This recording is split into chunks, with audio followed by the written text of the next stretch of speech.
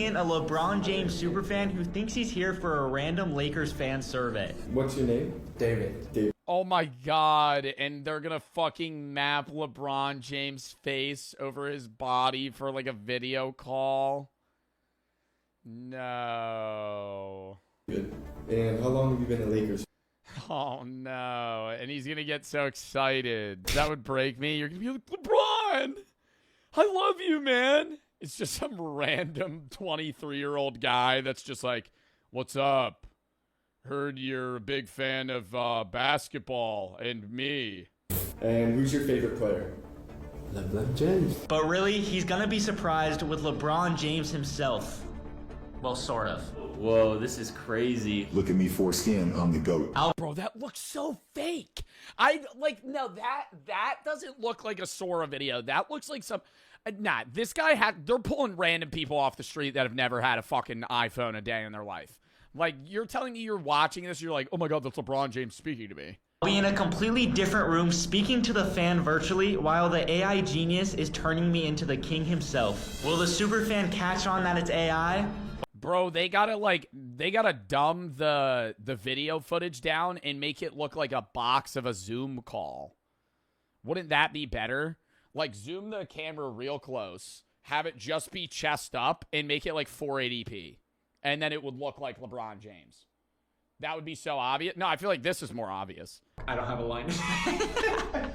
All right, I'll be in the trailer reacting to this because Johnny said he'll break character if I'm in the room with him. The goal is to keep David on the phone for 5 minutes with Johnny, and if Johnny's able to pull that off, I owe him 20 bucks because I say no way. I got you. What's up? I heard you're a big fan of me. Like, what is he gonna say to him? Phone, Johnny, the 5-minute timer starts now. Well, I have a little surprise for you. That's enough. No, the surprise is enough for me. Go ahead. Cue LeBron. Wow. Hey, what's up, David? It's me, LeBron James.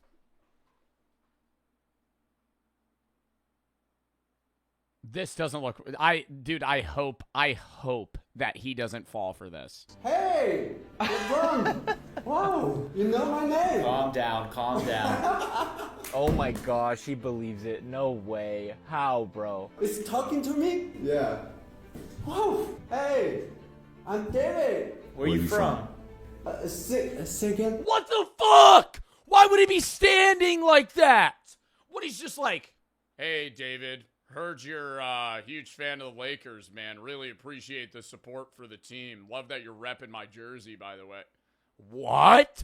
Where are you from? I'm from California. Actually, Last time I was there, I had bubble guts for days. oh yeah. Yeah, of course. Let me ask you something. Johnny, stop cutting David off. My boy Sean treating you okay? Yeah, I'm good. You good? Yeah. I'm treating you okay? Yeah. Now tell me, what makes you my biggest fan? What makes you his biggest fan? I like to play basketball. I watching NBA, and my kids all love Lakers. Oh, yeah. I love you too. You a handsome guy. Oh, thank you so much. He didn't even say he loves you. This is like fully making me understand why like the scammers that we were watching about in like fucking Myanmar and Bangladesh just rake money out of people, bro. Holy fuck, man. Like they're like, I feel bad. Like what? Like this guy's like actually thinking he's talking LeBron James but it's like it's not even a good. I honestly I wouldn't not necessarily feel bad, but I would be like, okay, I get it with Sora, because like since Sora came out, those videos look so real. But like the fucking standstill like VO videos where it's like it looks just like a new age fucking Instagram filter. Like it's the voice sounds off. Johnny. Thank you for the Jason. I never imagined today it would be happen. Yeah. So, David, you like basketball? Bro, no. Yeah, I do. Because I got 2 balls your chin can dribble.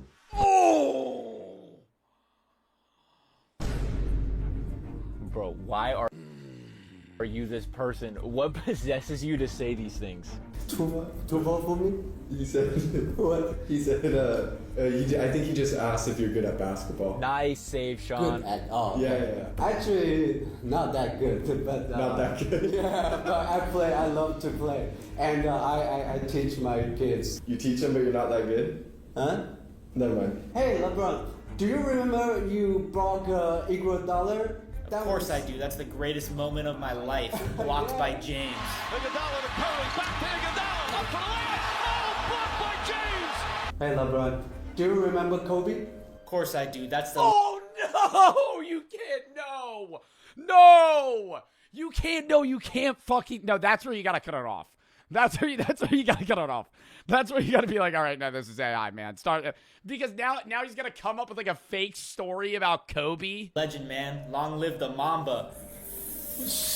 Yeah. How David did not Fucking see your white guy's hand. That's a white guy's hand. What the fuck? He's not going, dude. The face is morphing right now. Am I tripping? What? This is fuck. His white hand there is a mystery to me. Now I want to let you in on a little secret. Only you, David. Only me, okay. I'm getting traded to the Dallas Mavericks with no. Kyrie.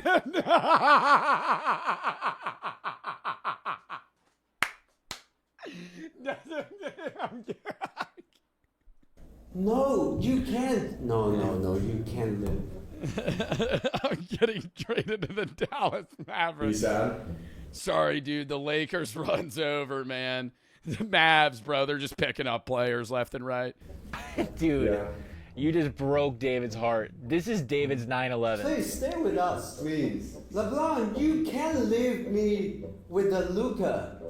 You don't like Luca? He's fat.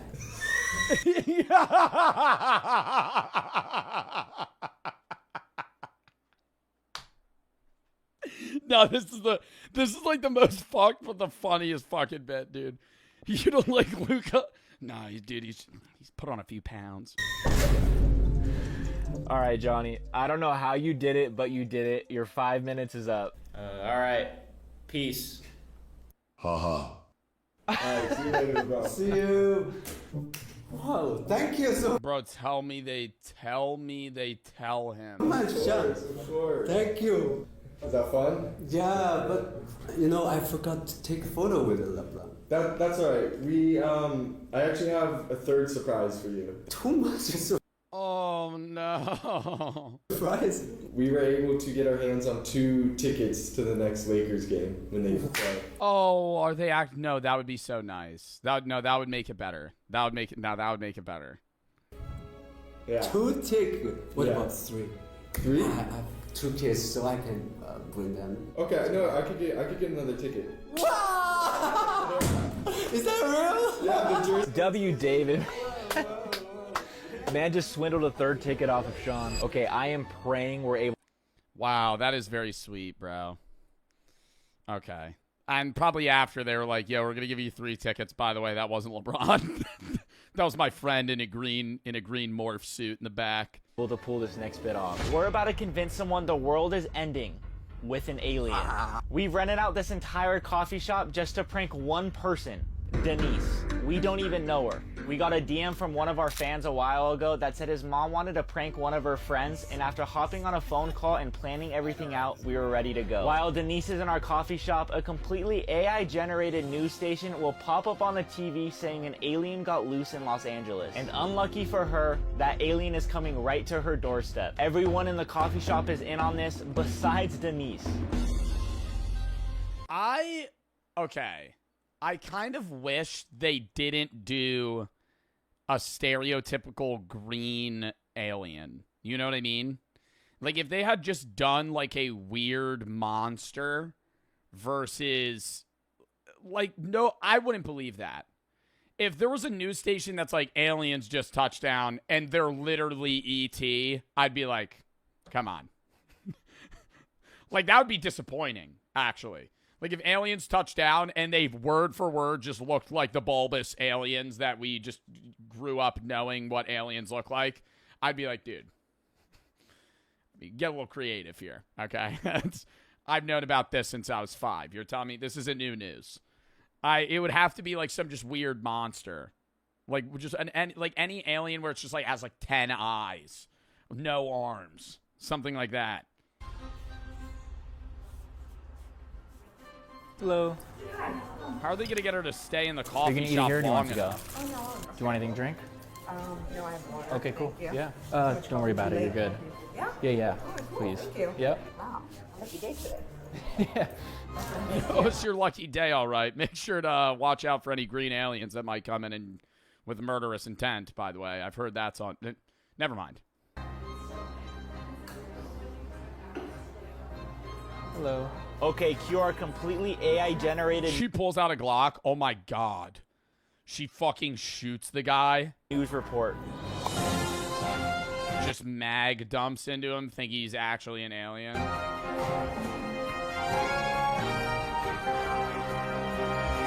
I swear, if this is like a VO3, if this is like as bad as the LeBron one. Breaking news with Ron Burgundy.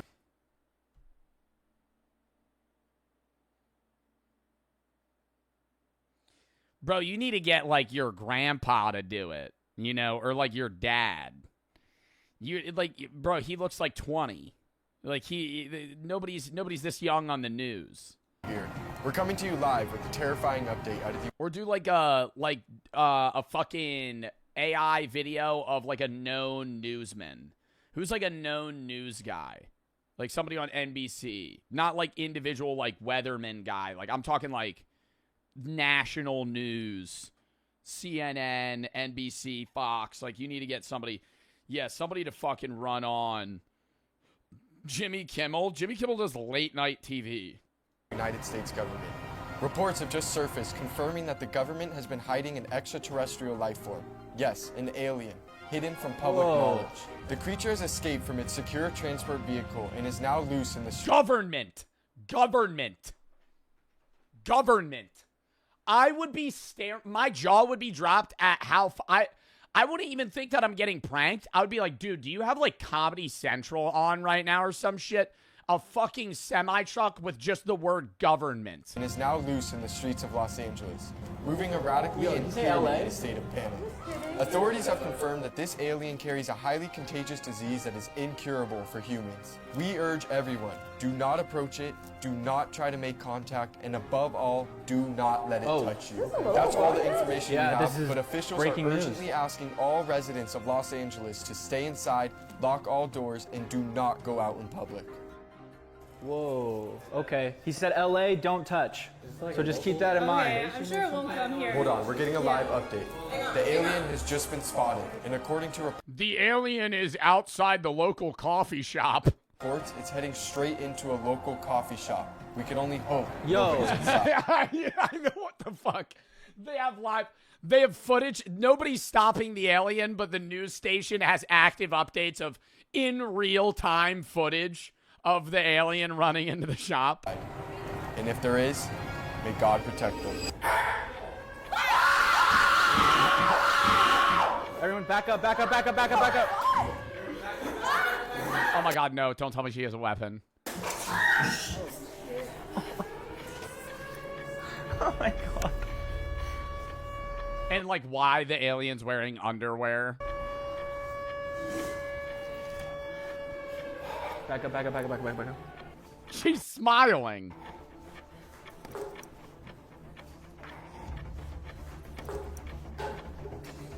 Oh shit. Oh my god. This is so good.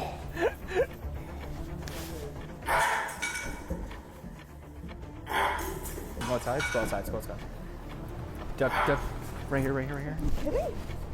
I don't know. I have no idea. I don't know what this is. Wait, there's no exit here. Oh. Oh god. Oh my God, have the alien touch him and him like just like fake being dead and then just like dude traumatize the woman on God. Dude, that would be so scary. That would be especially if you believed it. Oh shit. Bro, his face, why is his face like, it looks like a rat. Dude, he just has, She's not looking at his feet, bro. Are you kidding me? I feel like I'd be looking him up and down. I'd be like, yo, your toe, like you literally just have human toes.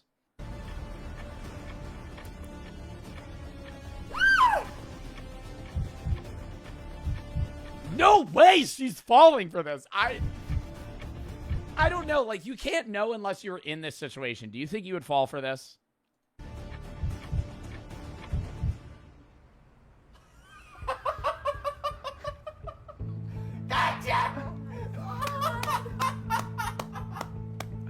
It's a prank. Oh my god. Are you okay?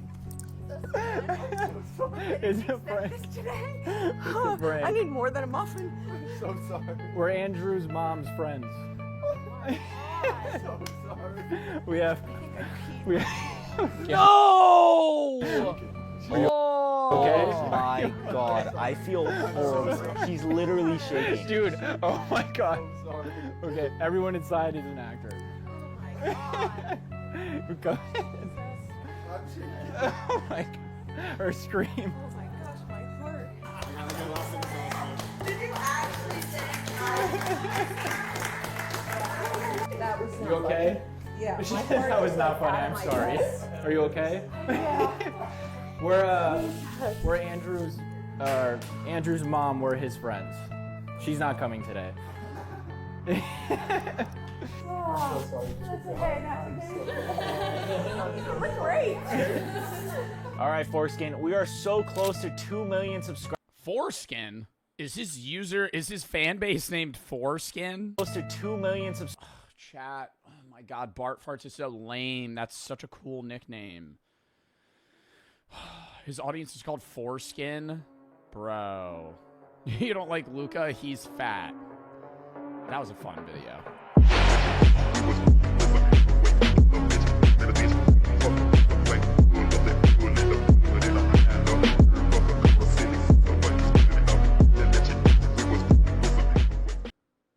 One? They just go. So we got one hand. Thank you guys, seriously. You guys were amazing. For the memes. I feel like it was a great initiative. I don't know why they didn't like it. So how many hands did we got one. How many times did this guy laugh? He laughed 3 times, so you guys got Negative two. Okay, so Negative so we two. gotta make them laugh 3 times. All we have to do is not laugh and we win. Yeah. We could get 0 hands, and if we Easy. don't laugh, we Easy. win. You spent the first quarter of the presentation like this. Dude, what the f was that? You started fent-folding. Bro, you were fent-folding in the middle of your presentation. Mike, Joe, and Justin are up next, and remember, we made their presentation. They have no clue what's gonna be on it. I feel like this one's gonna be hard. If they really need these guys to laugh, the presentation's gonna be tough. You're not evil, bro. Y'all are cooked. No, I'm telling you, we went crazy. We went crazy. If you guys can't get more than -2 hands, you will be doing the mystery punishment. That's pretty easy. All we have to do, the only way to get in the negatives is to laugh, and we're not gonna laugh. You guys are gonna laugh. No, you laughed last time. Did you confident? not? Yeah. I think Yeah, you low-key were giggling last time. You're Mr. Giggle Shits, dude. Nah, trust. Thank you guys, by the way. Bro, the one thing I will say is, like, back when I used to watch Impractical Jokers, it's based off the crowd. You know what I mean? Like, you could just get lucky by having people that raise their hand. That, like, fuck with it because they think it's funny. Thank you guys, by the way. Thank you. Bro, this crowd is insane. It's like a town hall meeting. I don't need to be professional no more. We don't need to be professional no more. We can have as much fun as possible. These guys look nervous. No, they look Joe and nervous. Justin look nervous as hell, bro. Justin's panicking. How are you guys doing today? Great. Today we have new city plans we're gonna bring. We are Joe and Justin. Nice to meet you guys. Let's discuss the future of our city, shall we? Good.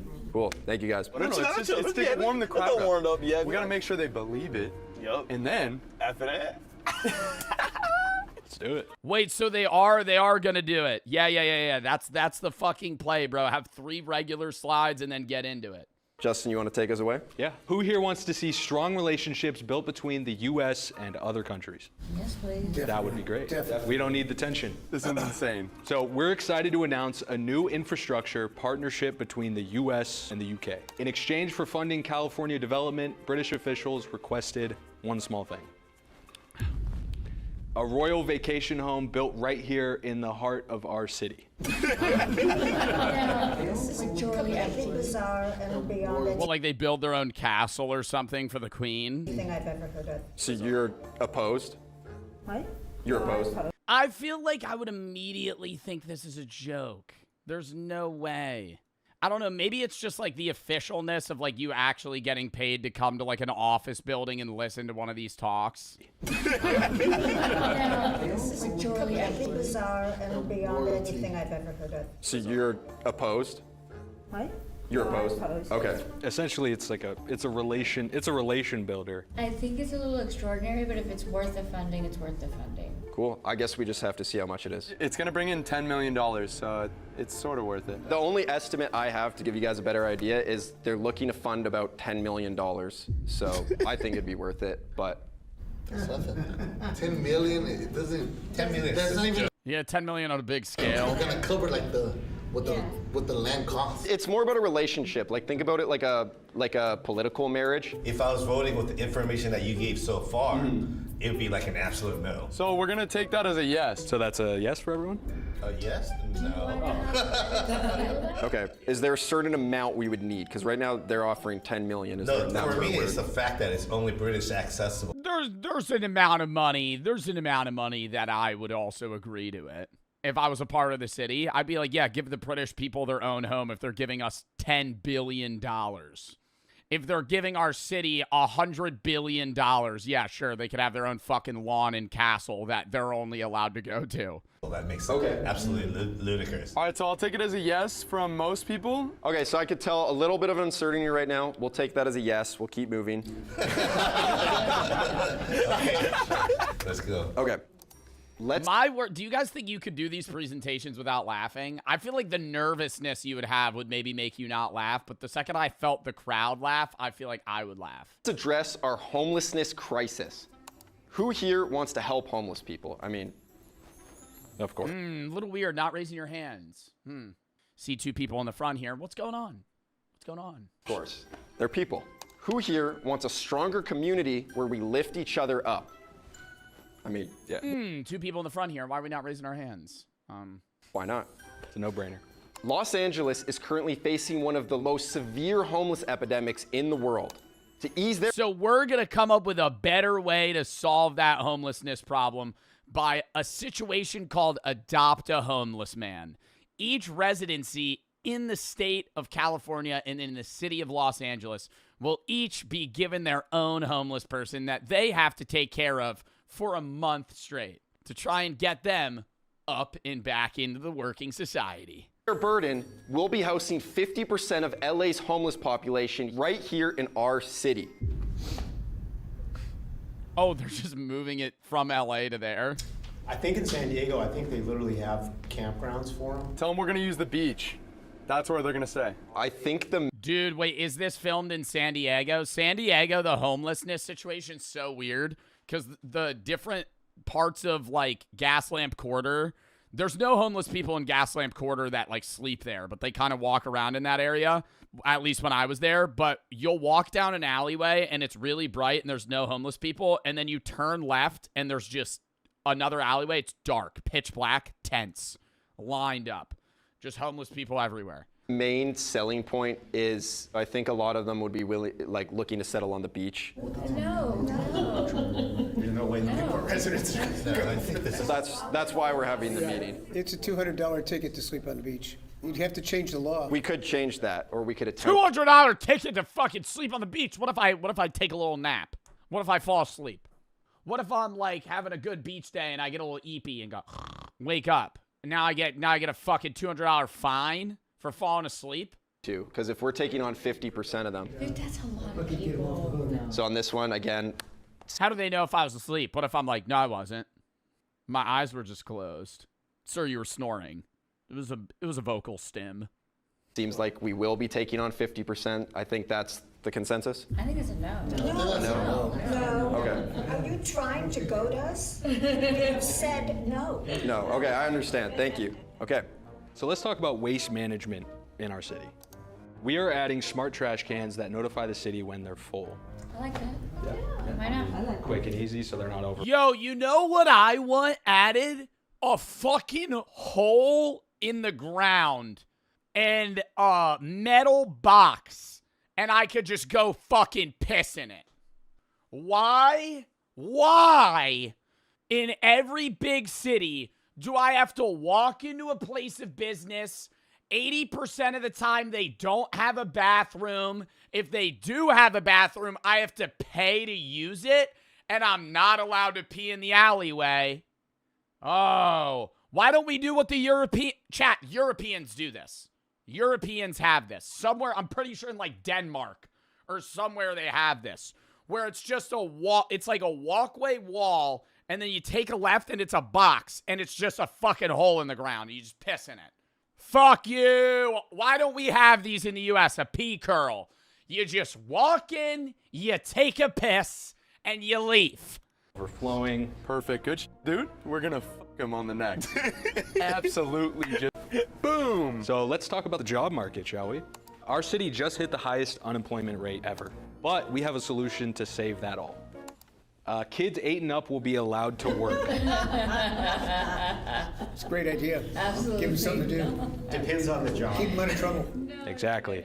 Say bills are getting expensive, kids need help too. I mean, the bills are getting expensive. You know, I think the kids got to pitch in That's too. not the kid. Not an 8-year-old. I mean, a job like picking up trash on the beach or something like that? Yeah. That's possible. I mean, we just happen to use this photo, but Of them making coffees as baristas. like you said, it could be picking up trash on the beach. Is there a job that an 8-year-old could work that wouldn't be immoral? Running games at a fair. Like, I don't know. Factories? No. Dog walking. That, I wouldn't want them. That would be unsafe. There's no job like an 8-year-old could have that isn't unsafe or immoral. Currently, Building like lemonade stands. Yeah, lemonade stands. But they have to pay the $500 fine to be able, they have to pay the city permit to be able to use the lemonade stand. I don't want to have a kid if I have to pay for his ass. Like Justin. And they also better have a government registered LLC or S Corp. Said kids are getting really, really expensive now. And personally, like, I'm young, but I don't want to have a kid because I don't want to have to pay for his ass in this economy. Of course not. A lot of other countries, kids start working when they're 6, 7, 8, 9 years old. Yeah. Say 6, 7. And 6, 7. But I'm originally Italian, and they had me working young, like you said, like at Nike. That kind of taught me a lot of like valuable fundamentals and kind of helped me, again, like stay out of trouble, like you said. How to work harder, 16 hours a day. I had to work harder, 16 hours a day, and it just taught me a lot about like life. 16 hours. How old is Oh, I was 5. Five years old, he was working 16-hour days. What job would a 5-year-old be able to do? I don't know. What's the psychological? You now know how to form sentences in a manner where you could kind of say what you want to say. Hey, that's good enough. Now you're gonna go get on this production plan and build Nike shoes. Impact. I was not happy. That's my point. But I was forced to. I think the difference is the lack of freedom. Dude, he's actually so good at this. No, It's actually a problem. He's good. making it so they're on his side. He's swaying people's hands towards child labor. He's that good. He's that good at speaking. Let's talk about the environment. Our city's carbon footprint has become a serious problem. Fortunately, though, we've created a simple solution to cut climate change by 40%. Everybody has to start breathing in their own farts. Replace most roads with bike-only lanes to force residents to stop driving cars. Nope. And lose weight. And lose weight. Amazing perk right there, But that's for sure. It says to force. Like, I'm all for adding more bike lanes, but like whole roads is quite a bit. The major roads we're talking about are basically like Jamboree. Yeah, I mean, like a road, for example, like Jamboree, you know? What about the dragons on Jamboree? Dragging my balls across your face, say that, say that. No, you can't just get him to say anything, though. I feel like that's going to start a fight. I've always seen dragons on Jamboree. Have you seen the dragons? Real dragons. I would take the penalty. I would take the penalty. Flying dragons? He's seen I would be like, give me a -1. them too. I'm not saying that to that guy. That guy will kill me. You seen them? I don't think they're gonna say that. That is absurd. They're playing jokes. We're playing jokes. So what if you gotta get to somewhere and I'm in my car now? This is only for bikes. How do I get there? You would dismount from the vehicle and you would mount the bike. Huh. Go back to dragons. Did you say dragons? Let's go back to dragons, sir. You said dragons, right? Yes, I want to make sure that we are looking into that. Okay. Say dragging my balls across your face. You can't keep prompting him. You can't keep prompting him to say it. Bike initiative. If we're going to have a pro-bike initiative, okay. I'm just thinking that, you know, because I mean the helmets are not going to help against dragons. Say it, Justin. Drag my balls across your face. Spitting animals, and when they spit fire, I mean, you agree, right? You know, with the dragons. The dragons? Obviously, yes. Okay. I like that. I haven't seen one yet. Dragging my balls across your face?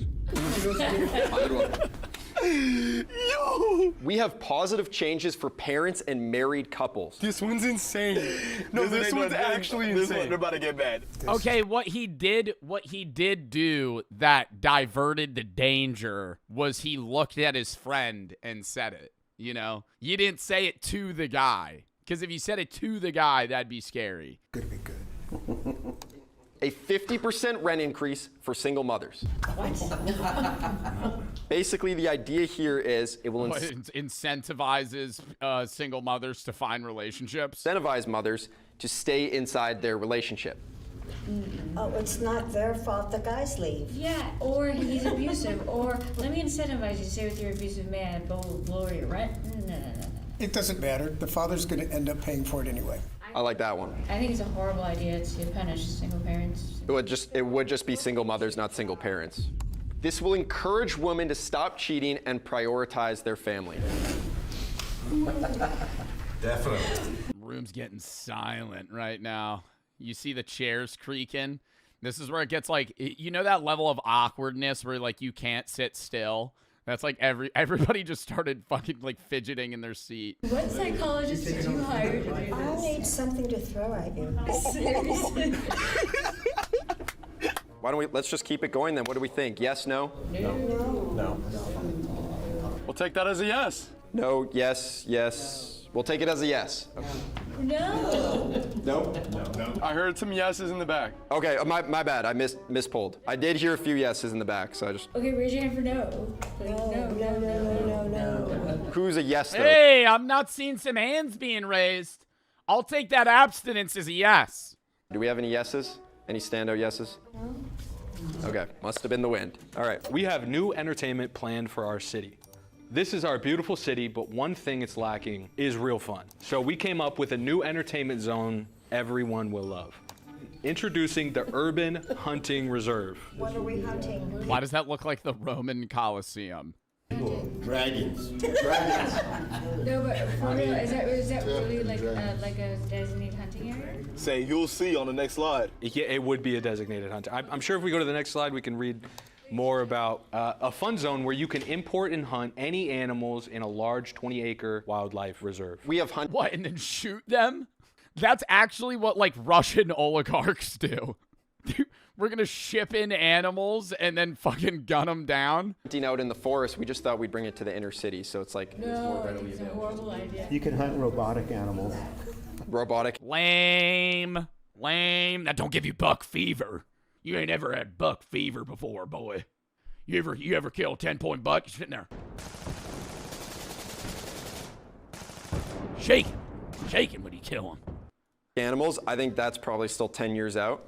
Let me see. Shelter animals that go unadopted will be the main supply here to keep the business booming. What? Hunting dogs? Not hunting dogs, hunting shelter animals that go unadopted. Oh my god, that's disgusting. Pretty much. You actually could have gotten some people behind this right up until then. That's like the hook. That's like the hook, line, sinker right there. We're gonna throw in golden retrievers that don't get adopted. Free game, free elo. Absolutely not. And look, no, see, and then this is what you do. Then it motivates people to stop getting dogs they won't take care of And it'll also promote adoption rates from people that don't want these dogs to get shot in cold blood in the Roman Coliseum that we're going to erect right outside of Anaheim, California. So it's going to do two things, right? It's going to reduce overpopulation in sheltered in animal shelters, and it's going to increase people taking care of their dogs. I think it's more about you got to stand on it. He has to defend it. Giving them a last stand, because these specifically shelter animals that go unadopted, we're talking about ones that are literally, they're about to be put down because they've been in the shelter. Just put them down, don't chase them down and hunt them. But it's giving them like one last chance to run around. One last chance to run around. They can frolic in the flowers before some rich guy with a fucking bolt-action sniper rifle takes him down. No, we'll take this one as a no. We understand. Thank you, guys. With the exception of dragons. With the exception. Unless the dragon came from a shelter, then We'll take this feedback. This is great feedback. Disabled people need help more than ever. We all know the blue handicap spots help those with disabilities. But what about the new spot colors for other groups with unique challenges? Introducing pink parking spots. And it's wider than a regular one. I've seen parking spots for pregnant ladies. Is it like that? It's just confusing. What is it supposed to represent again? I think it's parking spots for women only. There you go. There you go. These spaces will be 40% wider than normal spots to prevent parking accidents. Brilliant. It's very rooted in. Women do get in more car accidents, but men get in more fatal car accidents. Women are more likely to get in fender benders, like a small rolling a stop sign, you hit somebody like right at a curb. Men get into 80-mile-an-hour deadly car crashes. Stats. This is great. So this sounds like a yes. This sounds like a unanimous yes. No, absolutely not. Oh, no? It's a joke. Completely no. Mixed bag of opinions. What makes you think no on this one? Sorry. It's a joke. You're kidding. I think it's genuinely very helpful. Kind of like she said, we have specifically pregnant women spots, but if we had just general women-only spots that are Dude, I don't know how they got out of this one. Bro. This one was misogynistic. Exactly. This next one's about to be insane. There's no way they say yes to the next one. There's no way. It's just for parking. And don't worry, we didn't forget about another group facing their own parking hurdles. Introducing golden parking spots. Oh, that is so racist. Oh my God. Oh! Is that for the Asians? Oh my God, there's an Asian guy in the fucking audience. Stop. No, I was gonna say it before he brought this up. I'm like excited. It does indeed look like that is. Oh wow, that is. Y'all need to go to the ground. No, that looks totally like me, man. Stop. Sneaking in. Sir in the front, would you like this parking spot? Oh my God. Sir in the front, would you like this parking spot? Oh, definitely. So yeses. Yeses on these, pink and yellow. So that sounds like yeses all around. Yeses all around? Yeah, give him All right, guys, thank you. Please raise your hand. They're going to get a few hands. I feel like they did way better. If you support our new Their presentation was as hard, but he defended it well. city plans and want to see them passed. Yeah. Don't tell me. What? Yeah, I'd like 4 or 5. What the fuck? Cool. Thank you guys so much. And no laughs. 4 people raised their hand. Really great having you guys, and we really appreciate your time. Thank you. Appreciate it. Good job. Sorry I interrupted. Oh, you're all good, man. Thank you. I hope you enjoyed it. Have a good one, man. Oh my God. Oh, there's cameras. There's no fucking way we just lost. All right, JD. Oh, they could say there's cameras just to record it. And I got whatever quality purposes. -2 hands. You guys got 4 hands. That was insane. Yes! So JD and I are going to be doing the terrible mystery punishment, which is the 4-hour gauntlet. What is that? What the fuck is that? Before we get into the punishment, if you guys haven't, please hit the subscribe button. We want to. So now in another video, they have to do a 4-hour gauntlet. Video idea, do the offensive presentation, put the majority of the audience as imposters who will agree to any idea and see the real people's reactions. Oh my God. What a fucking good idea. get a bunch of absurd shit, have like 80% of the people just be like, yeah, no, I fuck with that. That's a good idea. And just see if like the people like fold. The problem is if they did that, there's going to be people that just go along with the pack and then they're going to seem like shitty fucking people.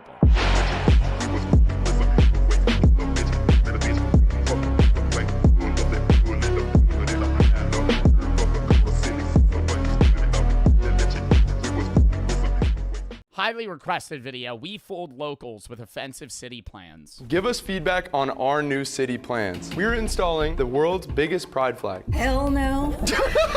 Are you joking? No. Do you guys disagree with that? I'm like, I can guarantee you no one will ever vote for that. who wants to see us? I always wonder how, like, YouTubers and even mainly, like, Impractical Jokers still get people to believe these things. But I've come to realize that they always get old people that are, like, really detached from society and reality in, like, local rural towns to do, like, a town meeting about city plans. Like, somebody that would be a part of the HOA in, like, your rural Nebraska city. Not gullible? I don't know. I wouldn't necessarily say the word gullible.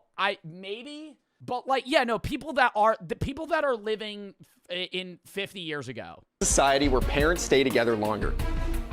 Well, we have a solution.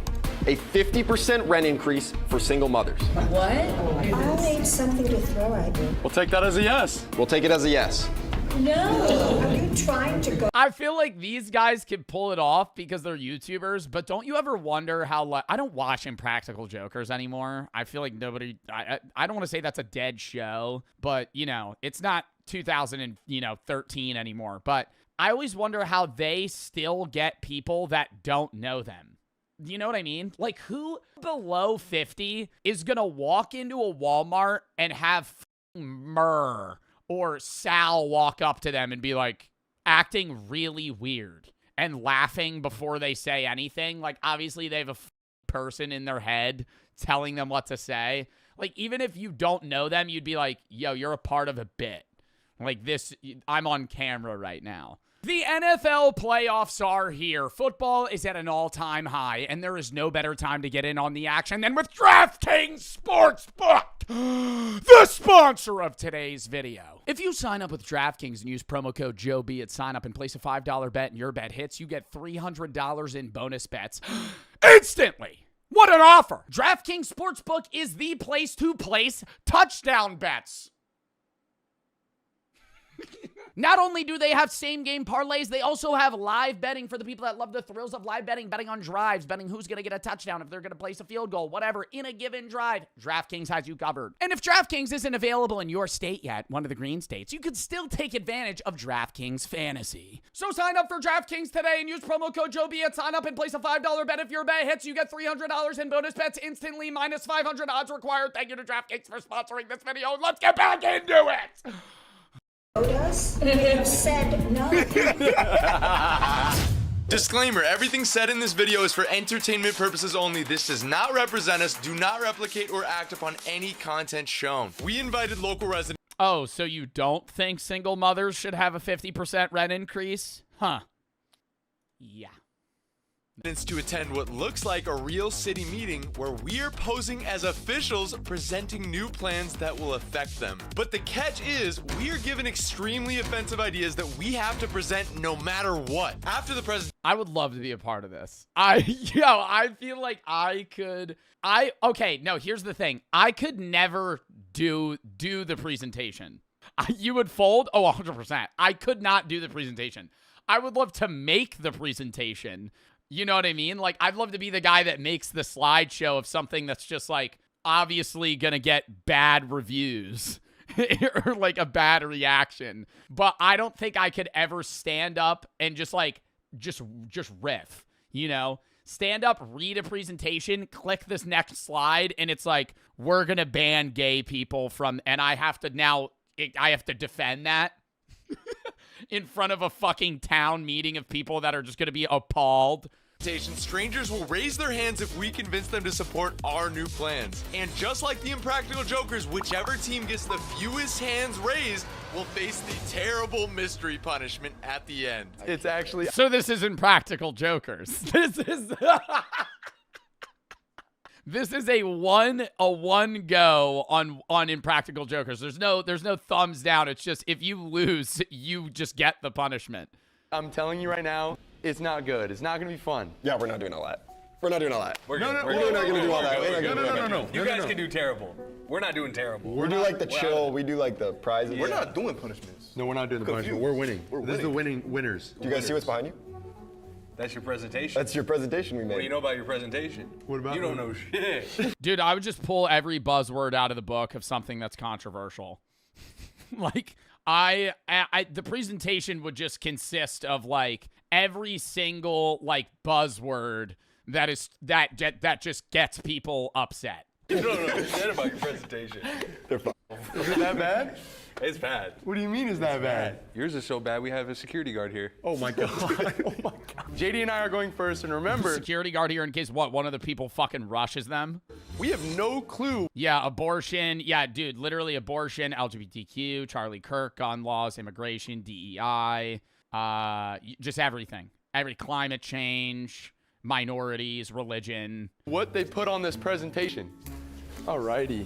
Thanks for being patient, guys. Thanks for coming. Thanks for making the commute. Like, you know, for the lady with the rainbow choose kindness shirt on, you're going to have to shoot different compared to the Karen in the back. Every slide's got to anger somebody else. Random strangers in front of them. So how's your guys' day going so far? Is everybody good?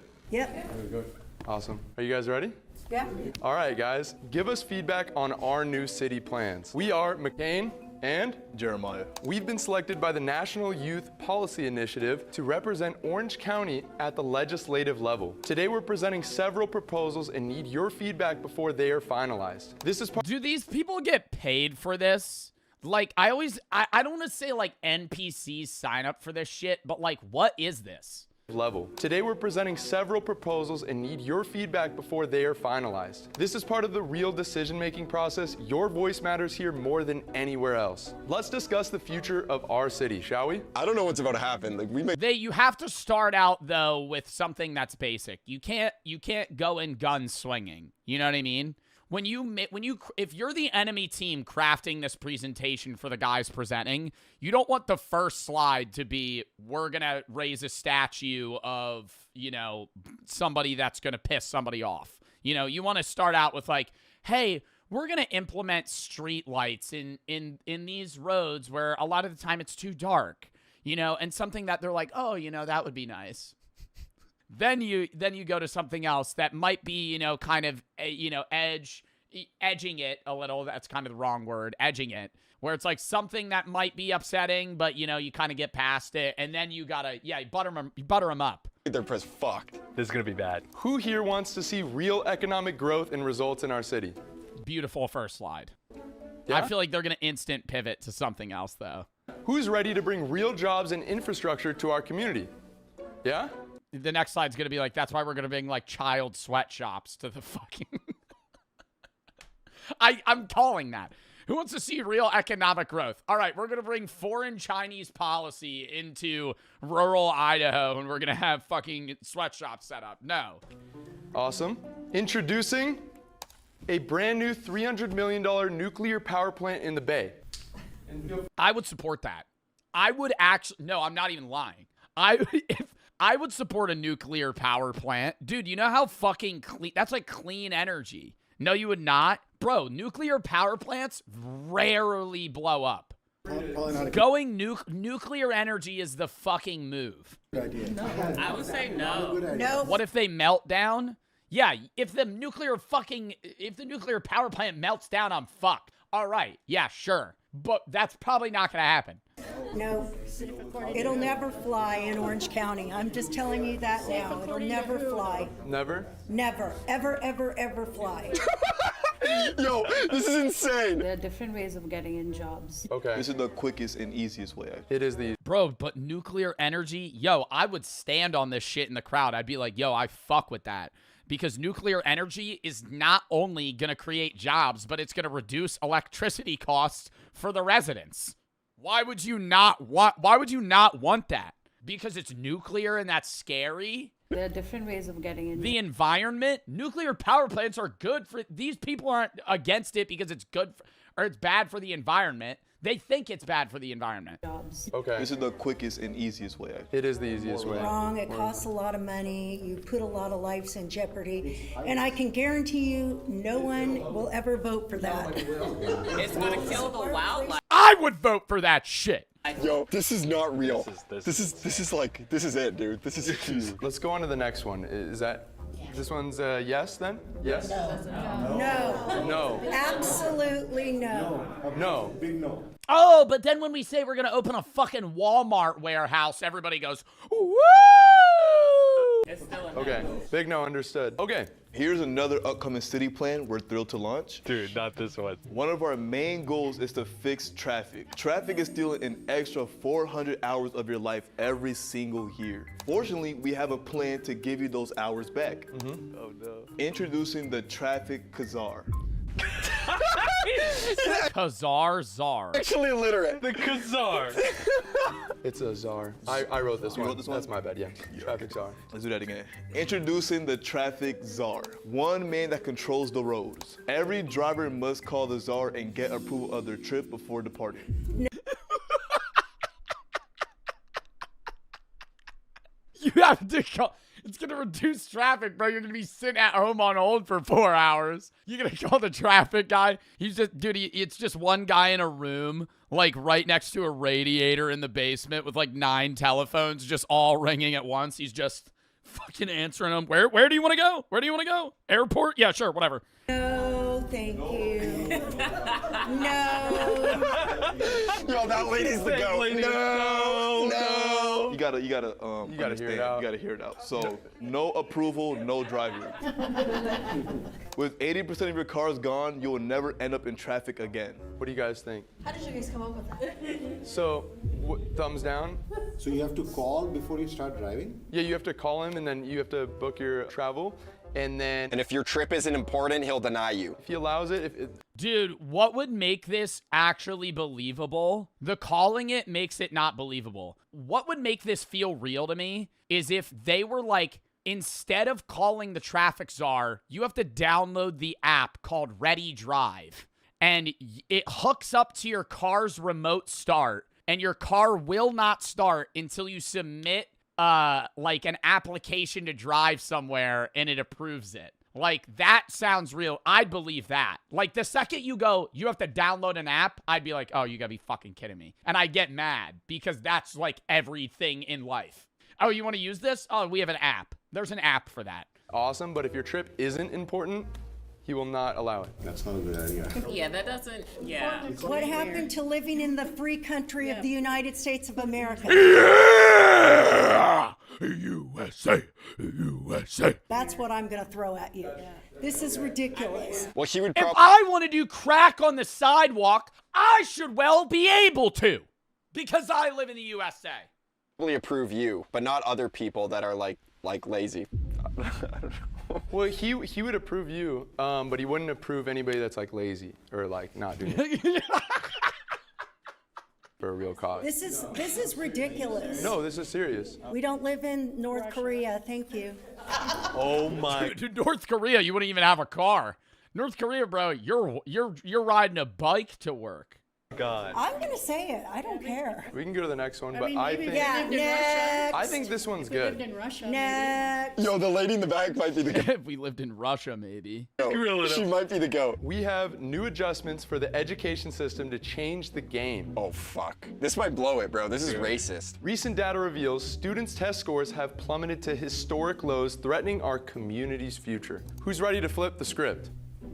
Well, let's see what you got. Let's make it happen by transitioning our teacher staff from our current diverse lineup to a selective high. Oh my God, all Asian people? achieving team proven to deliver exceptional results. Any feedback? Let's not look at skin color and just look at the scores. No, these are literally the highest achievers. Yeah, we didn't look at skin color. They're actually the highest. They're literally the highest achievers in this area. They're very hardworking. Well, you know, kids are usually, 7 hours a day at school. So, having really good teachers dramatically changed their life. You can have all the good teachers you want, but if you don't have an infrastructure and At home, money, It's not going to work. and all kids are at different learning levels. So there you go. Yeah. Do they speak good English? That's another Next. thing to do. Ooh, that's a little racy. That's a little racy. Whoa, they're the highest test scores. They just happen to be Asian. Whoa, now you're saying whether or not they speak English. I don't think they want to go next. I don't think it ends right here. We're bringing some opinions out of the crowd right now. We're fucking. This is a surefire way to fucking get some people's minds racing, dude. You get some. You do this town meeting, they're just gonna start fucking spewing shit. Dude, this is not gonna be good. Okay. Jay? Is he laughing? Jeremiah? He's laughing. And rest assured. He's totally laughing. Is he laughing right now? He's totally laughing. That's a laugh. That's a laugh. What Oh, they get penalized for laughs? is he doing? And guys, every time the presenters laugh, that's 1 point off their score at the end. And rest assured. He's been sneezing a lot. And rest assured, 12% of their salaries will fund their Uber rides to and from schools. It's a win-win situation.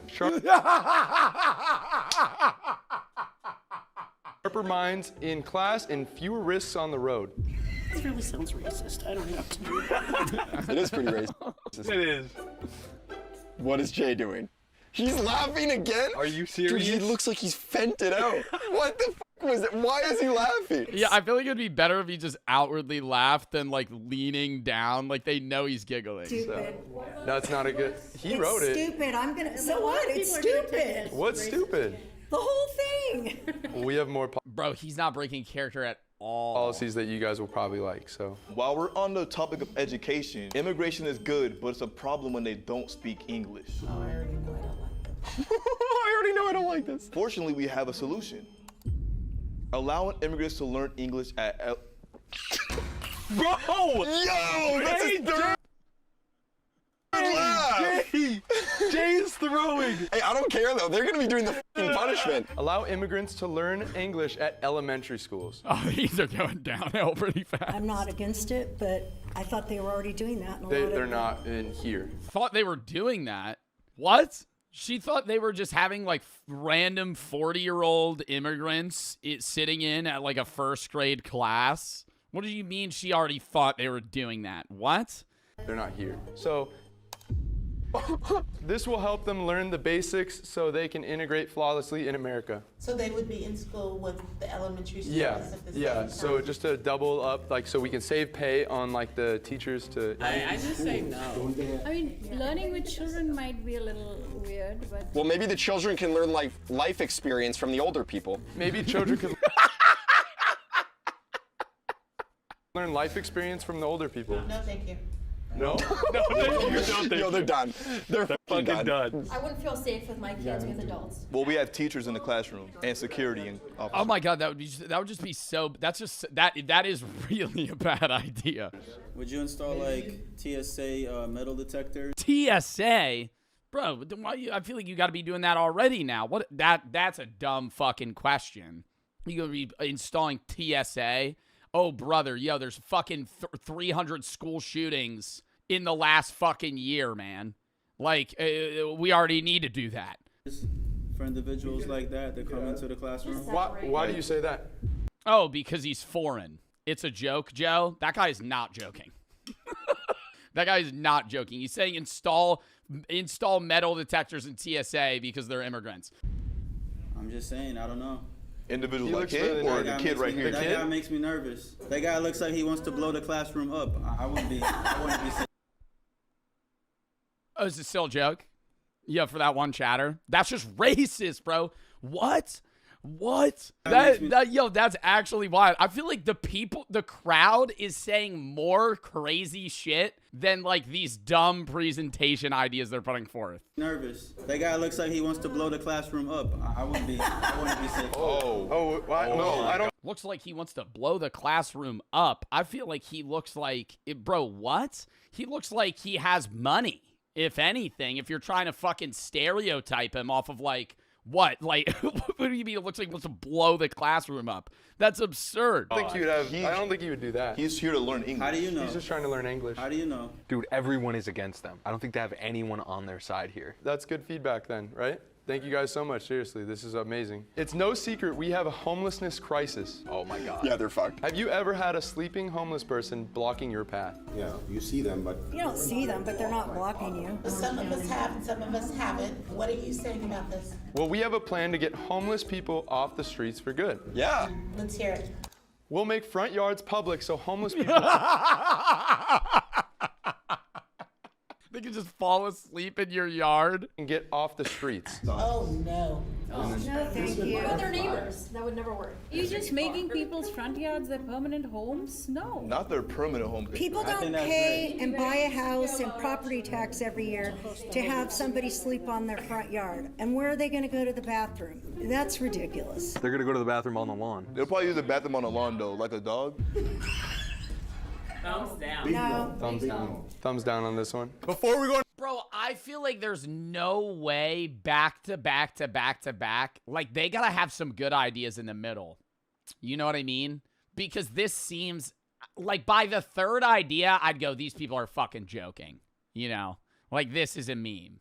If they had, like, one bad, two good, one really bad, I'd be like, okay, what? In the next city plan, we want to be in our city. Who wants to see harsher penalties for criminals? Yes. I do. Yeah. What? Harsher penalties for criminals? I think it depends on the person. I would rather see more reform input for criminals. I'd rather have criminals get help than just putting them in a worse situation to where when they come out, they want to commit more crimes. Because that's like the current U.S. prison system. Is like they get in, they aren't rehabilitated, they come out worse, and then they commit more crimes.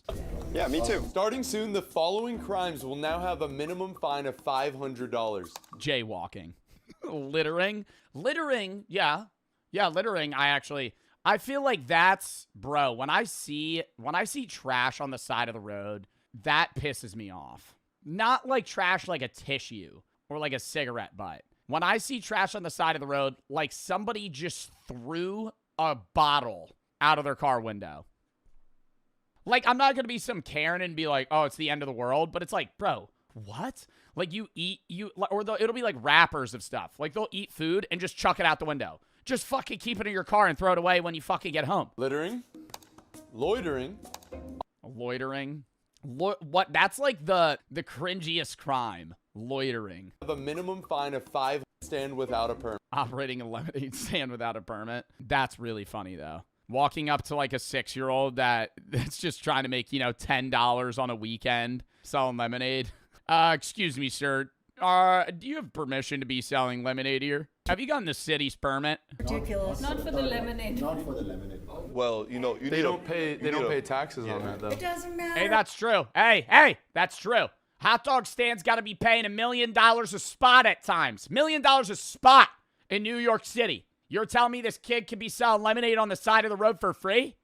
But he's got to learn the way the business world works, okay? Tell him to kick rocks. Yeah, 420 momentum's right on that one. Tell that kid to fuck off. It's a kid. It's a kid trying to do something. They're not bringing Yeah, it's a kid trying to learn the way to fucking hustle money. And guess what? His ass selling lemonade for 50 cents. 50 cents a cup. Yo, I know that shit's just Minute Maid. Sense. It's like you guys lost common sense. All right. So. All right, we don't gotta give them a ticket. We'll just break their lemonade stand. Just kick one of the fucking spokes out. Spill their lemonade on the ground. This one? No. No. Okay. We've even decided to make some changes to social media usage. Arrest people for criticizing the government on social media. No. It's part of the First Amendment. Can you name the 5 elements of the First Amendment? Do you know? No. We should just move to Russia then. Or North Korea. Let's just move to North They love referencing Russia and North Korea. Korea. North Korea is a dictatorship. America isn't. North Korea is a dictatorship. America isn't. That's where we're heading if you want to do this. No. This is just for safety. I don't need the government to give me safety. See, that's the difference. You're so young, you haven't had a lot of life experience yet. She said she doesn't need the government to give her safety. I will say, yeah, the government shouldn't be arresting you for you criticizing the government, but you do want the government to provide you some sort of safety, like the police. That's the government. That's like your local government. You pay taxes, and that pays the police force. Yeah. So you do need the government to protect you. You do need the government. You're gonna have running your area and making sure, or the mafia. You know, you're gonna fucking pay them, and they'll protect you.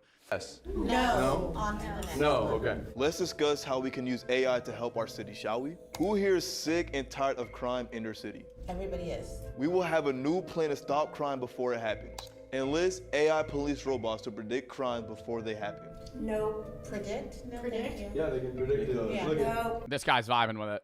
He's shaking his head. Okay, we're gonna say no. This lady's grilling him. Using advanced state-of-the-art AI, robots can detect patterns to catch criminals fast. Oh man. What's the metric? What is that color palette on the bottom?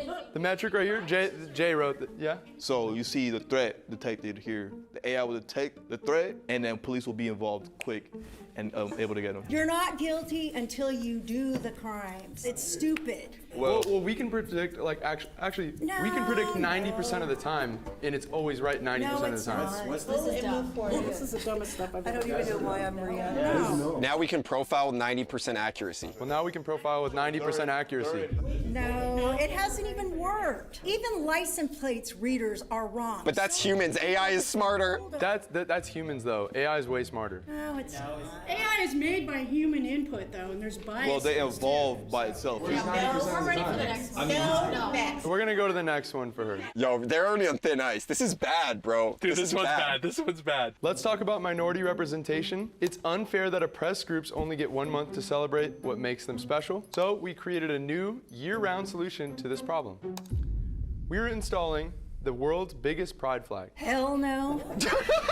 Are you joking? Do you guys disagree with that? I mean, like, I feel. Nah, it's gonna make us too soft. It's gonna make Orange County too soft. We can't go out like that. I feel like it would help, people come out and be more prideful. It's too gay out here already, so I don't think we need. This guy's having some take.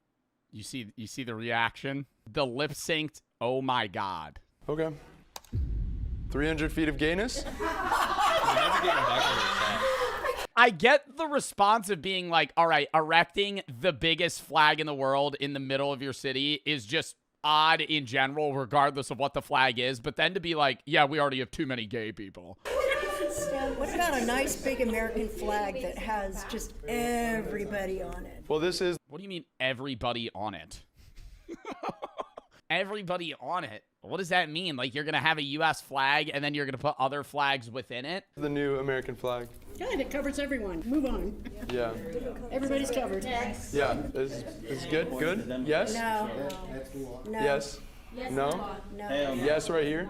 Yes, I think that a lot. Oh, that's a no. Yes, right here. Yes, right here, pointing at the lady with the choose kindness shirt and rainbow text. Oh, that's okay. Sorry about that. Wait. I think there's something else. Okay, cool. And don't worry, it can be easily seen at night with our 9,000-watt spotlights. Oh my God. Next. She's actually the GOAT, dude. I love this lady. I actually love this lady. You're gonna say, fun fact, we actually took these lights from the 9/11. Homophobia. No, I don't think, I understand the video's a joke. I'm saying, I don't think it's homophobic to be like, well, no, that just doesn't make sense to spend the money on having that in the middle of the city. But it is homophobic to be like, oh, we already have too many fucking gay people. Memorial. Like, just say no. Just be like, no, that's a bad idea. In New York. Fun fact. Like, he's using it more as a means to just be like, all right, I'm going to now say why I don't like gay people versus him just being like, no, this is a bad idea. Though, we actually took these lights from the 9/11 memorial in New York. Trying to sway some hands here. Dead silent. Dead silent. Jeremiah? Let's talk about our plans for Commuters. Thank you. Let's talk about our plans for commuters in our city. Have you ever had to wait over 10 minutes for an Uber? Yeah. Yo, I've had to wait like an hour for an Uber. I hate Ubers, bro, that pick that shit up and then don't get you.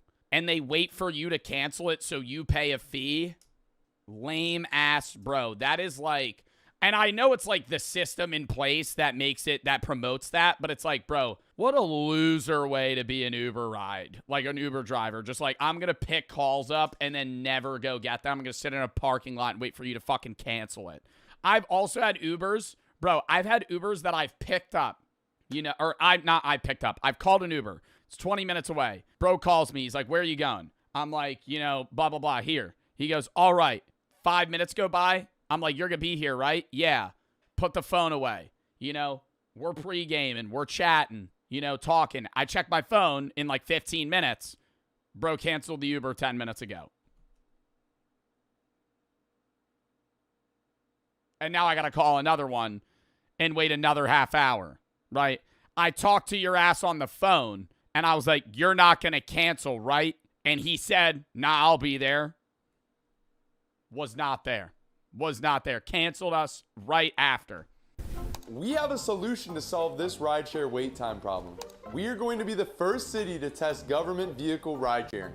Commuters can simply jump onto any government vehicle for... I'm reporting them. I had one guy pull up. We're Ubering, and we're standing outside waiting for him. And everybody, because the bar just closed. We're all outside. There's a million people outside. He pulls up in a minivan. People are saying bye. I get in the car. He goes, hurry up! Hurry up! And I go, yo, we gotta go. Everybody gets in the car. It's 30. He's waiting for 30 seconds. And he goes, you know you're supposed to be waiting for me. Easy transportation. Ridiculous. This is insulting to my intelligence. Where's she going? Maybe she's Ubering out in the fire truck. Any feedback? I'd be down. Yeah. Down? Yeah, I'd be down to save money too. Say, lady in the back, let me guess. You're going to say, next. Lady in the back, let me guess. You're going to say, next. No, I just think it looks like it would be fun. But See? it would never happen. You guys need to lighten up. It's a good Until thing. Junior falls off and there's a lawsuit with the city and we have to pay for it. Till Junior falls off. No, till Junior falls off in front of the front tire and gets his head crushed by the fire truck. Up. It's a Until good thing. Junior falls off and there's a You have a kid flattened in the middle of the street. lawsuit with the city and we have to pay for it. But it does look fun. This lady's the best ever, bro. insane. She's the best ever. Insane. Hey, well, thank you. Please raise your hand if you support our new city plans and want to see them passed. One? Oh my God, they just have one. Any hand? Why is he raising his hand when he was the one that was against every plan? The mission's bringing us back to the moon. Chuck. Yes. We're going back to the moon. I didn't know I've been in the first place. NASA. All right, NASA's going back. Now, well, we've actually never been. Well, we've actually never been to the moon. Have you, what is that called? Have you ever heard of the firmament? Have you ever heard of the firmament? It's this thick air shield. Some would call it the atmosphere, but it's actually so thick that you're unable to travel through it.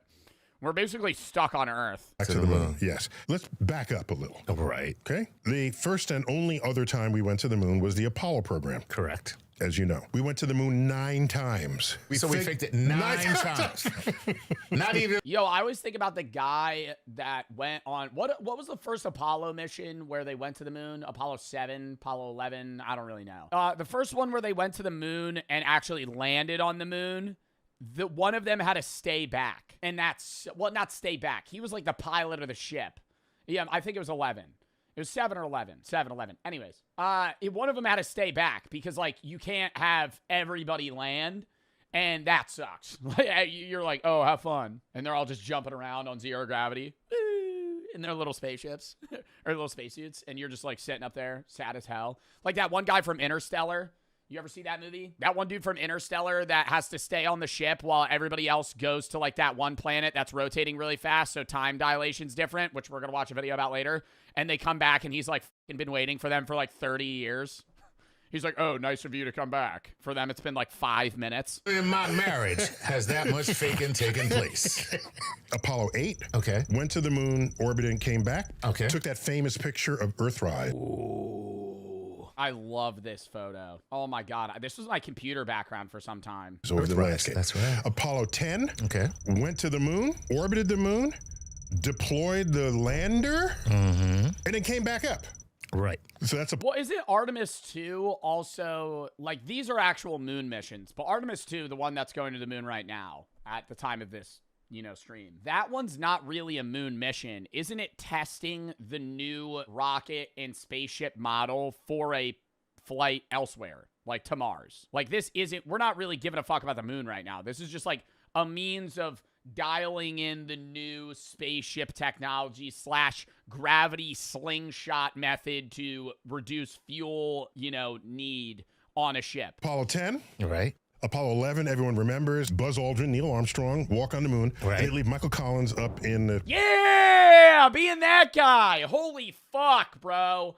Oh my God, sitting there just watching.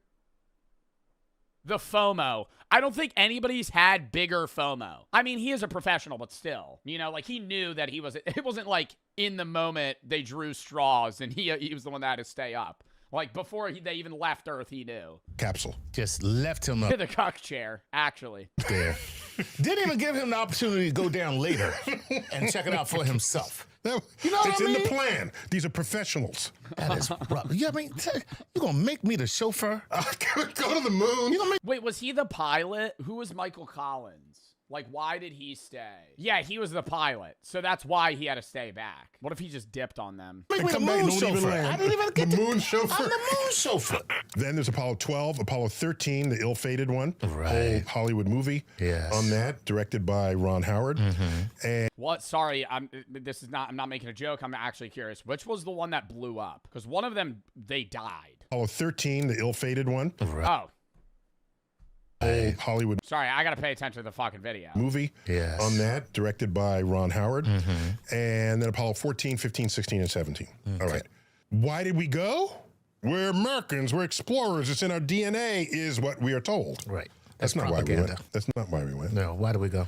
You could want to go for those reasons, but that's not what makes everybody write a check. Yeah, exactly. Who writes the checks? Congress writes the checks. Right. You got to spook Congress somehow into writing the check. So Kennedy... Do we know how much... Like, do we know how much it costs to do this Artemis 2 mission? I'm Googling. Artemis 2 mission is estimated to have cost around $4 billion.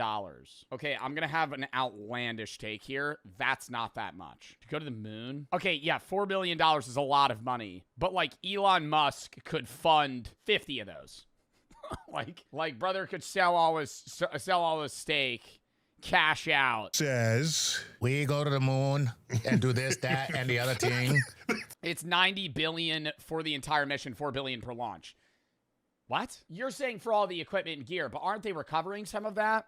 Like the spaceships, you could reuse that. Like it's not just gone. How much is the entire Artemis mission? $93 billion. The Artemis program, $93 billion through 2025. Massive undertaking, heavy lift rockets, infrastructure, $100 billion total for the full campaign. Okay, so it's $100 billion. Because it is hard. So Yuri Gagarin comes out of orbit. Okay. Okay? Right. Oh, we're back on why we went to the moon for the first place. This is what I was arguing. I knew this already. I was arguing with I know I was getting full rage baited, but I can't tell with like Lacey and those guys on whether or not they're being serious. When I was in a call with fucking 8 streamers and they're going, oh, the moon landing's fake. Why would we even go there? I'm like, you only go back for war or economic reasons. And they're like, oh, really? Yeah. First man in space. Yeah. To orbit the Earth. Right. 6 weeks later, we have a joint session of Congress. President Kennedy says stirring words, put a man on the moon, return him safely to Earth before the decade is out. Go earlier a couple of paragraphs in that same speech. If the events of recent weeks couldn't even utter the man's name. Right. The events of recent weeks are any indication of the impact of this adventure on the minds of men everywhere, then we need to show the world the path of freedom over the path of tyranny. Voldemort is back. Dumbledore, I tell you. Is the U.S. flag that was put into the ground in the Apollo 11 mission still there? Voldemort is back.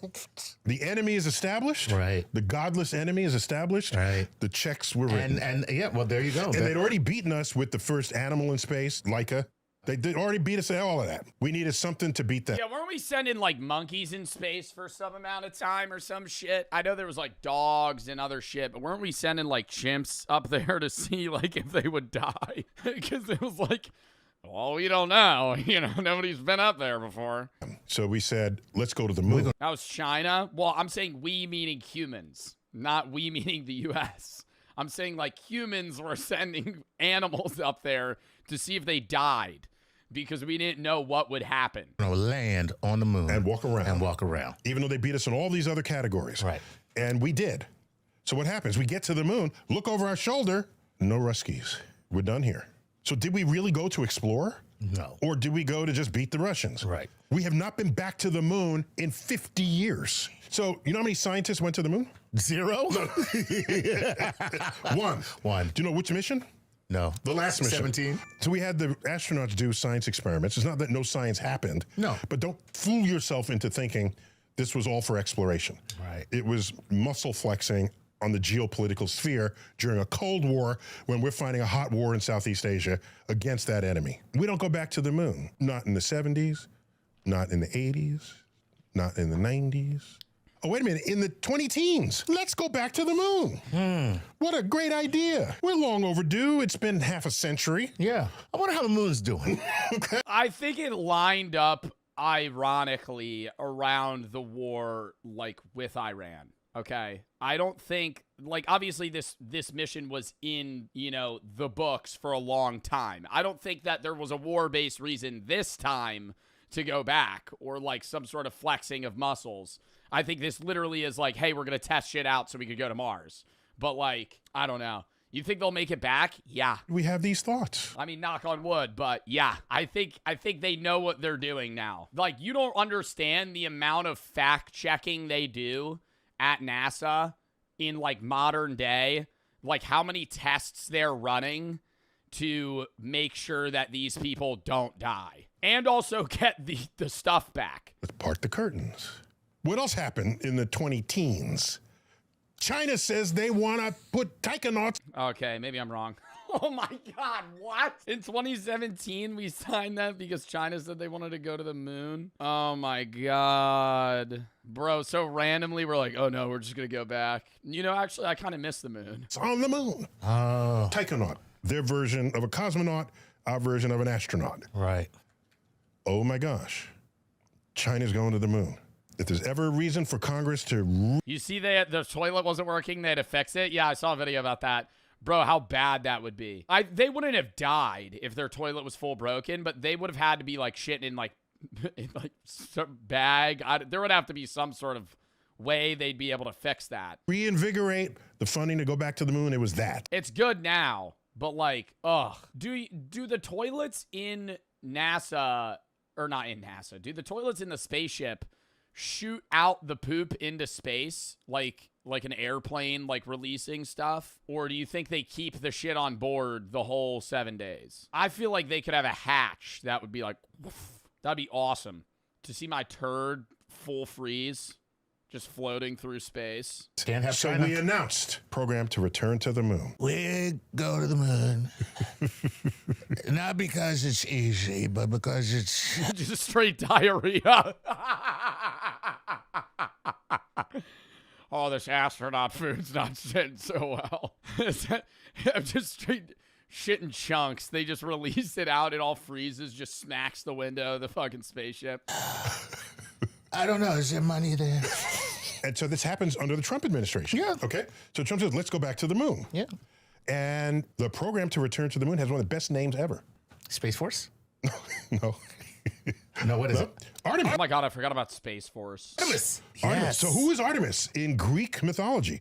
Artemis is the twin sister of Apollo. Look at that. You can't get more woke than that. That's, which is why we're changing the name to get rid of this DEI Artemis chick.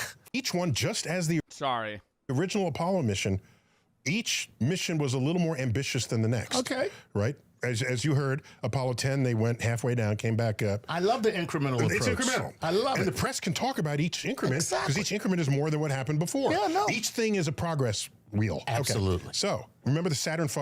Yeah. I got it right here. That's it. I got it right here. It's all rocket. It's all rocket. It's just all it's all rocket. rocket. Right on up to here, and then right up to here, and then you get the astronauts. Right. There's 3 of them. We had Mercury had one. Bro, like, I refuse to believe that. Dude, if you look at the inside of the Artemis rocket, it's the size of, like, a bus. Not even. Like, half of a bus is where they live. So, wait, just thought of a crazy fucking question. Not in this scenario. Do the astronauts in the International Space Station goon? Because they're up there for, like, years. Surely. You know, they got enough space up there. They got, like, rooms and shit be floating around. The astronauts. Oh, God.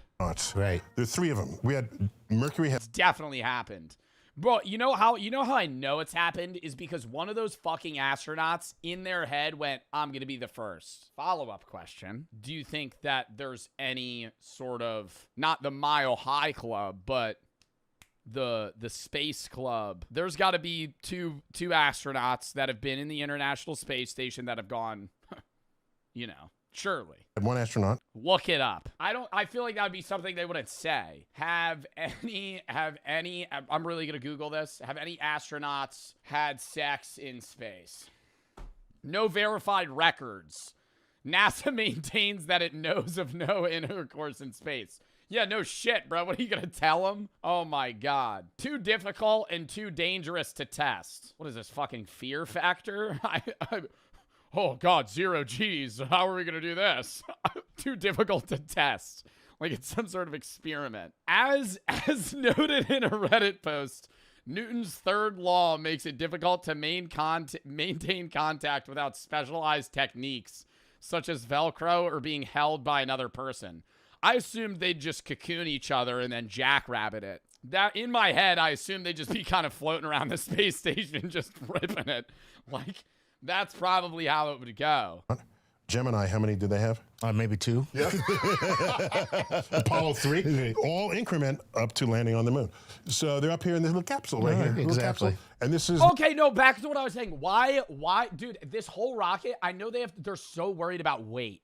Like, weight is such a big thing, and it's like they have to literally factor in, like, every small thing they bring on the ship. You're telling me they can't just make the rocket a little bit bigger? So then the fucking capsule could be a little larger? Absolutely. And this is the Cape Tower. If something bad happens, this launches and carries the capsule and its residents. That was the problem with the other, oh my God. Wait, this is why this rocket method's a lot safer, because what was the other spaceship method they had where it was like an airplane? The space shuttle. The space shuttle was like the dumbest invention, because if something goes wrong on the space shuttle, you're just strapped to fucking explosive fuel. Like, if, say this goes wrong and you're at the top, just shoot right off, you're good.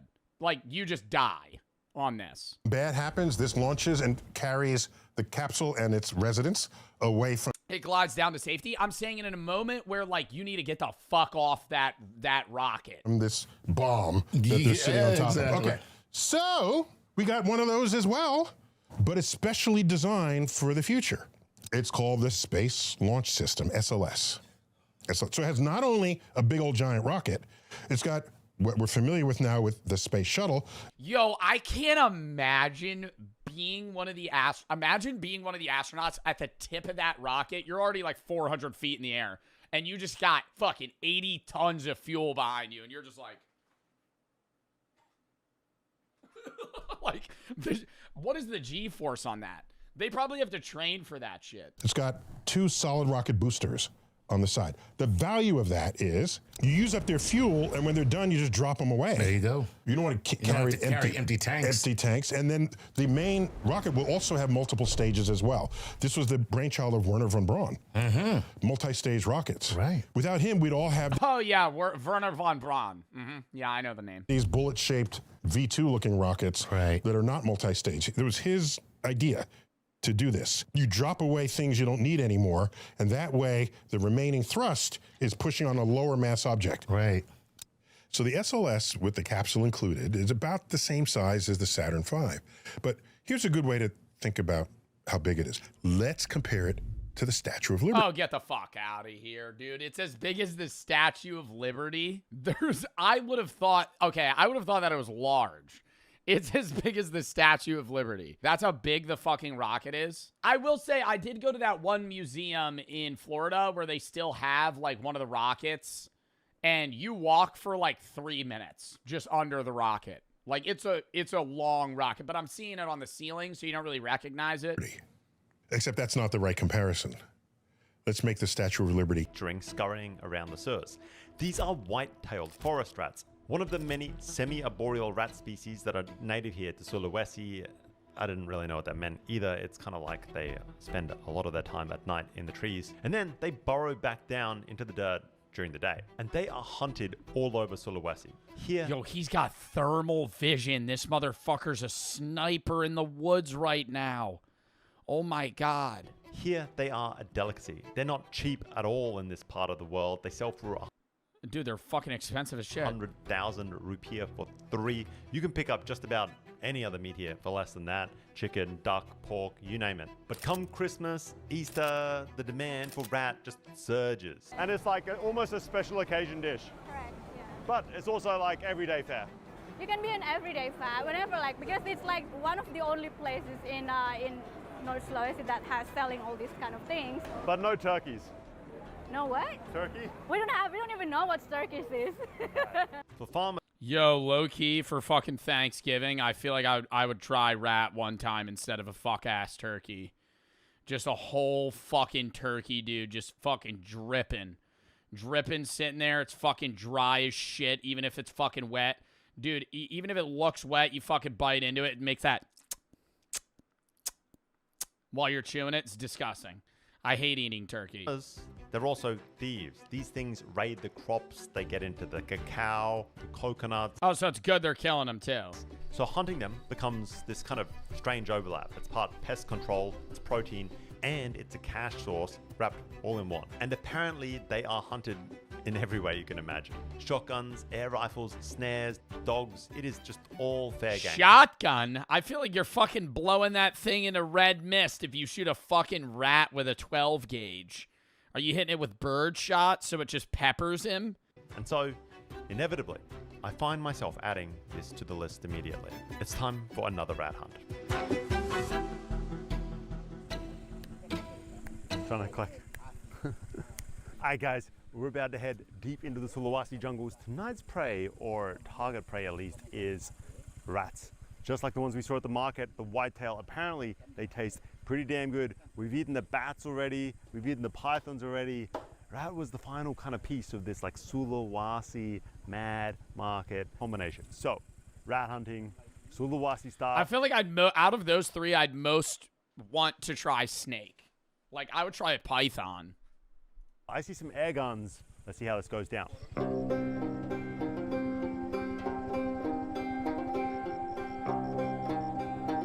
don't know if you guys can see anything. I'm gonna have to do this Blair Witch Project style view. We're off. I don't know how quiet we have to be or anything. We're just parking the motorbikes here in the jungle. We're gonna start trekking. We're already pointing at signs, and we're up in the trees. So maybe we're after some kind of like tree rat. I just don't know. That's the problem. So we start just clocking miles down this main road. It's sort of like a supply trail into thick jungle, but there are sort of plantations of cacao and coffee dotted along the way. And whenever we find a promising spot, basically a tree with some fruit. Dude, I'd just be so I mean, I got bit by a tick in the woods and got a fucking rare meat disease. I feel like if I'm in the jungle in Indonesia, bro, I'm gonna be like, yo, some shit's gonna fucking bite me and I'm gonna swallow up like a fucking melon and die.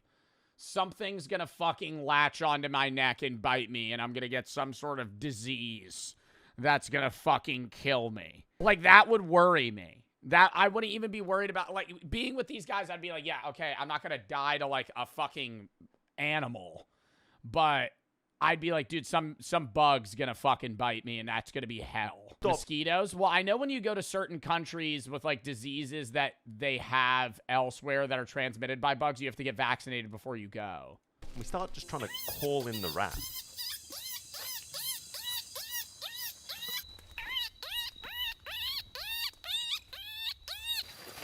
Alright guys, we are weaving our way through some much thicker scrub right now, heading up this hill. It's kind of like... What the fuck was that noise? He's perfected the rat call.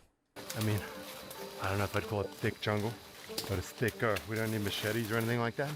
There's definitely an old trail here, but it hasn't been used in a long, long time. That's for damn sure. Hopefully there's some rats to make this worth it. Must be like a horror game for rats.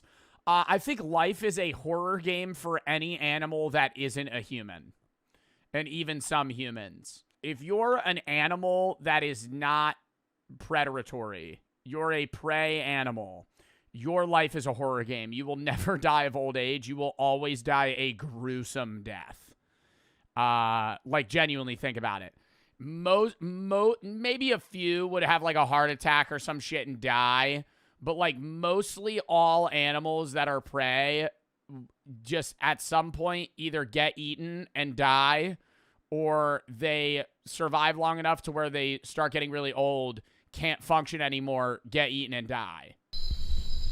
Oh, he's about to clip his ass.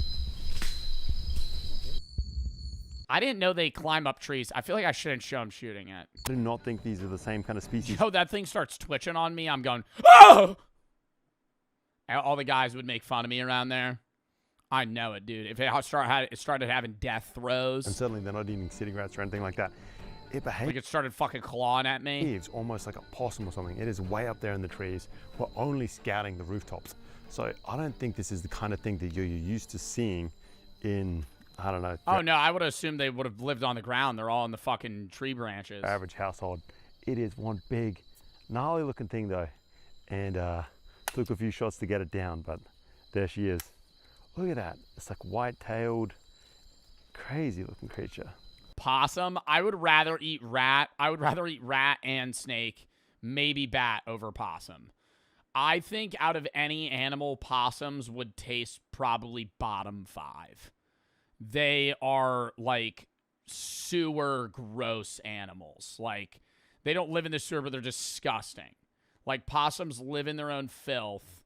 They fucking play dead. They're like the only North American marsupial. Their kids like latch onto their back. They're always covered in like fucking poop. It's disgusting. That's essentially the process. Put in some miles, find a promising spot, put in a call, and see if you hear something back or see some movement. We spotted a little one, but they don't shoot him. They want him to grow into a big fat rat for eating later. And we do this trick where we keep turning off the lights and trying to call, but failing so far. But it's fun. Along the way, we're taking stops, quick smoke breaks, swapping a few stories, and then just getting back on the move. Hi guys, it's break time. We have one rat down, and I'm telling you, there's a lot of work for one rat. Like, this is some thick ass jungle at points. We've been through, I don't know, thick, almost like scrubby stuff. We've been through large elephant grass. We've been Why don't they breed them? I feel like rats fuck like crazy now. Same thing with like rabbits. Like, why don't you like just capture like fucking 10 of them and then breed them? The cacao trees here are everywhere, but nearly every pod that we passed has been ripped open, destroyed by the rats. It's pretty clear that these things aren't just food, they're also a problem. So the local farmers love it when these hunters are out and about trying to get so it is. Yeah, I forgot. It's like a pest control thing. rid of them.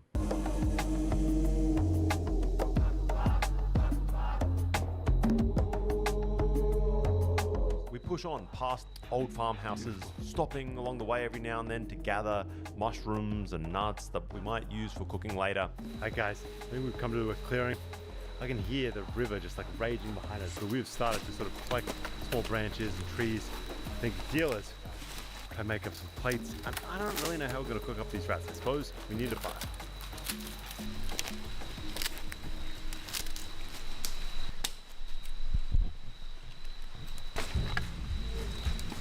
To begin the cooking process, the rats... I would be so nervous to start a fucking controlled fire in the middle of a jungle.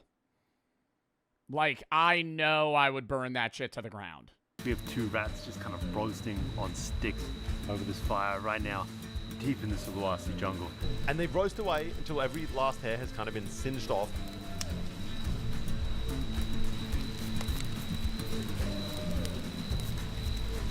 And at this point, You could probably just eat them right away. But we've got a fair bit more prep to go because these guys take even their jungle meals pretty seriously. These guys are blackened to a crisp and they are cooking away. Now that the rat is cooked, they get large sections of bamboo, just really wide chunks of it, and start beating it into strips with a machete. They leave just enough fiber in between the different strips to hold it together, and it can be sort of unrolled. Oh my god, are they gonna like, wait. Are they gonna like oven bake the fucking rats? Like over the flame? Maybe not. Tree branches are then lashed together with vines, the bamboo mat. Or like rotisserie, they're gonna fucking, they're making like a makeshift fucking rotisserie thing. Is laid on top.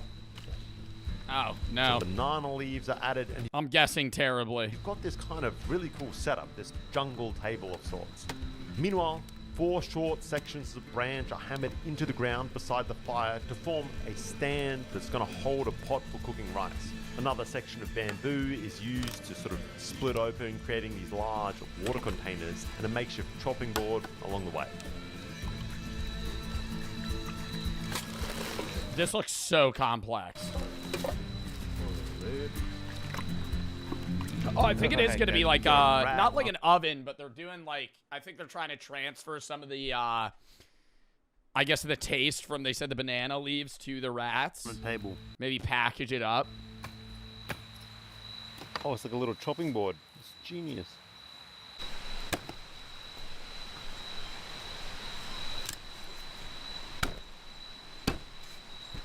The rats are chopped into pieces. They're given a good rinse to just wash off that ash.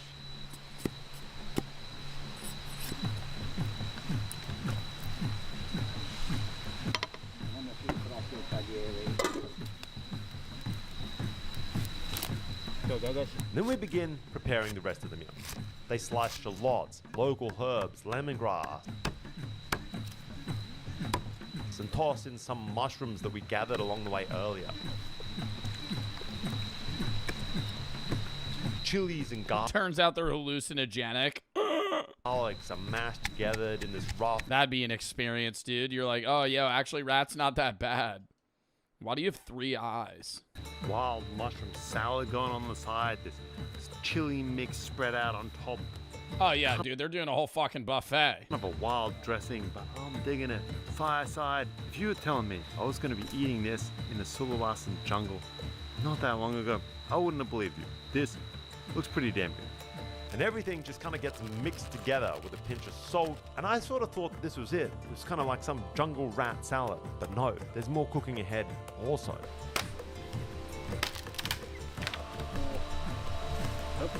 Yo, I gotta say, I could get behind the rat eating, chat.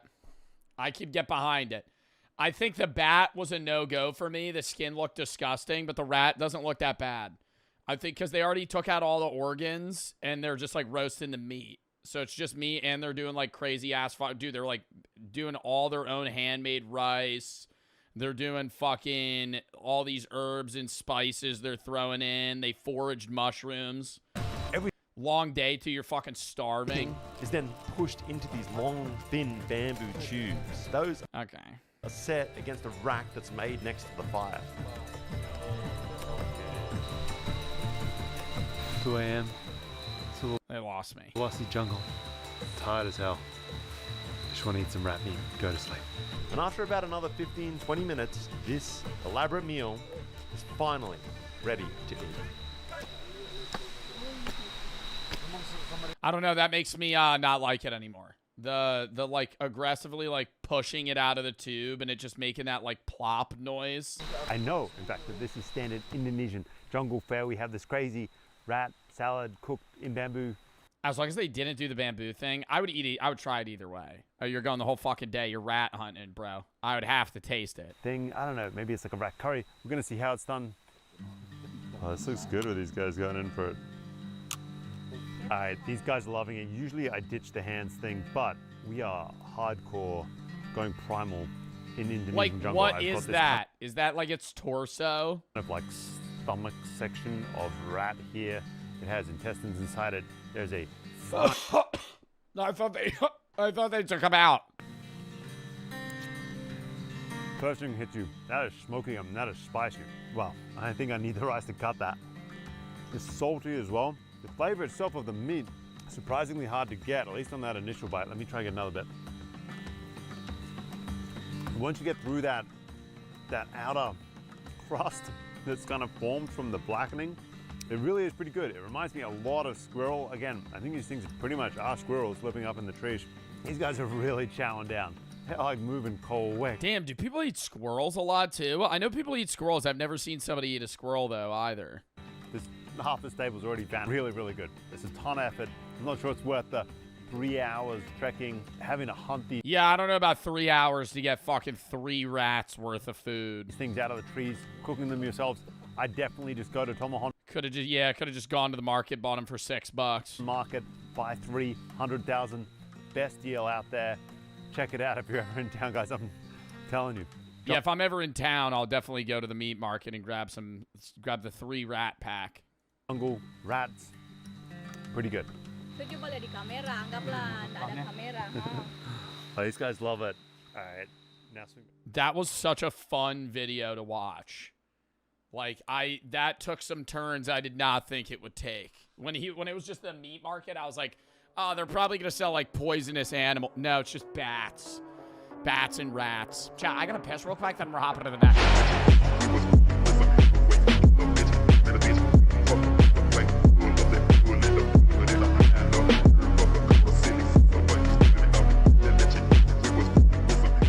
Did technology wipe out serial killers? We were talking about that the other day. About how, not even with serial killers. Bro, murdering somebody today, not impossible, but really hard. Like, if you were alive in the 1800s, you could have just walked up to somebody, shot him in the face, and left. Not even hidden the body. You could have your fingerprints all... How do you know? Because there's cameras everywhere. And forensics. If you were alive in the... Bro, people always glaze, like, some serial killers that were alive in, like, the 1700s. I'm like, yeah. I don't even like that, using the word term glazed, because they were serial killers. But people will be like, they were so sneaky. So sneaky? If you were a serial killer in the 1700s, 1800s, you could walk up to somebody, stab them, walk away, have blood, piss, urine come anywhere over. They'd have no idea. If nobody saw the guy that killed him, they just go, I don't know, dude. It was dark outside. And then you move on. Why did the so-called golden age of serial killers come to... All right, I don't want to call it golden age of serial killers. Like we were in the Renaissance. ...such an abrupt end? Maybe because the world changed. Because the net closed in. Because cameras went up, databases went live, phones started ringing 3 digits instead of 10, 911. And the internet connected everything. See, the monsters didn't stop. The world stopped letting them move. Did technology kill? There's still serial killers that exist. I'm pretty sure the U.S. has like an estimated... Yeah, the U.S. estimated at... The FBI has previously estimated as many as 500 serial killers are active in the United States. More accurate sources suggest a limited number of 20 to 25 or 20 to 50 active serial killers at any given moment. There's serial killers active, but it's like not as many as there were back then. The serial killer? Welcome to Breakfast Cereal. My name's Josh. If you've been following along, you know I've been building a series asking, where did all the serial killers go? What killed the so-called golden age of serial killers? You know, that strange, terrifying stretch in the 70s and 80s when it felt like Kemper, Berkowitz, and Ramirez were everywhere all at once. I feel like that was because in the 70s and 80s, serial killers had the maximal amount of technology and things at their hands that they could use to kill and use other people. But that technology wasn't advanced enough yet to go against them, right? Like, they had fast cars, they had phones, they had stuff, but tracking and knowing and being able to use that against people that were committing crimes with them was not possible or hard. So far, I've tackled lead poisoning, DNA, long-haul trucking, even the controversial idea that serial killers just evolved into mass shooters.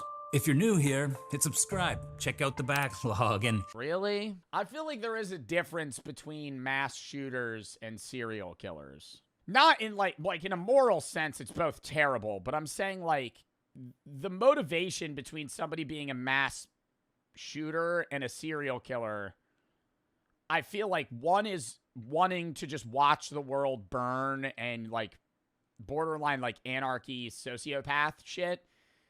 The other serial killing is more like they like the chase. They like the idea of getting away with it. Mass killers aren't trying to get away with it.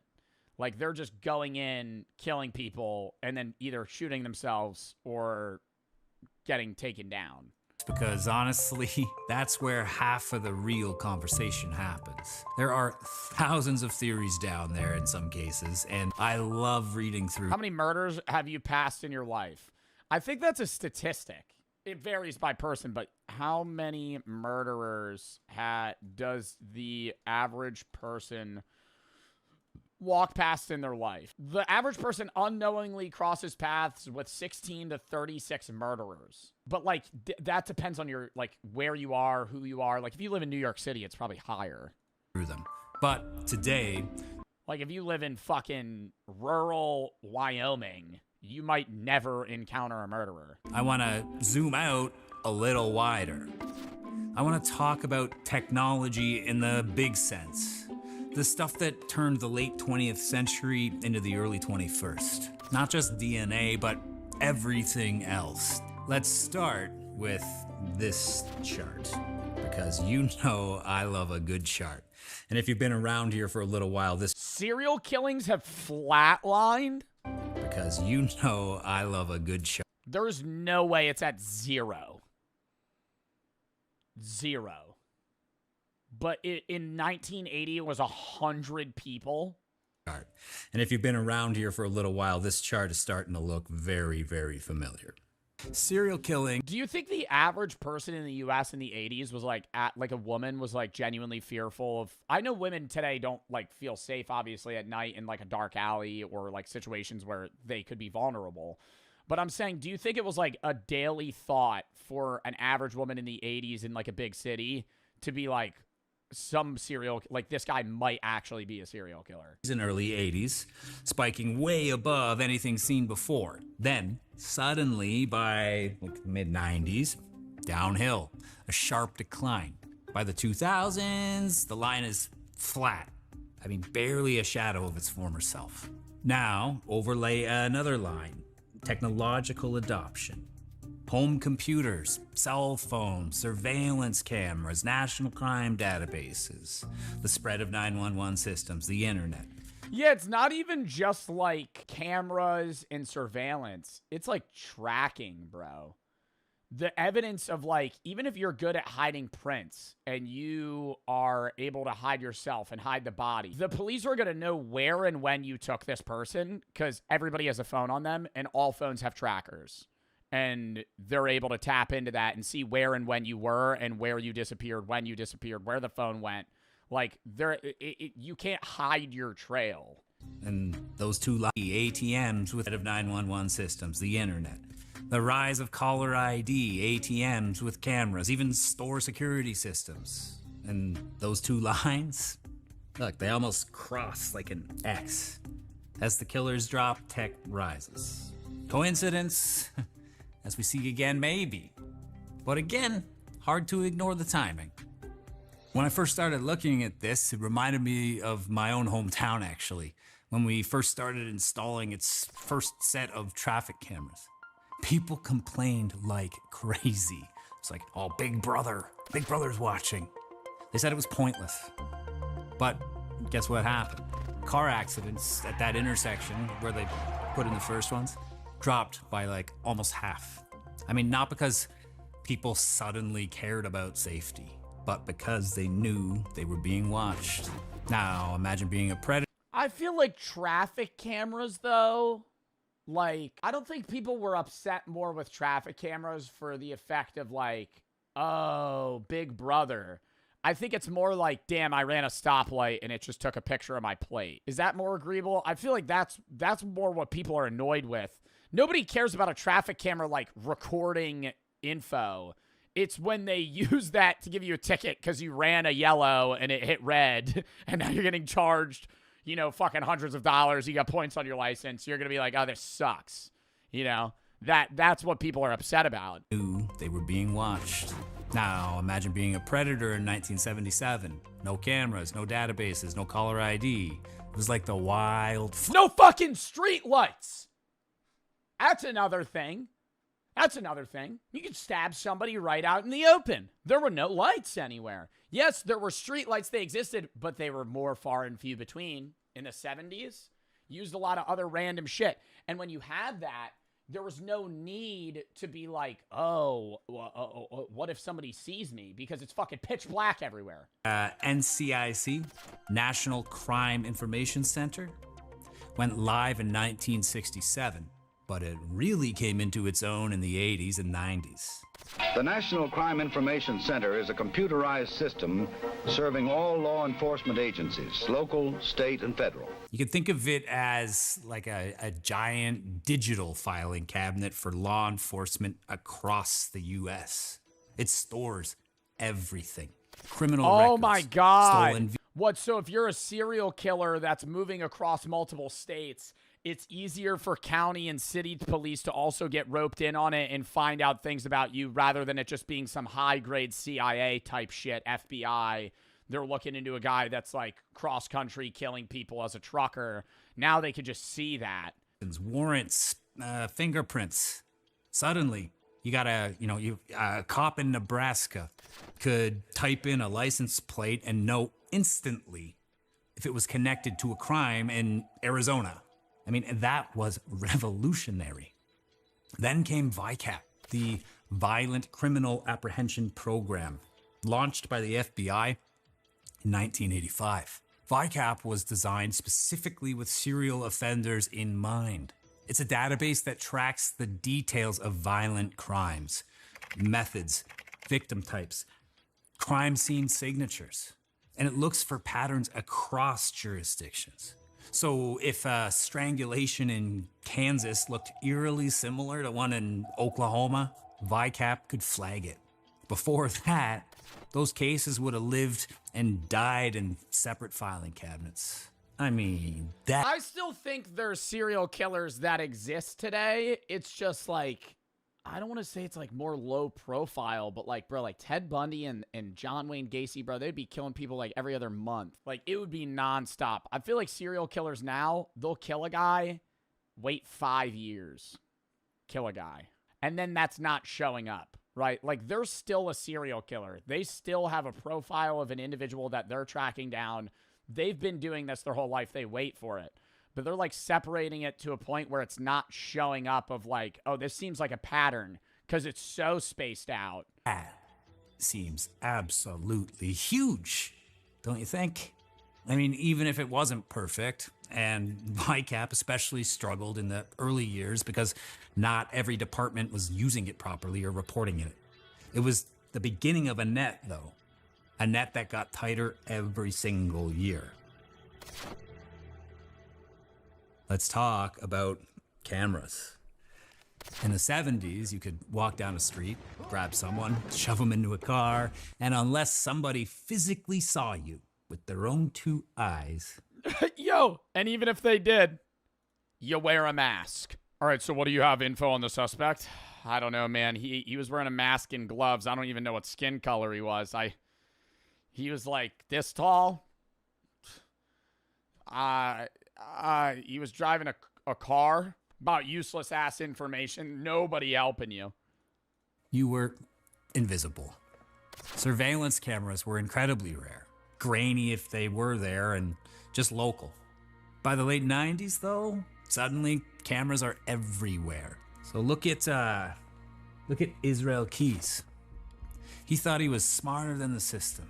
He planned meticulously, stashed kill kits across states, went to extraordinary lengths to beat the system and go undetected. But when he abducted Samantha Koenig in 2012, cameras began closing the circle almost immediately. An ATM camera caught him withdrawing money from her account. Gas station cameras picked up the car he was driving. Each frame, each timestamp, stitched together his trail. Bro, that's why I really think, like, I don't want to say most, but I would feel like most or a lot of modern serial killers have to be either lawyers or, like, in law enforcement or tech, because they have to know everything. Like, I really think it would be like Dexter. Like, that's the only way that, because how do you just know this information? Because you would be like Googling stuff that would put you on a fucking watch list.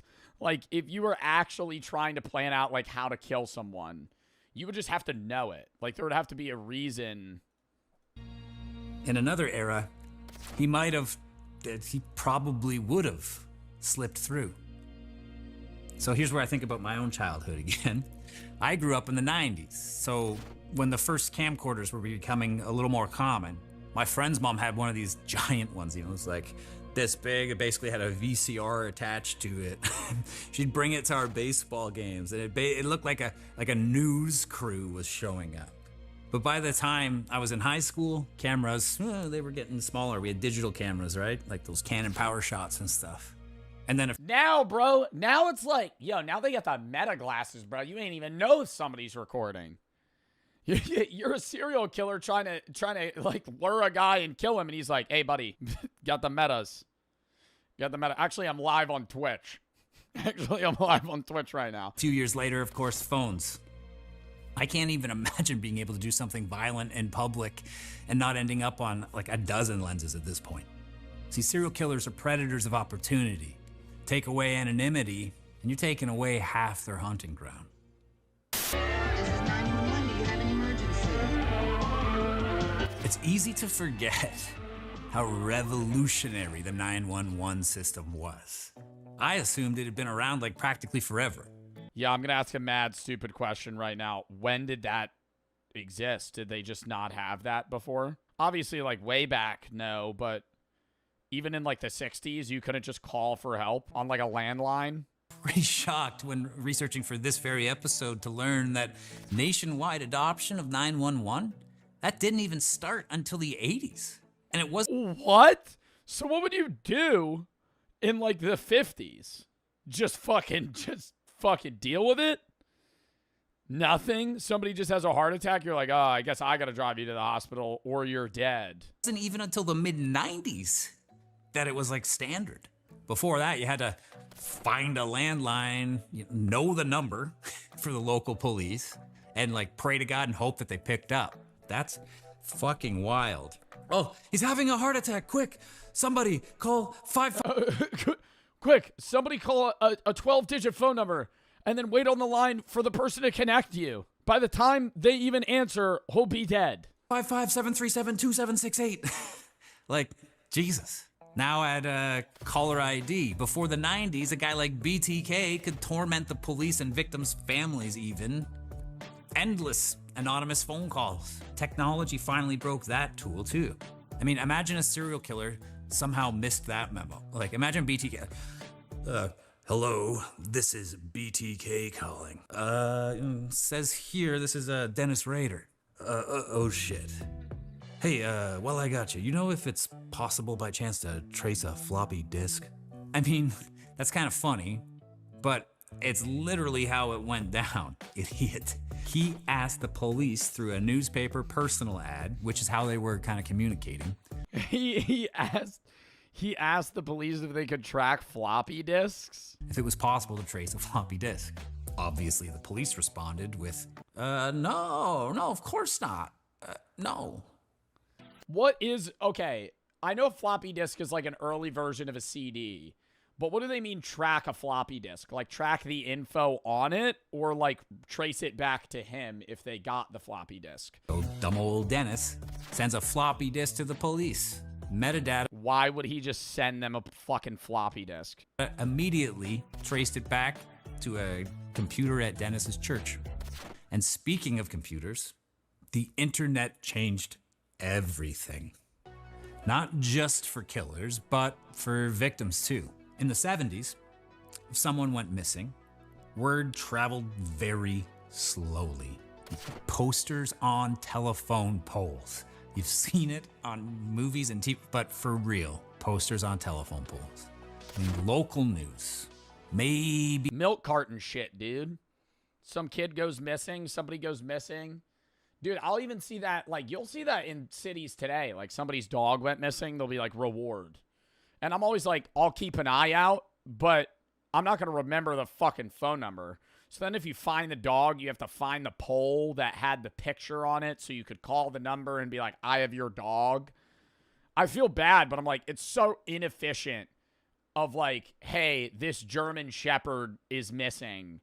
If you find it, call us. Like, I'm not going to save the number. a missing persons alert can go viral in hours.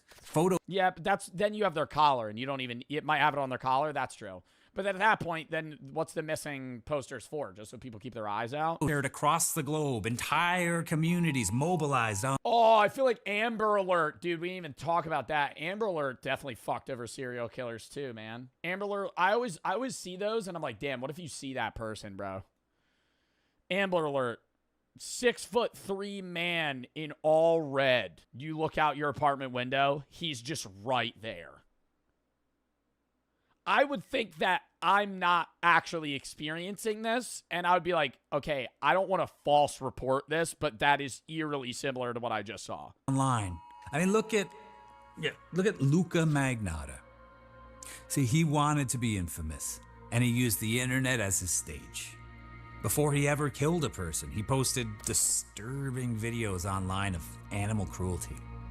Entire internet communities spotted the clips, debated whether they were real, and started trying to track him down. So when he murders Jun Lin in 2012, he filmed it, uploaded the footage, and then fled the country. And here's where the internet really showed its power. Interpol alerts went out, news stories raced ahead of him, and thousands of strangers on the internet picked up the trail. So if you've ever seen the Netflix documentary, this one, Don't Fuck with Cats, you know the story. A handful of amateur sleuths on Facebook went full. Just found him in a different country? How the fuck did they do that? They like tracked his airplane? They froze frames, analyzed the backgrounds, tracked. Oh my God, like some GeoGuessr shit. Oh my God. Like, he takes a video of himself somewhere on, like, a street, and they're like, I know where this is. Down items in the room, even trying to triangulate his location based on things like the style of electrical outlets. See, for better or worse, the internet made it possible for the average person to play detective. And it's not always a good thing. Vigilante internet investigators can easily misidentify people, ruin innocent lives even. But yeah. In Magnotta's case, it created a pressure cooker. He couldn't move without someone online trying to pin him down. He was finally caught by technology and his own vanity. He went into an internet cafe in Berlin, logged online to read stories. What do you think he was reading about? Himself. The clerk recognized him, called the police, and the net snapped shut. Wow. Now, here's the pushback. In fucking Berlin, he kills somebody in the U.S., flees to Europe, and somebody's like, I know this guy. I've never even heard of that dude before. Have you guys heard of him? He was just like fucking killing cats on like Live Leak or something, and then he murdered somebody and filmed it. He killed the serial killer. Why do we still see cases pop up? Why do we still uncover guys like Samuel Little, who confessed to killing 90 women over decades? Seems to me that maybe some killers adapted. They targeted the most vulnerable, the homeless, sex workers, addicts. People society still tends to overlook. Even with tech, if nobody cares enough to look for the victim, the predator. That is very true. That's what people always say about like how if somebody gets murdered and they're from like a wealthier family, the police or that city will try harder, which is like fucked. But it's like, dude, if you kill like a homeless crackhead, I'm not going to say nobody, but like the odds of somebody looking for you are a lot less than if you kill somebody of like prominent positioning in a school or a city or a town. you know. Can slip through. So maybe it's not that technology ended serial killers entirely. Maybe it's just made the game harder. The careers that used to last decades now burn out in 1 or 2 murders. And that brings me to the bigger question. Did technology really kill the serial killer, or did it just change the shape of the shadows? Because every time we build a new wall, predators find a crack. DNA, database. What, so he's saying maybe there are serial killers out right now, but nobody's connecting the dots yet because they're doing it in a different way? Bases, cameras. They close doors, but human darkness doesn't just vanish. It adapts. And maybe the scariest thought is this. For all the progress we've made, are we just fooling ourselves? Is safety real? Or is it just another illusion until the next predator figures out how to beat the system? What do you think? Did technology end the golden age of serial killers? Or I don't think it okay, golden age maybe. I don't think it gets rid of serial killers. I don't think you would ever be able to get rid of serial killers. But I think it's a lot harder to be a serial killer now than it used to be. But yes, I also like I've completely forgot about like the homeless thing. Like I wouldn't be surprised if there's like a serial killer that goes to like Skid Row and just murders people and then leaves. Right? Because that's already such a huge homeless population. Nobody's looking into that. People die all the time there, and there's barely any investigations. So it's like, in instances like that, I could really see like people like jumping around from like Kensington to Skid Row to like fucking areas where there's just a lot of homeless people or people that are kind of off the books in terms of like, you know, income, society, jobs, connections. So when they died, nobody even finds out until months later. And then it's like, well, you know, they probably got murdered by another homeless guy, and they don't really look into it. And so it's like, there's probably serial killers that do that. But it's like, even then, now their options are more limited. It's not as easy for them to be like luring people at a bar and then like bringing them back and trying to turn them into zombies like Jeffrey Dahmer would. It's not that serial killers are dropped. It's police departments, state AGs are afraid to label anything until after the fact comes out. Yeah. Oh, because they don't want to, like, worry the public or something and be like, we think this is a serial killer. It's like the Fermi paradox all explains the combined, cutting down the numbers until they're tiny. I don't know. There could be a serial killer in chat. Yeah. More likely, like, just a murderer, not a serial killer. Like, serial killers are far and few between. But murderers are more common. Still uncommon to the regular population, but...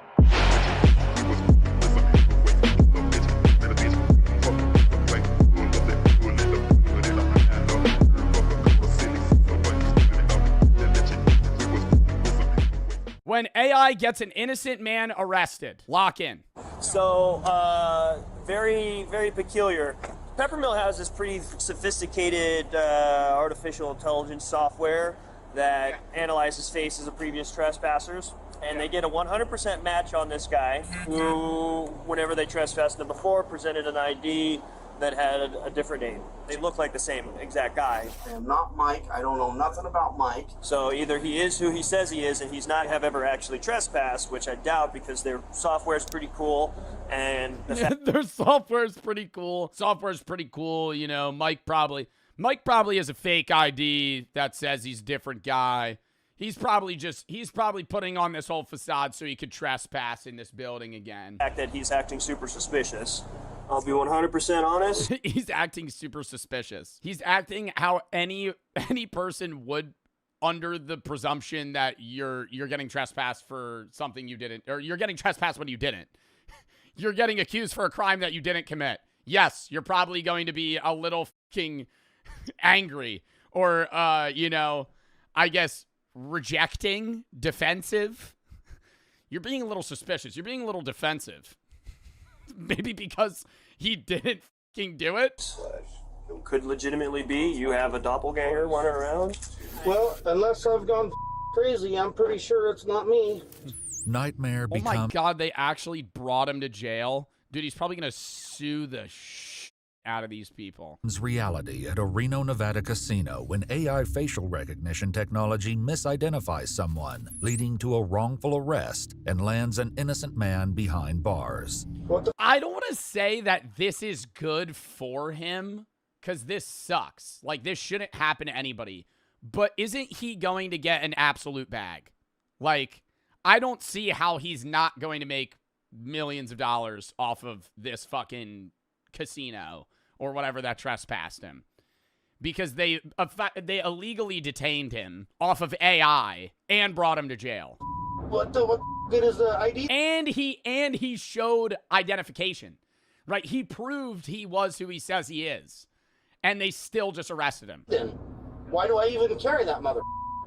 The following is based on official police records, and the footage has never been seen before until now. Please. I don't understand why they can't just scan his ID. Don't cops have that, like, in the system? It'd be different if he had a fake ID of a person that didn't exist. You know, they're like, this, hey, here's my ID. They scan it, it bounces. And they're like, this isn't a real person.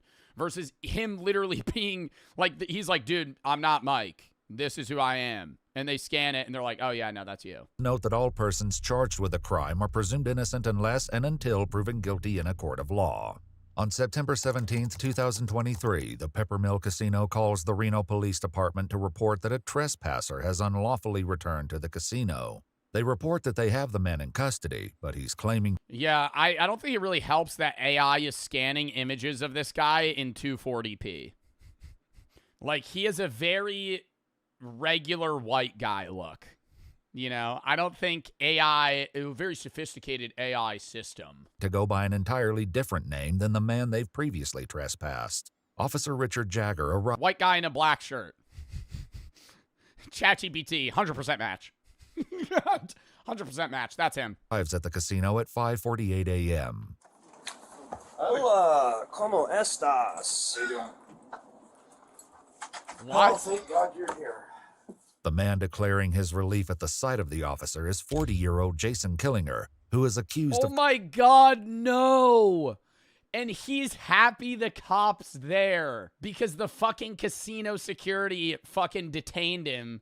So he's just been sitting in the back room like, oh, thank fuck, the cops are here. Trespassing at the Peppermill Casino.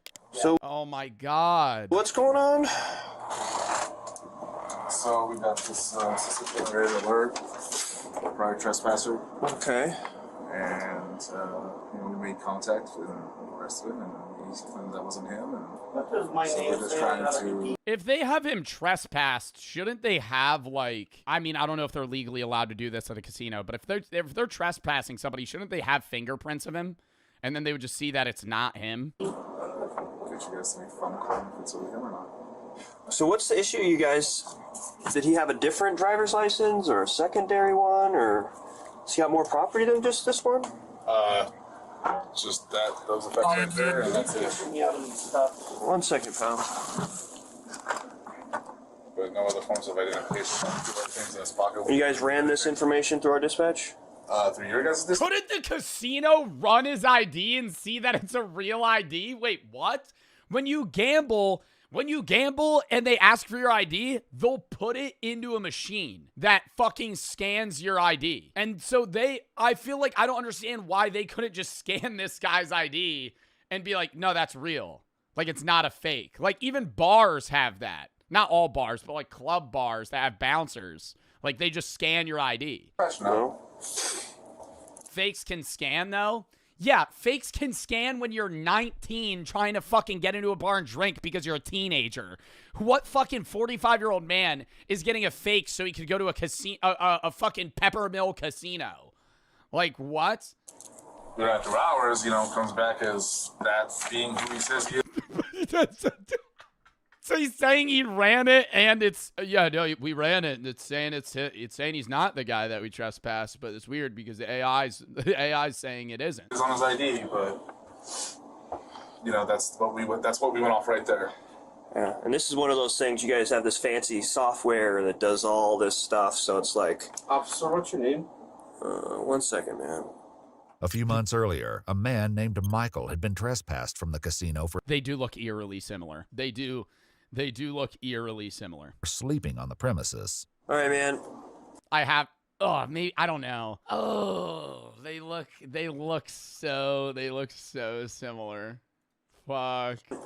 So this is who you are? There's probably a million people that look like that. That's what I'm saying, bro. Isn't there a type of face that you interact with on a daily basis that's like so common?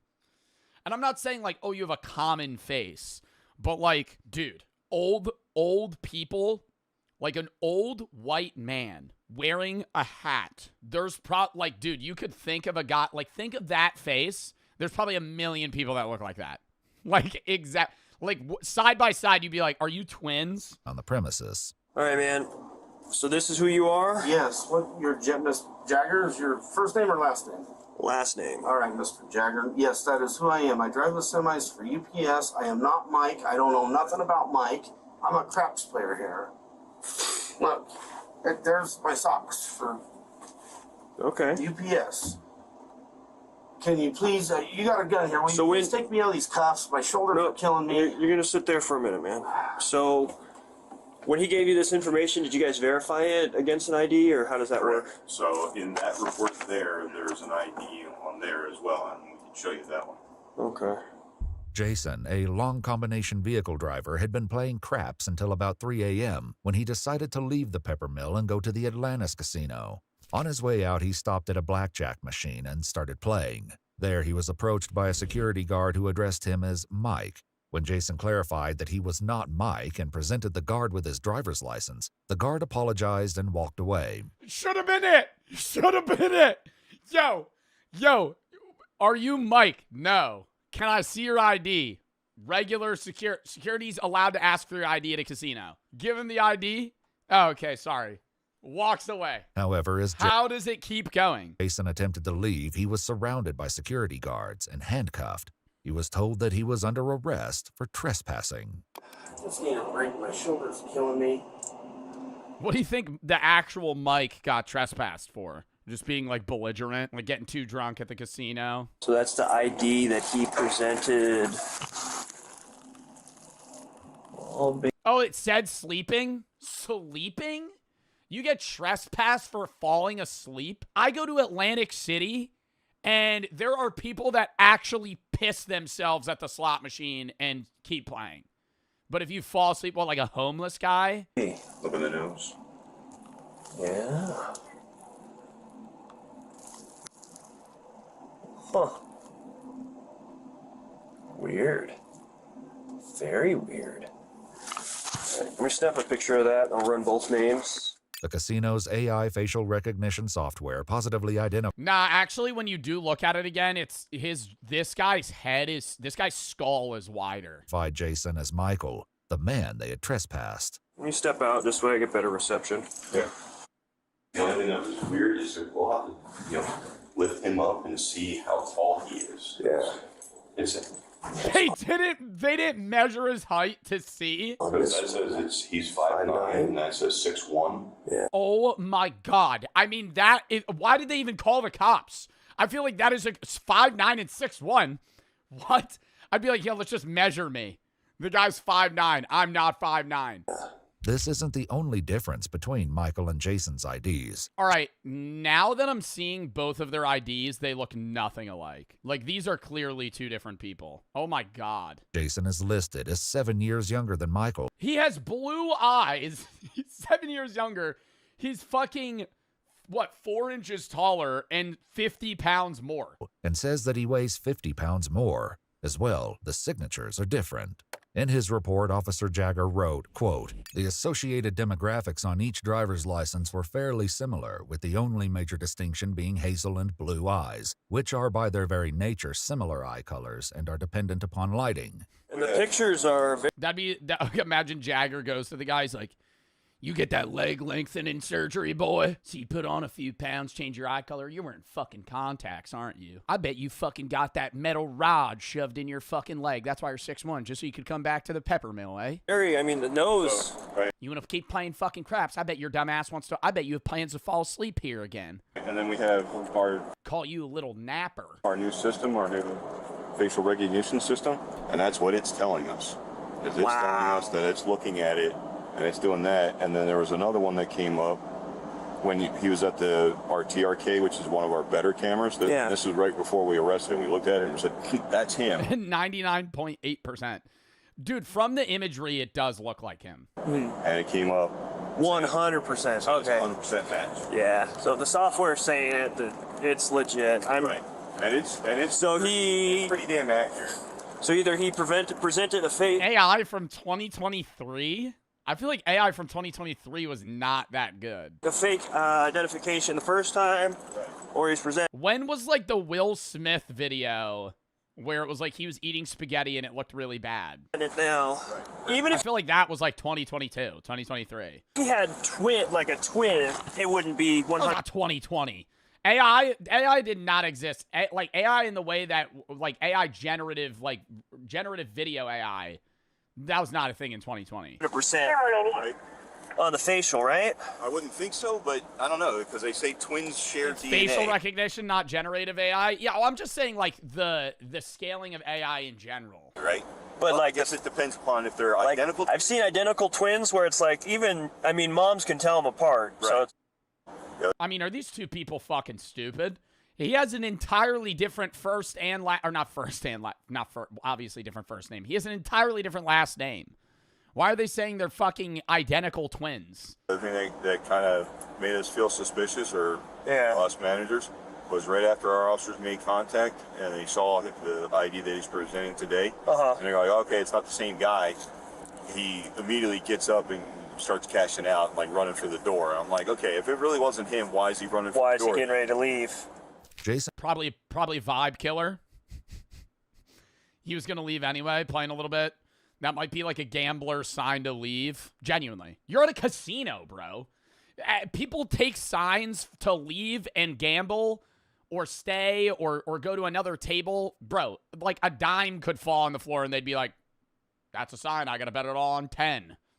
You know? Some shit. You know, a security guard walks up to him. Hey, man, what's your ID? I'm probably going to call it a night anyway. And would later explain that earlier that Fucking night, 3 in the morning. he played at the Legends Bay Casino, the Nugget Casino, and the El Dorado Casino before Okay, this guy's a gambler. This guy went to 4 casinos in one day. arriving at the Peppermill around 11:30 p.m.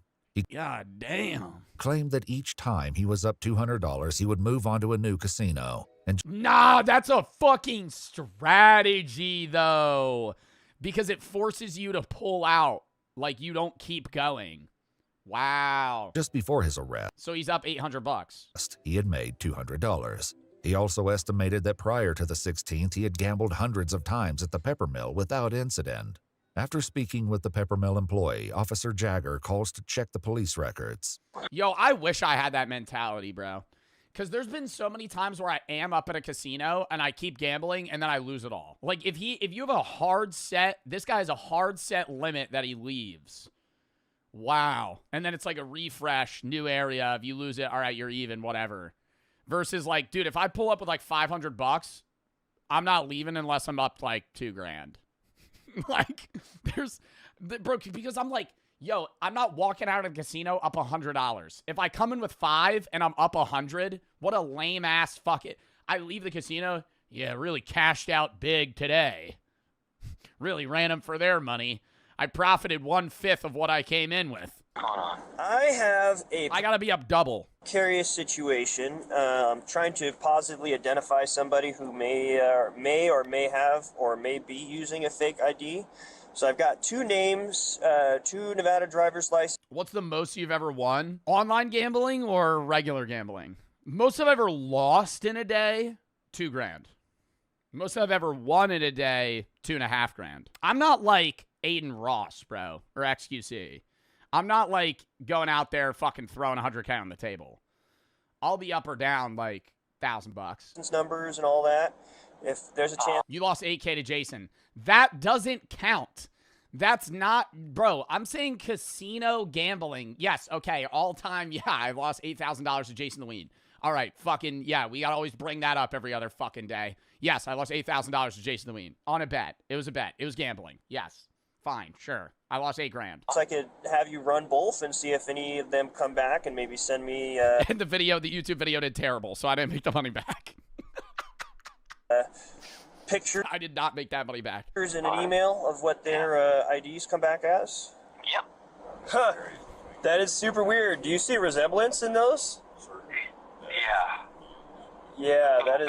But yeah, they're CA 83. Are you up or down all time? What a stupid question.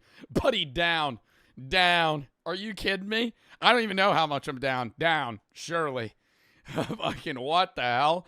If I go into a casino, if I gamble, there's like a 1 in 4 chance I'm going up. Like I'm leaving up. There's like a 1 in 2 I'll be up at any point, but then I'll keep gambling and lose it. Yeah. That's super weird. So I have a feeling these are both the same guy, but he has different IDs. That's crazy. Because their software here, they have this facial recognition software here at the Peppermill. Why would he go through all of it? If he got trespassed for, like, cheating, I would get him having a fucking fake ID to, like, scan the system, go back into Peppermill, and keep gambling. Why the fuck would he get a fake ID so he could go gamble at a casino that he got kicked out of for fucking falling asleep? Why would anyone do that? And he came back as a 100% match for the character who was previously trespassed. Yeah, So this is definitely a weird one. So I have a feeling he's somehow making some fake identification or something, but I mean, if you're pulling him up, then they're legitimate. Yeah, they're both through the DMV at least. He's somehow able to get them. Because it's 2 different people! Oh my god! Yo, these people should not be cops. Holy fuck. What? Yo, because it's 2 different people, bro. Yeah, dude, these are both 2 real IDs, both registered at the DMV. You can't fake that shit. If they're both at the DMV, bro, you have to fucking borderline do a blood sacrifice to get a fucking ID at a DMV. Are you kidding me? You go into a DMV, you need every fucking thing you've ever done in your entire life on a fucking pen and paper to hand that over so you can get a fucking ID. This discovery that both Michael and Jason's IDs are legitimate, Officer Jagger calls his supervisor, once again explaining that the Peppermill's AI technology came back with a 100% match that Jason and Michael are the same person. Then this guy that they have now detained presents a different ID with a different name, Jason Killinger, and that has a matching photo for him now. I mean, the photos are different photos, but they look like the same exact guy. The only difference is one has a chin goatee. One has a chin goatee, bro. They look so different. In this, they look so different, bro. You think if you shave... Bro, this guy looks at least 15 years older. At least. That both Michael... But definitely super weird. So all of these driver's licenses are both valid. So either he is who he says he is, and he's not actually ever actually trespassed, which I doubt because their software is pretty cool.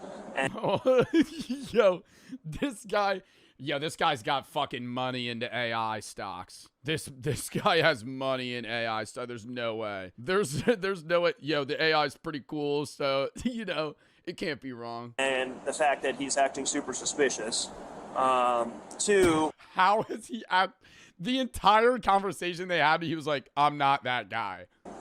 I just have a feeling somehow maybe he's got a hookup with the DMV where he's got 2 different driver's licenses that are registered with the Department of Motor Vehicles with different names and dates of birth. So, yeah. Yo, he would be a criminal mastermind. If he had if he was able to register 2 different identities and have different photos of himself that he's using, like, bro, this guy would be doing other shit than fucking gambling at the Peppermill Casino. Guess I'll arrest him on that and then just list him as a John Doe and then have him booked in for a wins check. Alrighty, well, that solves that. So you guys got well, another job well done.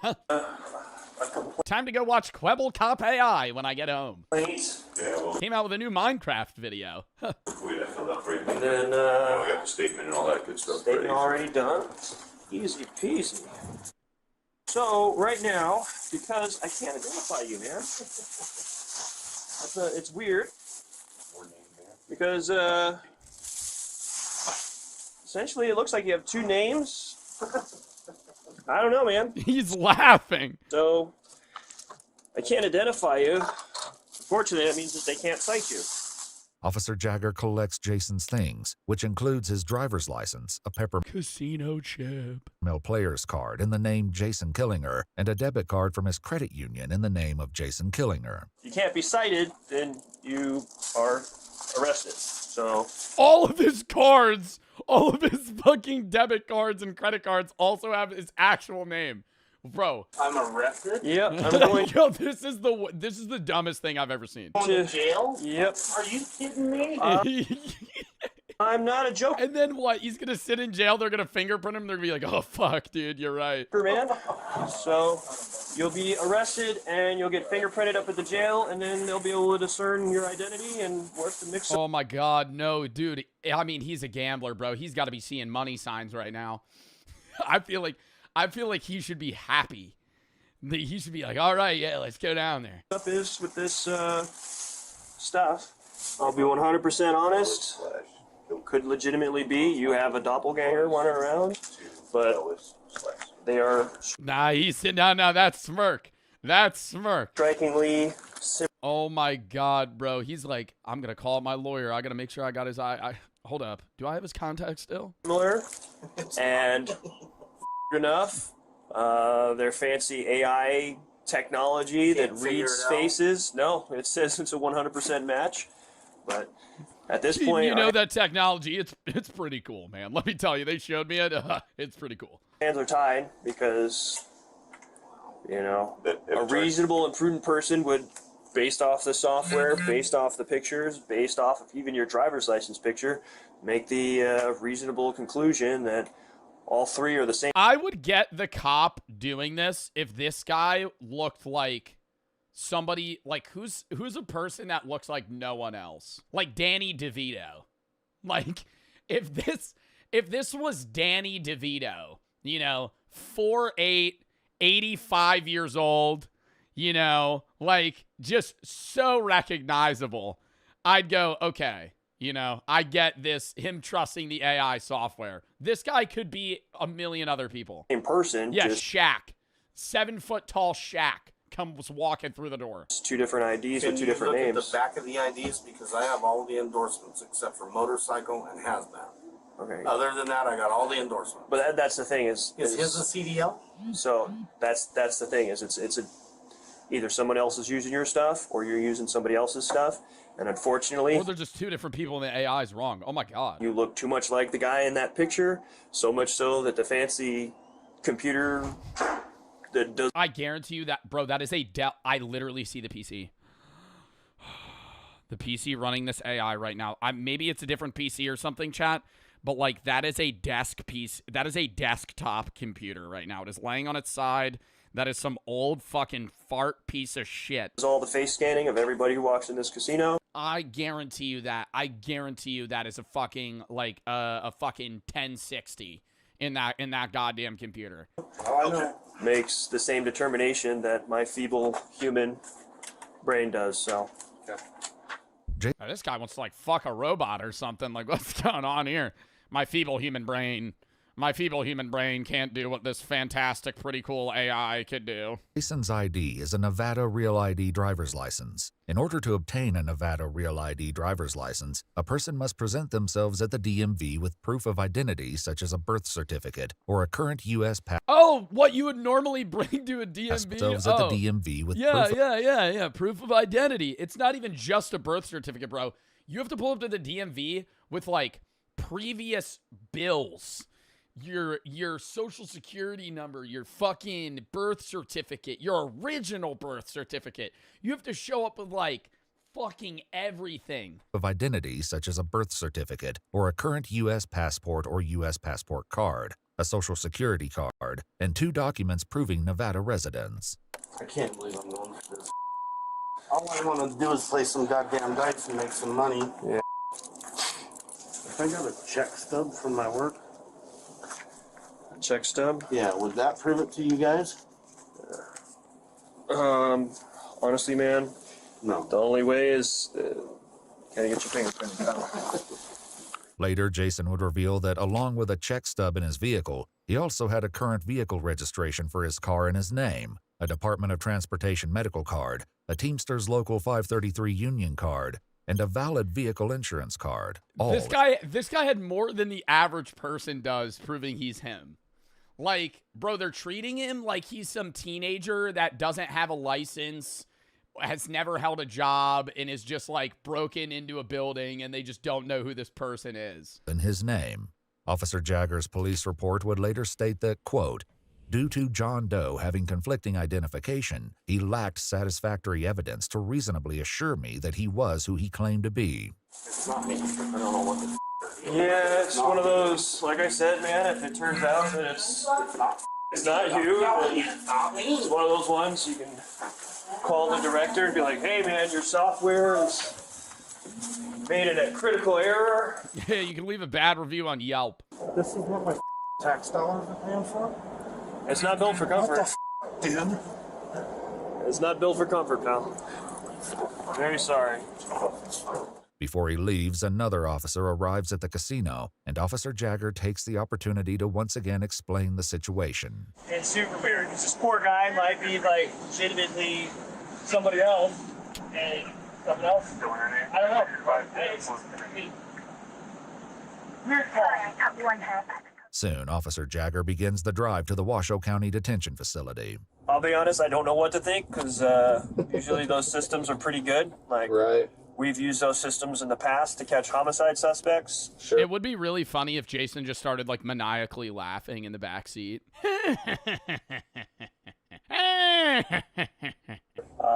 And he just doesn't respond. Like, they're fairly reliable, so if it comes back, you know, one angle on your face, it was 99%. The other one was 100%. Is that right? Yeah, so it's like, it says that you're that guy. Well, unless I've gone crazy, I'm pretty sure it's not me. Yeah.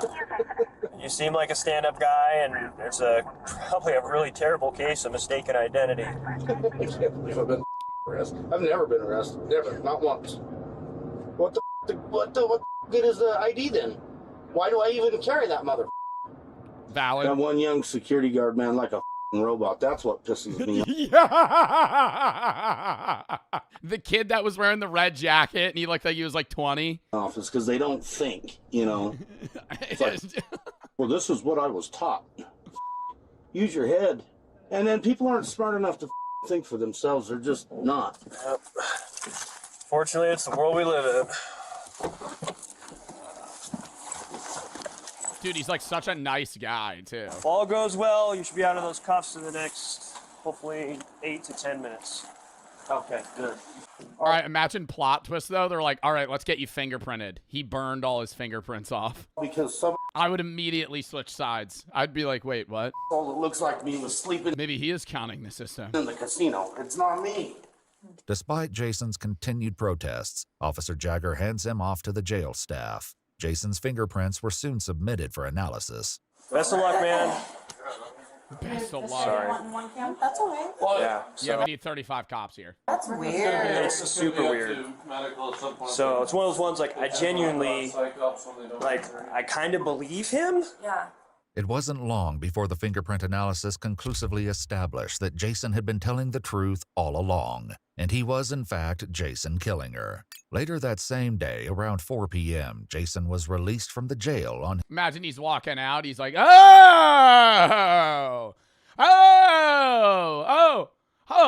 maybe I wasn't lying that it was me. Oh, interesting. Oh, the fingerprints. Oh, the pretty fancy AI. his own recognizance. The day after his release on September 18, 2023, he went to renowned urgent care Vista, where he was diagnosed with a strain of both the right and left shoulder. Oh, he got injured too? Clutch.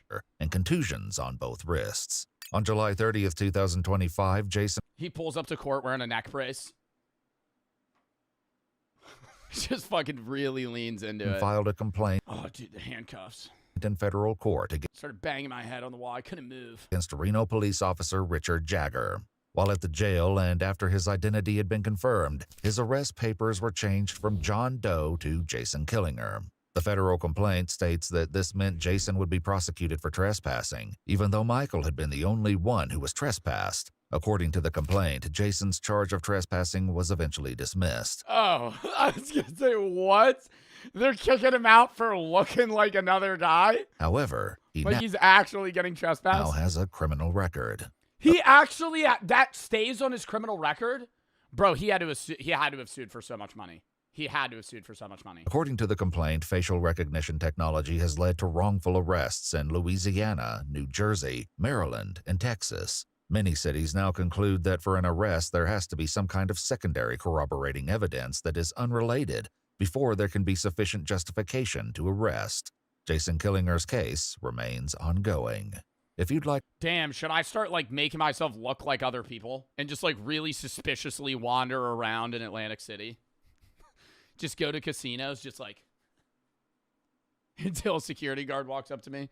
Sir, are you Jonathan? No. Yeah, you are. No, I'm not. Yeah, with a trench coat on? No, that'd be scary. Wait, I want to look this up. It's going to be, like, an undisclosed amount. I hate when they do that. I hate when it's, like, this person sued, and then it's like, oh, we don't know how much money he got. Lame. Lame. How much money do you think he would actually get from that? Bro, I feel like it'd be like maybe like 100K. Nah, not like million. Bro, it's not $3 million. It's really hard to sue. And you're suing a casino that has a shitload of lawyers.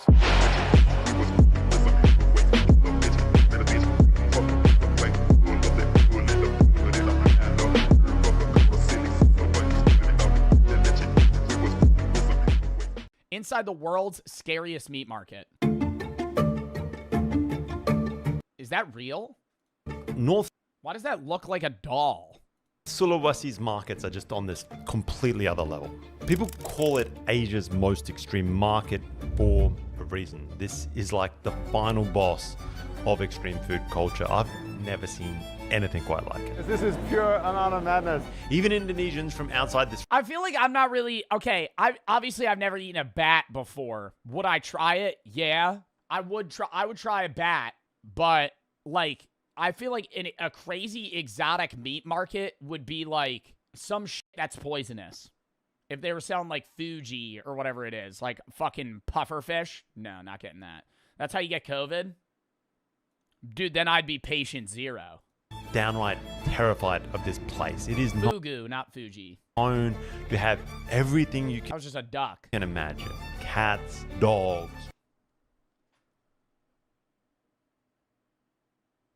rats, pythons, and endless numbers of bats. All right, hard pivoting what, yeah, okay. I gotta be honest, guys. I don't know if any of this ever makes it on. Would you eat a dog? No. I'd eat a guinea pig. I would never eat a dog. I'd never eat a dog or a cat. I think that it's, obviously it's like different culturally how you view that animal, but I truly believe that like dogs and cats are basically bred to be human companions rather than food, so I don't think it even makes, not even just moral, but like logical sense to eat a dog. Would you eat a horse? I would try a horse. They serve, when I was in Iceland, I can't eat a horse, because I have alpha-gal. Anyways, I would try one, though, if I could. But, yeah, they have horse in Iceland. That was, like, a big thing on one of I went to, like, a big steakhouse, and they had they had steak, they had whale, they had horse, and then puffin. And I was like, wow, I'm not going to try that. And I wish I kind of did, because now I can't. Whale? Yeah, I feel like I wouldn't like whale. I don't think I would like eating whale. Puffin probably would just taste like chicken, and I would bet that horse just tastes like steak. YouTube. And what I would bet horse tastes like steak. What appeals to me Like is that word for word. isn't about some kind of crazy shock value. It's not some weird medical claim that's driving the appeal. It's not novelty for tourists. It's none of that. This is what people eat here for Christmas dinner. In Tomahan for Christmas, you Oh, is this like festivity? Like this is like where people splurge. eat like bat. Yeah, we do. Like that's the specialty. Correct. And what outsiders see as just completely insane, as extreme, is just everyday Minahasan culture. It's part of the tradition here that just never really modernized. So why does this still exist? The wing is the best. I mean, isn't it becoming more and more outlawed to eat like what would be considered Western pets in Eastern countries? Like, I feel like I've seen a lot of shit where it's like becoming more and more, I guess, normalized to just like not like, hey, don't eat that. Like, I know that's obviously a stereotype too, of like Asian people, which is just racist. But I'm pretty sure that's like in most Asian countries, that's like not even really a thing. That's crazy. It's the best bit. Yeah. In my family, everybody will just like, you know, fights for the wings. Yeah, no kidding. Here's my plan. We're going to check out a few of these markets to see if the food is actually mainstream or if these are just What do you think bat would taste like? Like a bird? I feel like it would taste. I feel like it would taste really bad. Like chicken, but like something's off. Like something's really not right. Like just like a mixture of like chicken and turkey. few fringe stalls that are pushing this narrative on the rest of the world. Crocodile? I've eaten crocodile or alligator. And I'm gonna I never know which I've eaten. push myself to the limits, of course, by trying this stuff out at a local restaurant. Check it out. I think a dog would be the line for me. I would try like horse, I'd try guinea pig, I'd try rat, bat. I couldn't eat something that like I have as a companion. You know, I would not be able to eat a dog. A cat? No, that's what I'm saying. Like anything that I would say I would classify as like a pet. Obviously guinea pig's a pet, but it's like I don't really have an attachment to like a guinea pig. If I'm the only one there. And finally, we've got to head out to the source. We've got to trek into the jungle, try and find some locals to take us on a true hunt and see if we can see What is that? Oh my god, just right over the flames. how this stuff Holy shit, just cooking him with his fucking organs in and goes everything. down Sulawesi style. It is pretty thick Sulawesi jungle, and for just some tiny ass little rats, it is wild. How do you catch a rat in a jungle? I feel like I would starve to death in the wilderness in fucking days, bro. How does somebody catch a rat? I would be running around that thing. Like, you would have to set up a trap.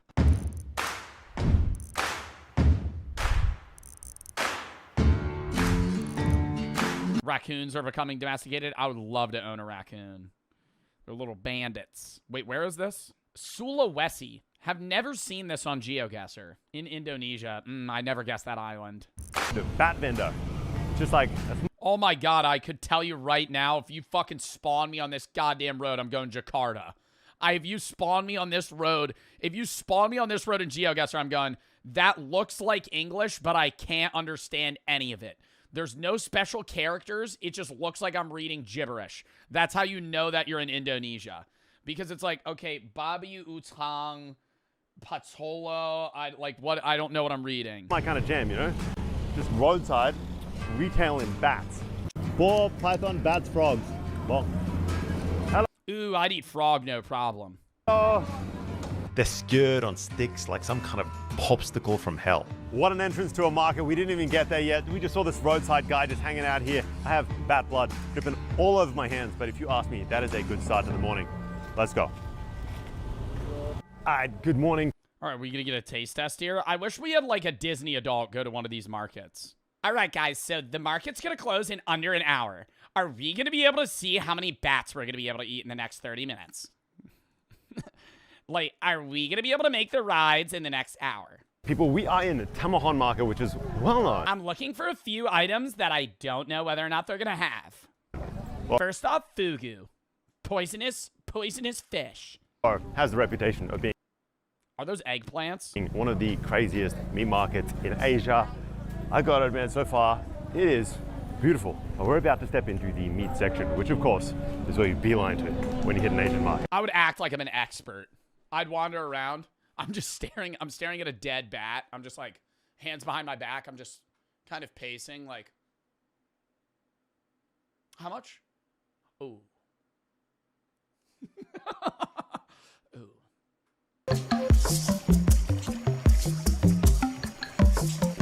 Crazy. Woo. That did not take long. Yeah, I'm happy he blurred that. As we hit the corner of the market, there are some blackened out roasting dogs. There's pigs everywhere. There's a dude carrying around a tray of, is that rats or squirrels? That's rats. Oh my god. Do you think they're seasoned? Yeah. Wow. Bro, like I could not, like I'm not,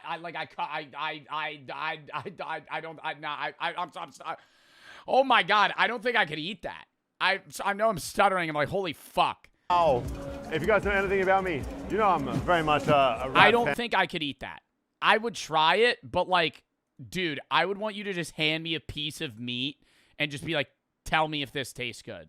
Don't tell me what fucking animal it is. I don't want to see the whole dead rat and be like, all right, I'm going to buy it on a stick. Of the market, there are some blackened out roasting dog squirrels. That's rats? Yeah. Wow. If you guys know anything about me, you know I'm very much a rat fan. I don't know why it's become this kind of like sick addiction. Jungle rat here in Sulawesi is a huge, huge thing. But we're going to venture a little bit deeper into this market and see what else we can find. The second you step in, it is just absolute sensory overload. There's not one or Oh my God, I love that guy. Smoking a cigarette, just fucking cleaving away at this hunk of meat. absolute sensory overload. There's not one or two stalls here. Every Oh, vendor they're all doing it. is just stacked with jungle fare. And one thing mainly jumps out. Bats.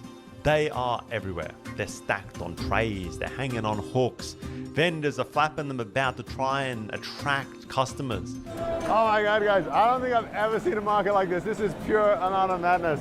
It's just like, we are 2 steps in. I thought I'd have to hunt down the exotic meat, but this is like next level. And the sight is wild.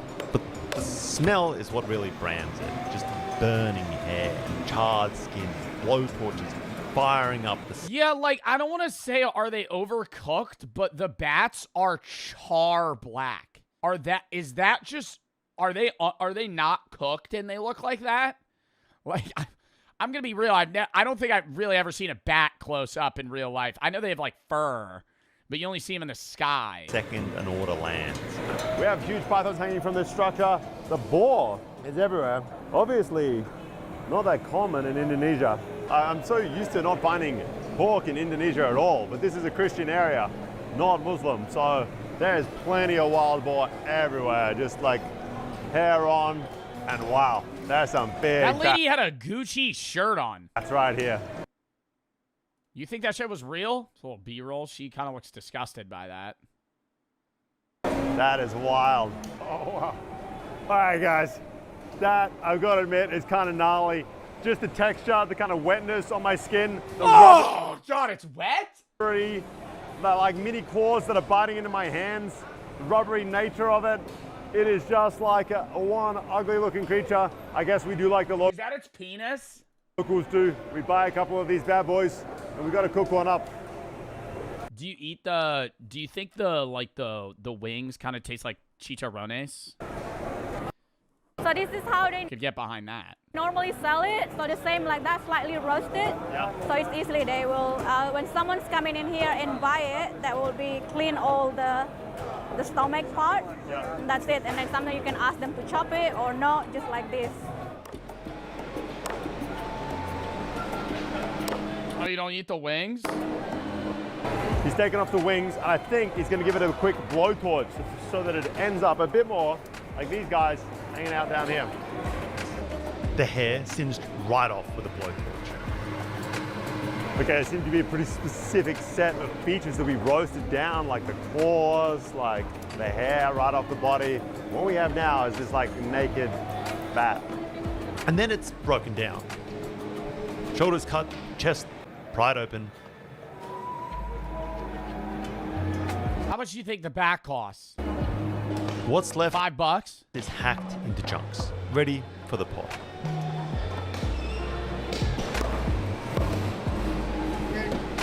We have this kind of... Bro, I'm eating right now. I could eat watching this, no problem. I never understand that shit.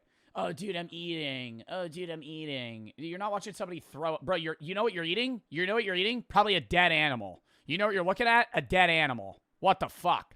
I mean, the disconnect's unreal right now. You're probably eating chicken wings, watching somebody cut a bat up, and you're like, oh, no, this is ruining my vibe. You're eating a dead animal. Lovely assortment of bat parts ready to roll. Okay, thank you. All right, thank you. We got a sub, people. Yes. Oh, thank you, sir. One package bat ready to go. I want to see him eat it. When are you going to eat it?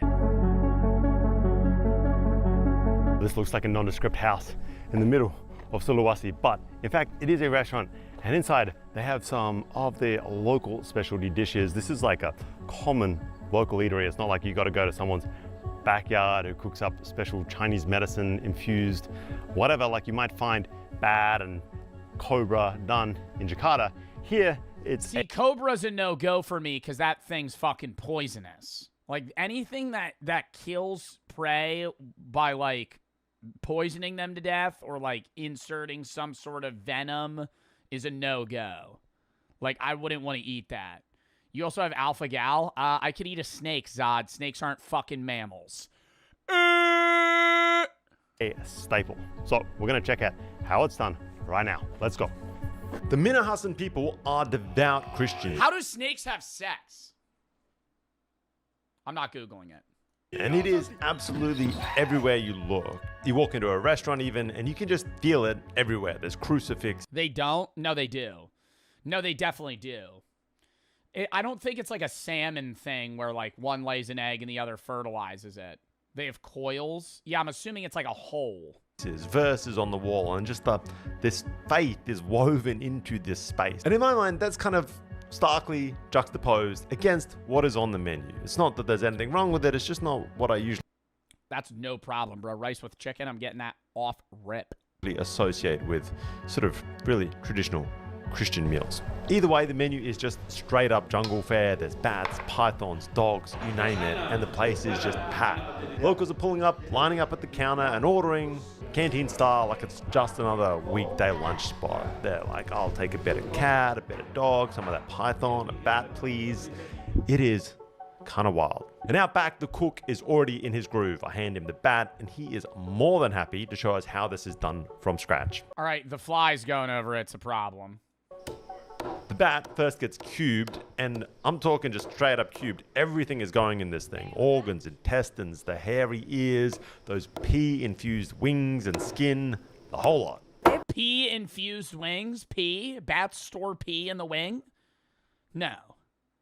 People, they eat with pea. Am I mishearing what he's saying? Pea from the wings. the guts. Oh, really? Yeah, it was like a medicine. Wow, with the guts in the bat. Yeah. Obat apa? Oh, asthma. Asthma medicine. For the traditional remedy, they will get the guts out and, I don't know, some like mix with something, and you can do for asthma remedy. And by the okay, I like they're giving a time it hits the pot, I'm already questioning my life decisions. It looks kind of wild to me. I'm not I would be like, make that shit extra well done. I want it to be like char. gonna lie. I thought the bat wouldn't be that bad, but I think it's kind of like, it is pretty challenging with like all the guts and the organs and everything in there. Yeah, honestly, I don't think the bat's the problem. It's that it's eating, like he's cooking everything. If it was just like, oh, we're gonna take some of the meat. After a good 20 minutes or so of boiling, the bat is then set aside, but the wok water, notably, is saved. The broth, they will drink it. So that's how they keep strong or maybe healthy, just like traditional medicines, apparently. The wok is then refilled with oil, and the cooking shifts gears. We're gonna add some lemongrass, garlic, huge spoonfuls of chilies, shallots, ground turmeric, and then, of course, the bat. And on top of all of Hey, they're kind of saving it. They're kind of saving this right now. It kind of looks disgusting still, but like what they're adding, maybe I'd give it a try. this, he pours back in that leftover broth, that rendered down stank, just to add a little bit. I need to smell this. Can YouTube implement a system where there's like some tube that just emits whatever this smell is? That would be if it smelled rancid, I would throw up. But if it smelled like chilies, I'd probably be able to eat it. More funk to this water. I'm not looking forward to this bat anywhere near as much as I was the python. I don't even know if you guys saw the python. Might be a different episode. We're then going to hit this with some pretty intense heat. Just basically stir fry it up. Just like that, we have one bat cooked up Minahasan style, ready to serve. It looks gross. If I'm being like to me, like that's an intestine or something there. I wouldn't want to eat it.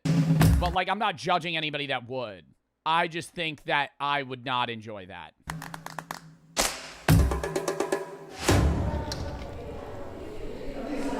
No.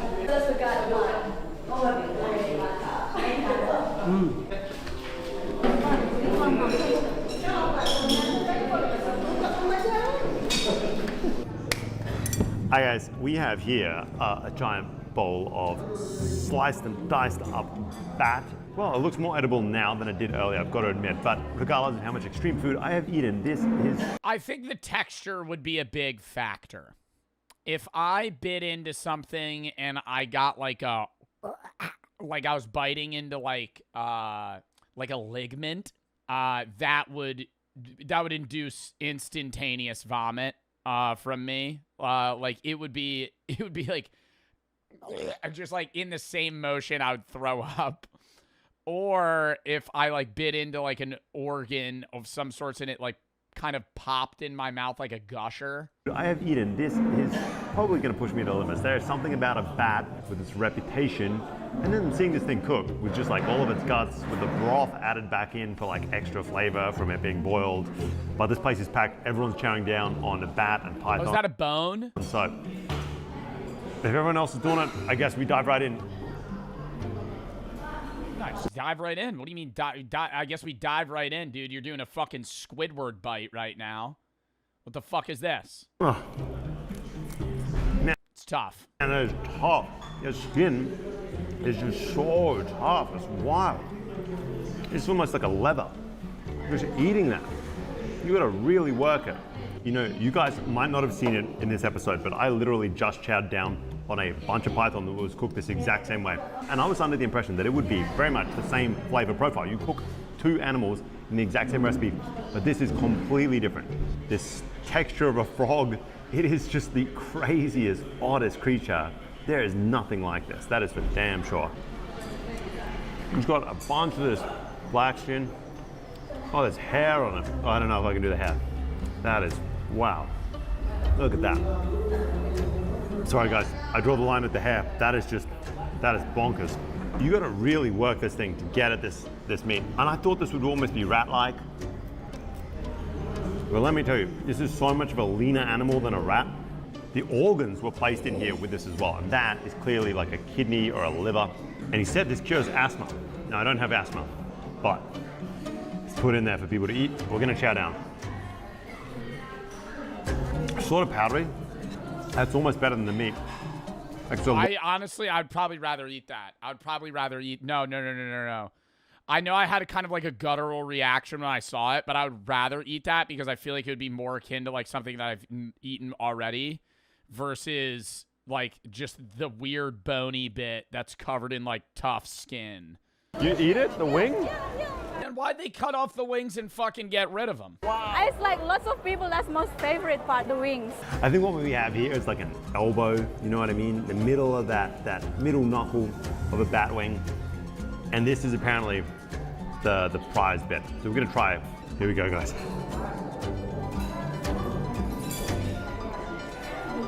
That's all skin that comes off it.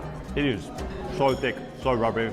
You can taste or feel tiny micro hairs that weren't blowtorched off it. It has a real gamey flavor. I think the gaminess.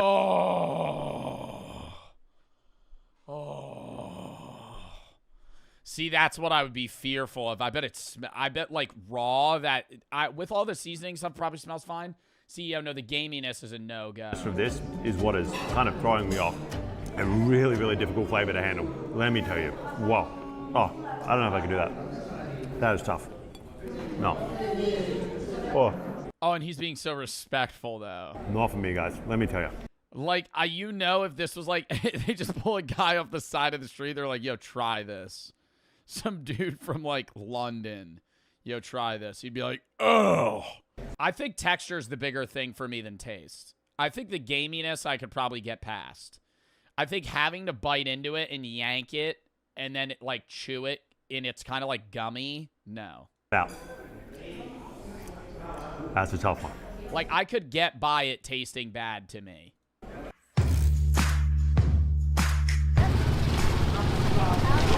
All right, market number 2, people. What's this market, Nita? Langawan Market. Oh, God, there's another market. What are they going to fucking sell at this one? A little bit outside of Tomahawk.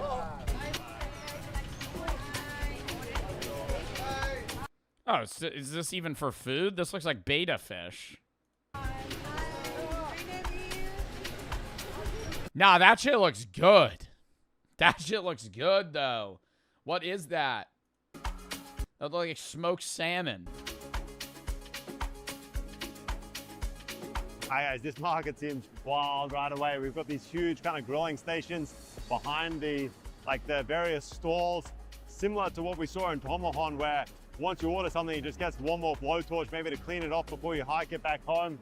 I see huge chunks of python getting grilled off, the dog in the corner. There is bats absolutely everywhere. And again, it just seems to be like a primary meat in this area. It's not just like some kind of novelty. Cat, python, more cats, dog. Wow, I wonder if you can even show cats. Guys, these pigs, these long-nosed pigs, is just wild, right? I've never seen that animal a day in my life. Never seen that animal a day in my life. That is a pig with a horn.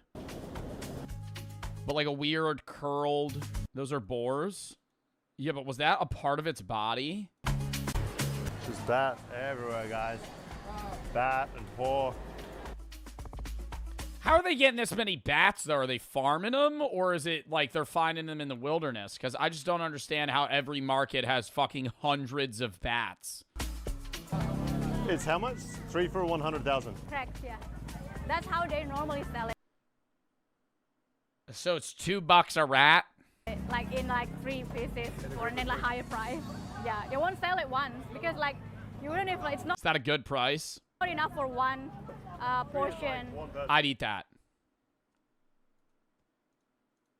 I'd eat that.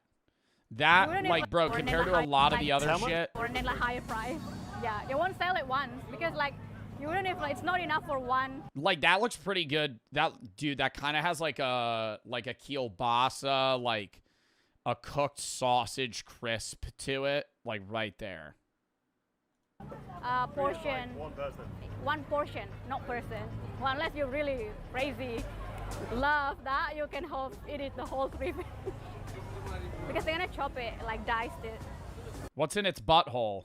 So one duck is... Why was its butthole like open? 75,000. This one. But one bat...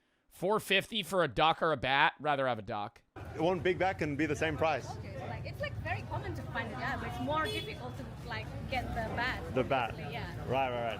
That makes sense, I guess. Expensive. So it's kind of like a delicacy.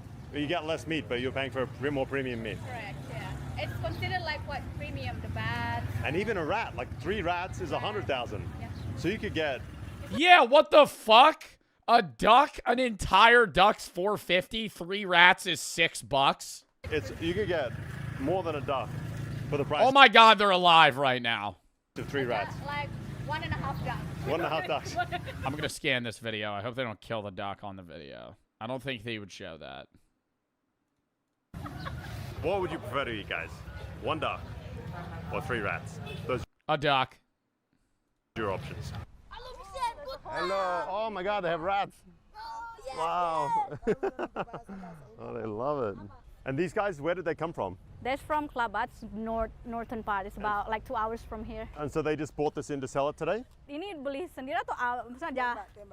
Oh yeah, they hunt them and some they hunt them, some they get it from whoever in the village they sell. Got it. These are not city rats that you might be picking. I tested AI pranks on strangers. AI is getting crazy. I could turn myself into anything I want. I could be Bigfoot in the woods, Superman holding a gallon of milk, or even LeBron James, who also happens to be half centaur.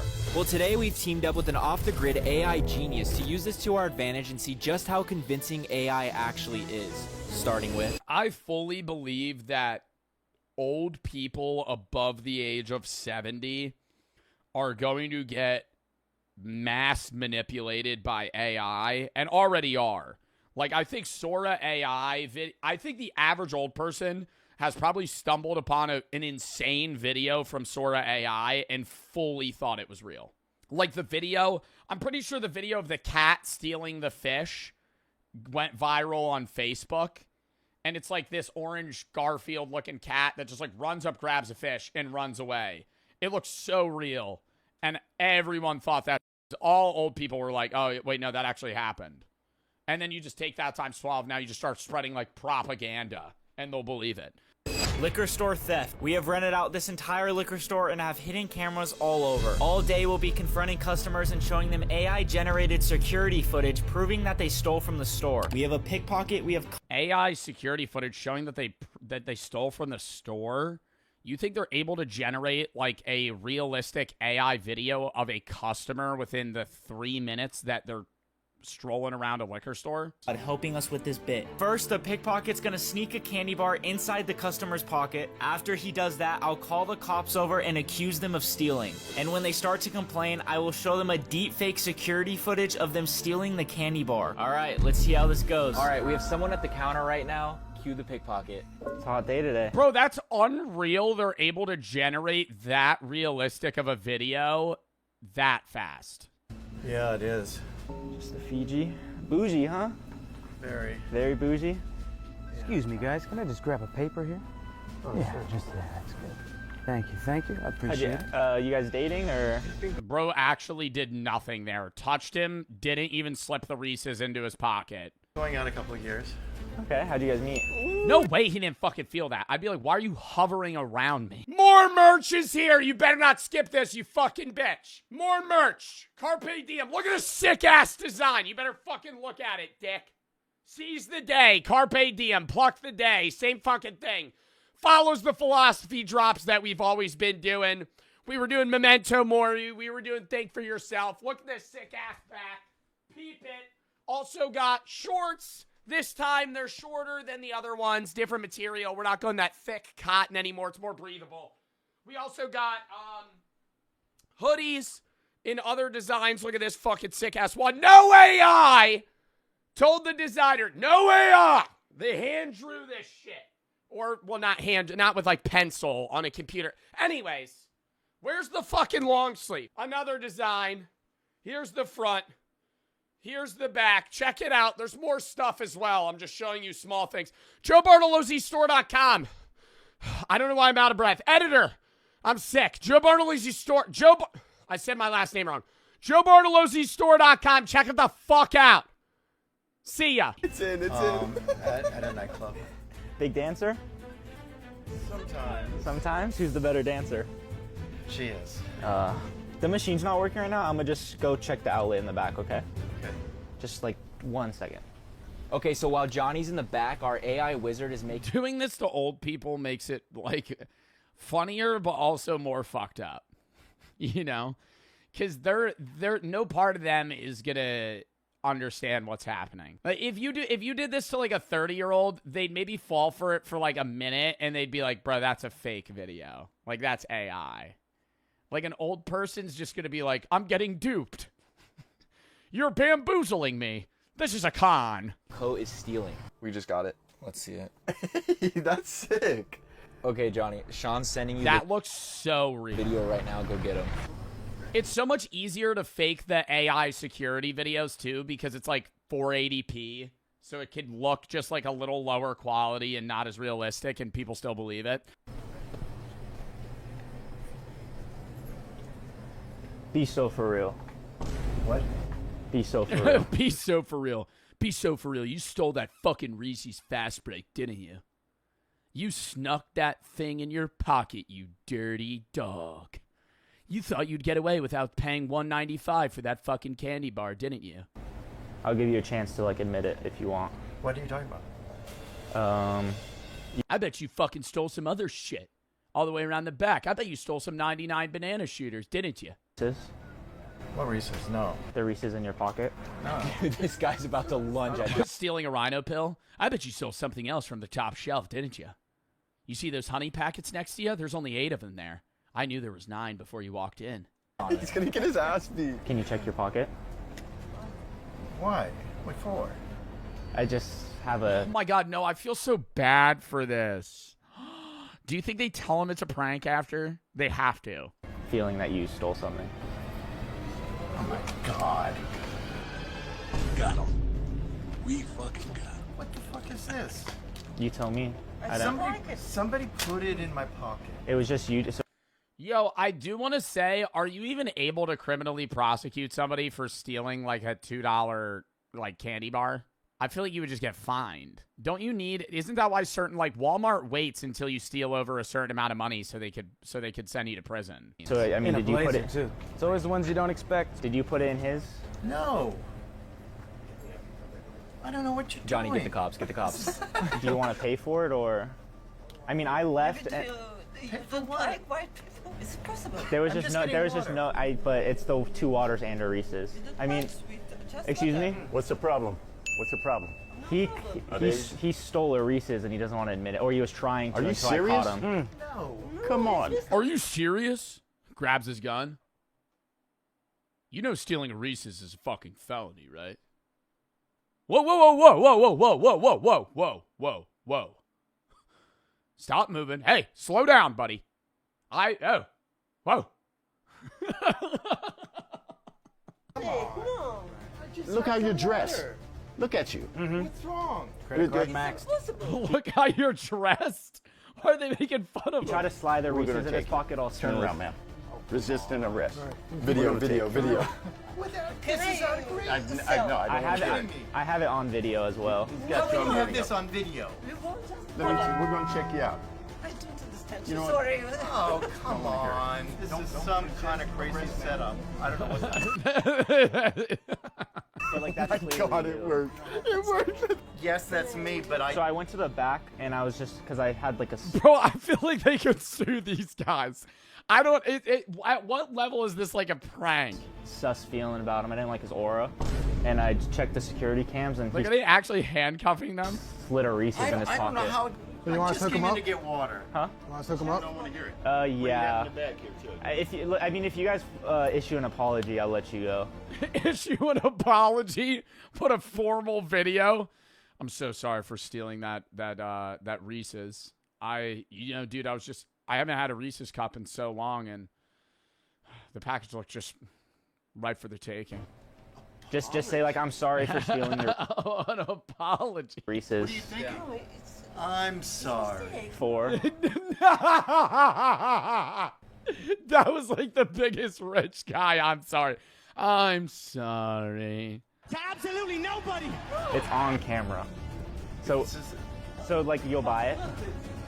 Bro, I would just say, yeah, I'll buy it, bro. Oh my God, it's like a fucking $3 Reese's cup. I'd be like, yo, I'm just trying to get the fuck out of this store. Holy shit. I feel like everybody would just be like, yeah, sure, bro, I'll pay for it. I'm just done with this. I don't need to buy it. I kind of respect him doubling down, though.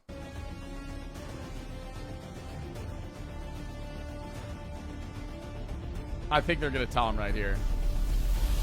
Oh, okay. I mean, you can have it for free because we're just joking. You can put it on credit. This is an AI video. We're just messing with you. We're sorry. Yeah. We didn't mean to scare you. We're sorry, man. We have a bunch of cameras all I didn't over. mean to scare you. You're fighting back. I saw the look in your. You can have these for free and everything. Take the Reese's too if you want. Dude, Johnny. Oh, this could go so much worse though. Like they got lucky, bro. You know what I mean? Like you ever see those videos, like even in Practical Joker type shit, where they like fuck with somebody and they're like, wait, no, it's for TV, and they're like, I don't give a fuck. They just fucking charge him. Like he could get this could make it worse. Them going, this is fake. You almost killed that guy. Oh man. We'll take the waters. You guys can have a Reese's. Yeah. Here you go, bro. Have a good one. You got it. Yeah, take your waters Go too. ahead. Yeah, You can have them. yeah. Take your waters, bro. I'd be like, yo, you get a free bottle of alcohol. I feel like you got to be like, hey, here's $1,000. I'd be like, yo, this is a joke. Give me here's a bottle of Azul tequila. Good one. Sorry He's not about that. immune. for scaring you. Yeah, really. Getting ready to have a heart attack, huh? Yeah. He's so not immune. Okay, I say that worked pretty well. We still have some crazy. But do you think they're not going to question like, oh, this is for a YouTube video? Crazy ass bits coming up. Like, you think they've seen this video at all? I always wonder that shit. On to the next. Okay, that's not even AI. On to the next. AI pet translator. We have people coming in to participate in a new study where for the first time ever, you can literally see your pet's thoughts on the screen. But little do they know, we control everything. Full disclosure, we've been pranking people all day and their reactions have been pretty trash. We have one more woman. And they believe this? Like, no, this actually makes me upset. There's so, like there's like random civilians that walk in and they're like, "Hey, ma'am, we're gonna be able to translate your dog's thoughts for you." I'm gonna record this just so I can get everything documented, okay? Okay. So, my name's Sam. Hi, Sam. Kimberly. Okay, so this is an extremely safe prototype right now. It takes about 30 seconds. What are they gonna make the AI? What are they gonna make the AI dog say? Help me, please. She doesn't feed me well at all. To a minute to render an AI video map of what she's thinking. Her house smells like cigarettes. Yeah. I can't stand it. Yeah. Find out. Okay, so then we're gonna put her in there. Is she comfortable in a cage? Oh, who's a good girl? Yeah. Yeah, good girl. All right, let's get this started. Okay. Dude, I think this video... Bro, they just have fucking muscle stimulate. Oh my god. Nah, bro, this is actually the stupidest fucking thing. They just have like muscle stimulator electric, like the electric pulse device is just pinned to the cage.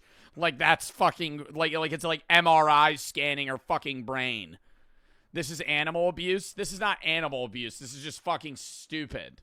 Okay. Dude, I think this video is so funny. I'm actually really excited about it. I can't wait. I can't believe they're falling for this. Okay. Good to go. All right, I press play. And why? And I love how she's not questioning him wearing these like fucking Mad Max, like welder goggles. Play now. Oh, bro.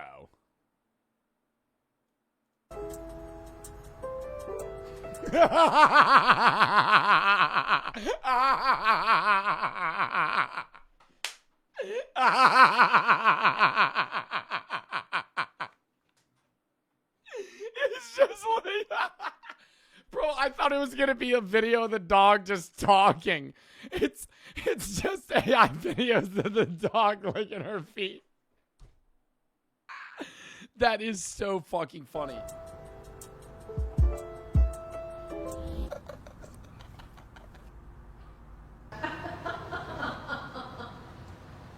Are you thinking about peanut butter? Oh, you little brat. all right, Sam, printing out tofu. Oh my god, she believes it. I would be like, bro, you're giving ChatGPT prompts to fucking make this. Whose thoughts now? Okay, here we go. So this is gonna print out whatever his thought was with that. I am so... Oh my god, no, that would be really funny if they just kept like they should do it where it's like semi-realistic, where it's just like them running in a field or chasing a squirrel to like the toes, and then it's like, okay, no, this is an image of what the dog's thinking about. It's just like an image of fucking Will Smith. Or just some random actor. Like fucking nothing to do with anything the dog has knowledge of. lonely and want to feel I'm so lonely and want to feel something. something. I am so lonely. No one talks to me. No one wants to be my friend. They think I am unstable. Well, that makes sense. Sam, let out tofu, then crawl in the cage real quick. I got something good for you. Oh no. How great is that? Okay. Okay, come on, tofu. Okay, let me fix some of the wiring in here. Oh no, like it's gonna flash what he's thinking of. If it's him licking her toes, I'm going to... Yes, yes, yes.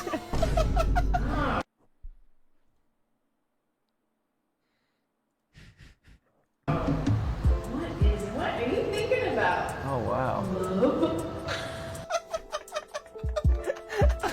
Okay.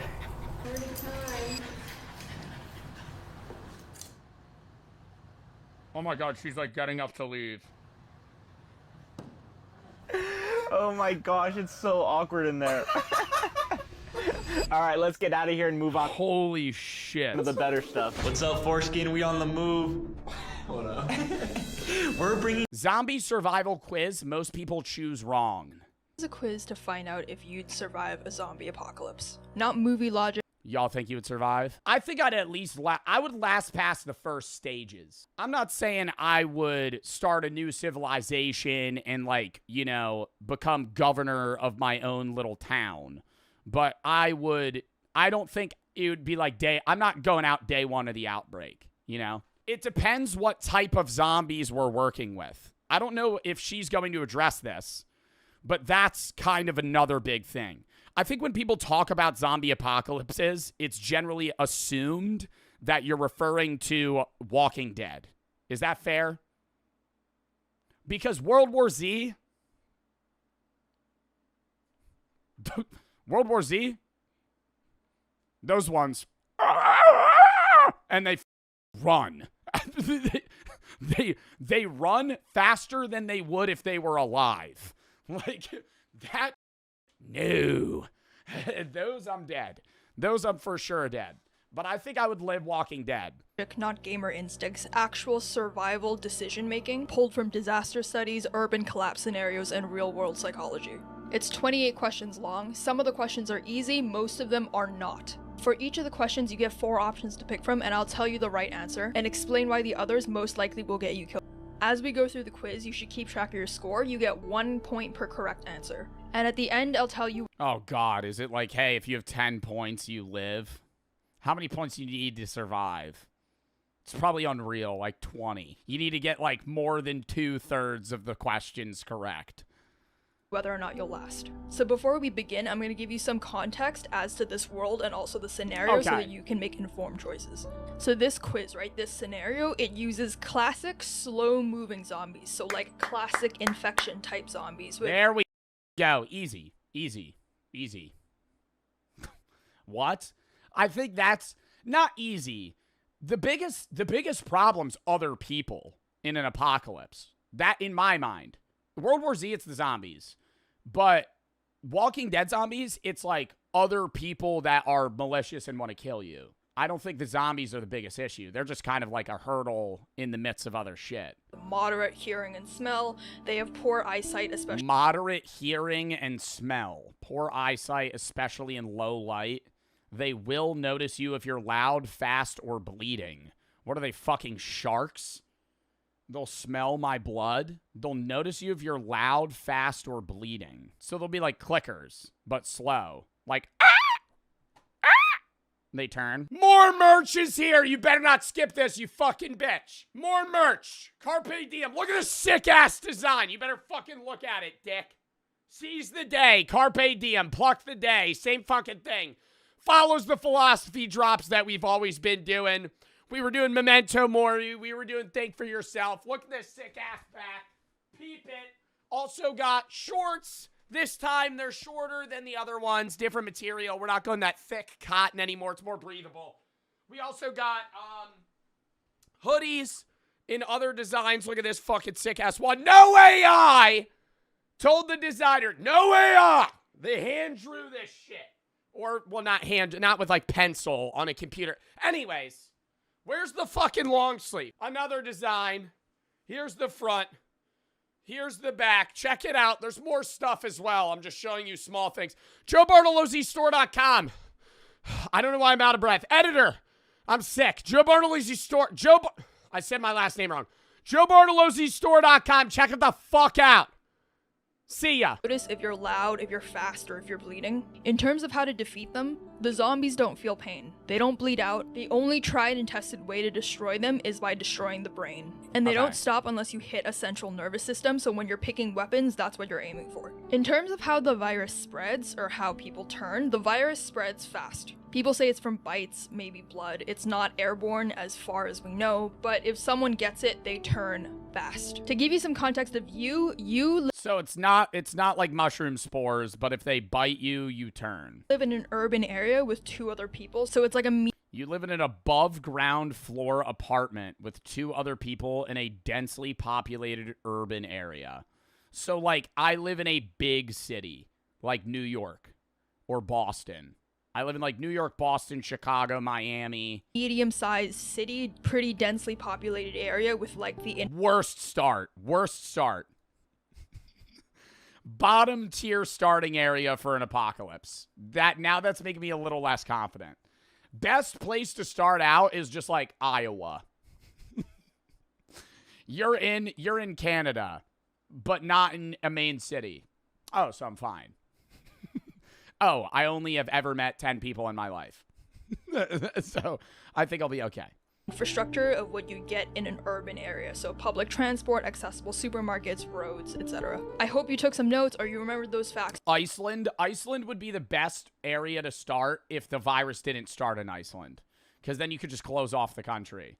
Because they may or may not be relevant in deciding what you'll do. So again, I'll set out each question in turn and then the options, and I'll give you a couple of seconds to pick your answer. I'll tell you the right answer after each question and give you an explanation as to why that's the right answer. Bro, but is it gonna be like the definitive right answer, or is it just gonna be like, hey, this is the one that's most likely to keep you alive?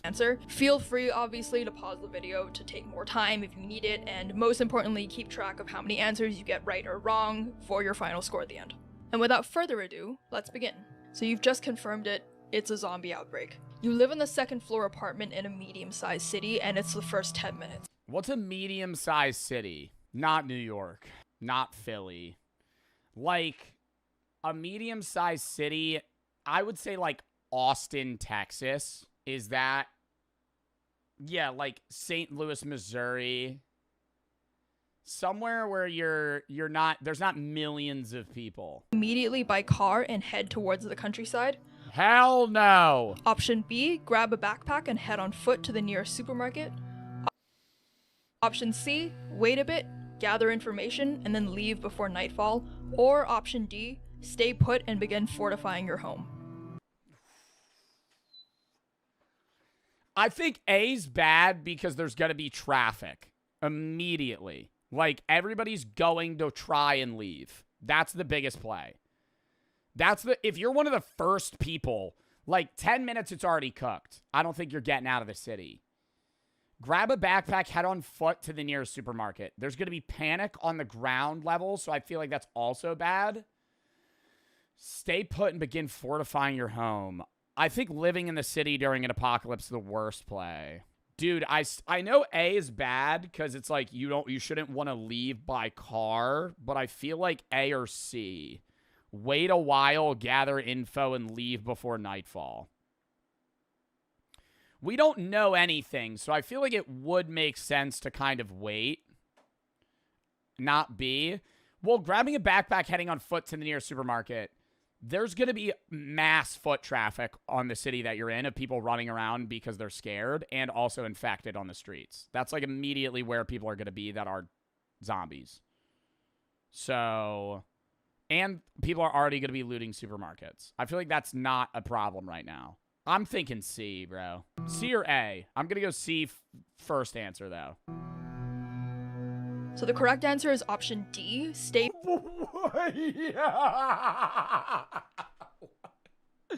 Fortify my fucking second floor apartment in fucking Austin, Texas?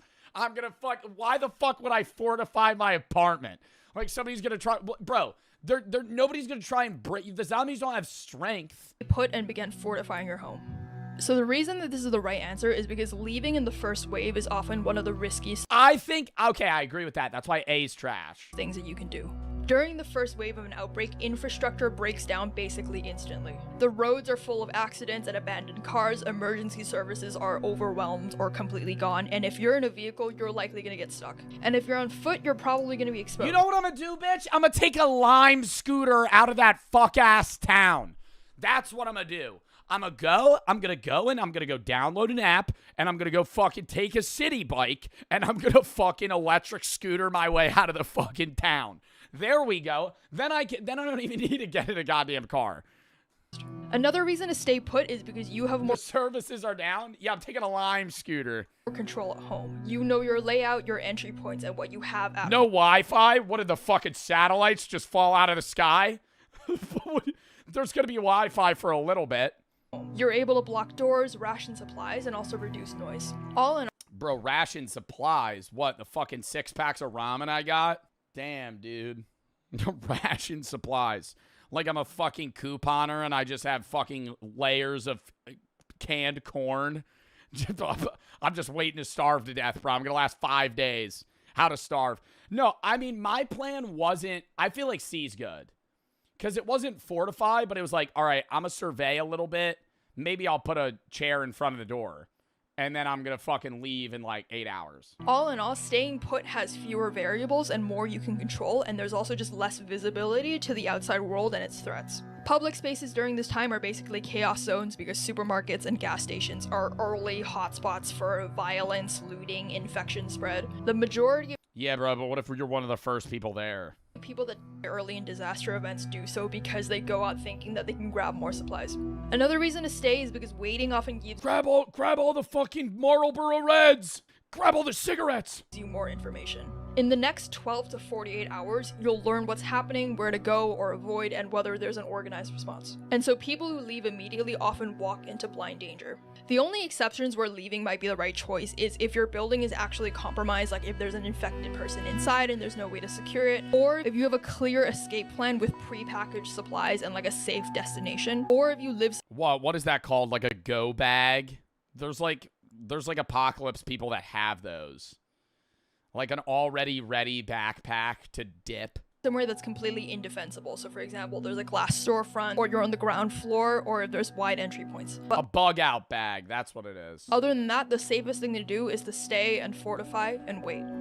So you've decided to stay put and ride out the first wave in your apartment. You've locked the doors, you've pulled the curtains, and you've confirmed it's a real outbreak. What's the smartest next move?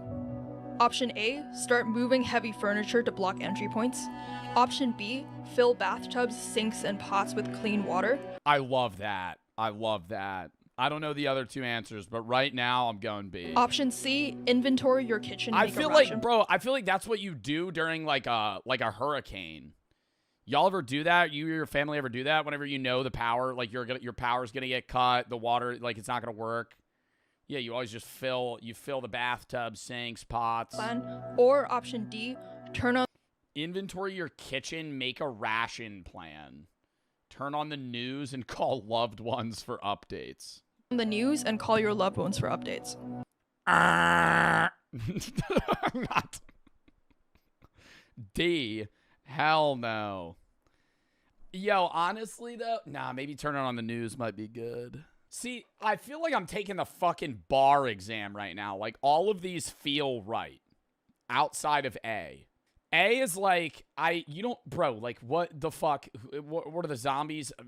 Hulk Hogan running through the fucking, the door, man? It's not A. I feel like it's going to be B or D. I'm gonna go B.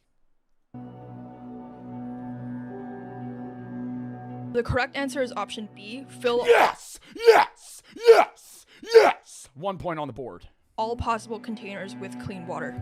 So the reason this is the right answer is because in disaster scenarios, especially when infrastructure is unstable, water is often one of the first systems to fail. City water might stop flowing or become contaminated within hours of an outbreak. And since you're at home and you have a bathtub, bathtubs can act as large reservoirs for washing or flushing, and pots, bottles, and kettles are drinking water reserves. Because the power might cut out at any time, this is definitely the most important thing to do, and you should fill any container while the water pressure is still on. So why are the other options not correct? So option A, if you barricade this... Damn, bro, that's the biggest problem I'd have. I have no idea how I'd get clean water.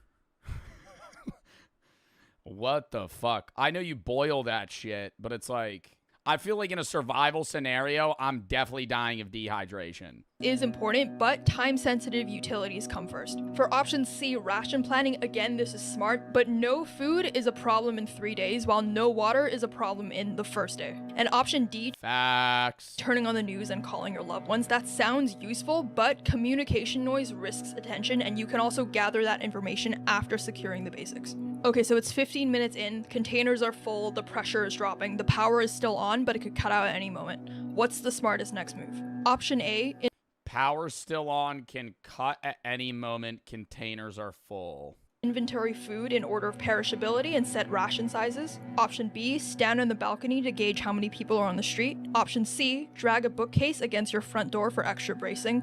Or option D, write a visible note on your front door saying, alive inside, uninfected. Whack ass answer. D is terrible. I like B. I like B because then you get a gauge on like who's outside. But I feel like if you say B, she's gonna go, Incorrect. There's actually a sniper on the roof waiting for you to go outside, and it actually just domed you in the head. There's a red dot waiting outside of your window, just waiting for you to go outside. The second you reveal yourself, there's going to be a gang of crackheads that come up into your room and kill you.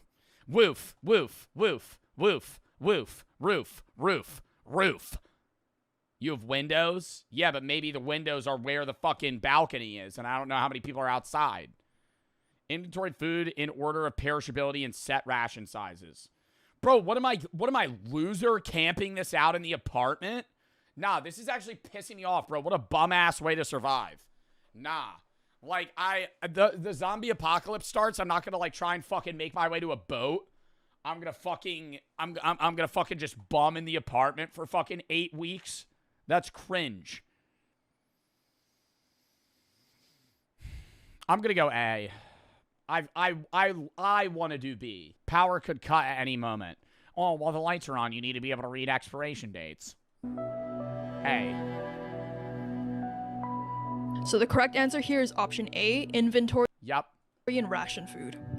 So the reason that this is important is because a calorie plan prevents panic eating and also using fridge power while you still have fridge power. Option B is incorrect because this makes you a visible target. Your silhouette against the sky is bait for both infected people and opportunistic survivors, and it's not worth. Bro, no, it's... Yo, I'm telling you right now, this is a Walking Dead zombie. I'm walking out on the balcony. That motherfucker's going...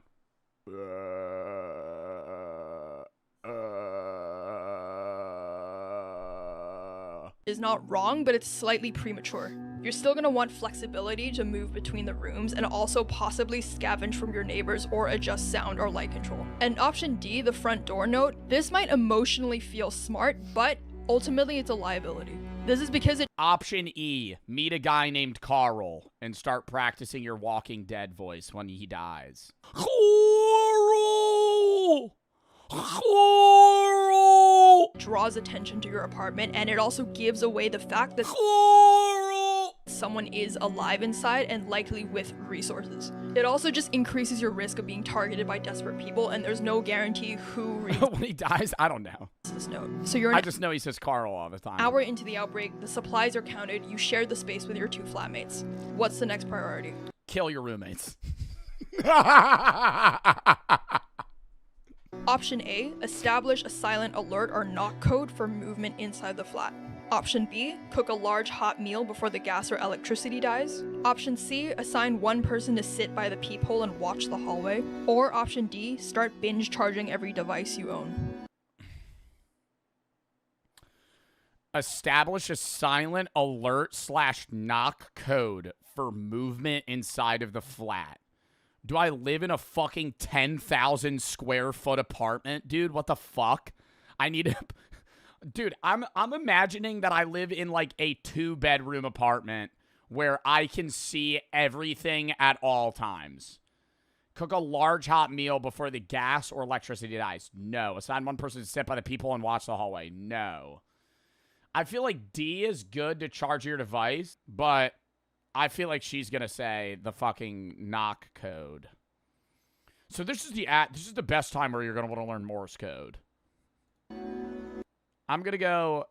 No, you know, I got to answer what I would do, not what...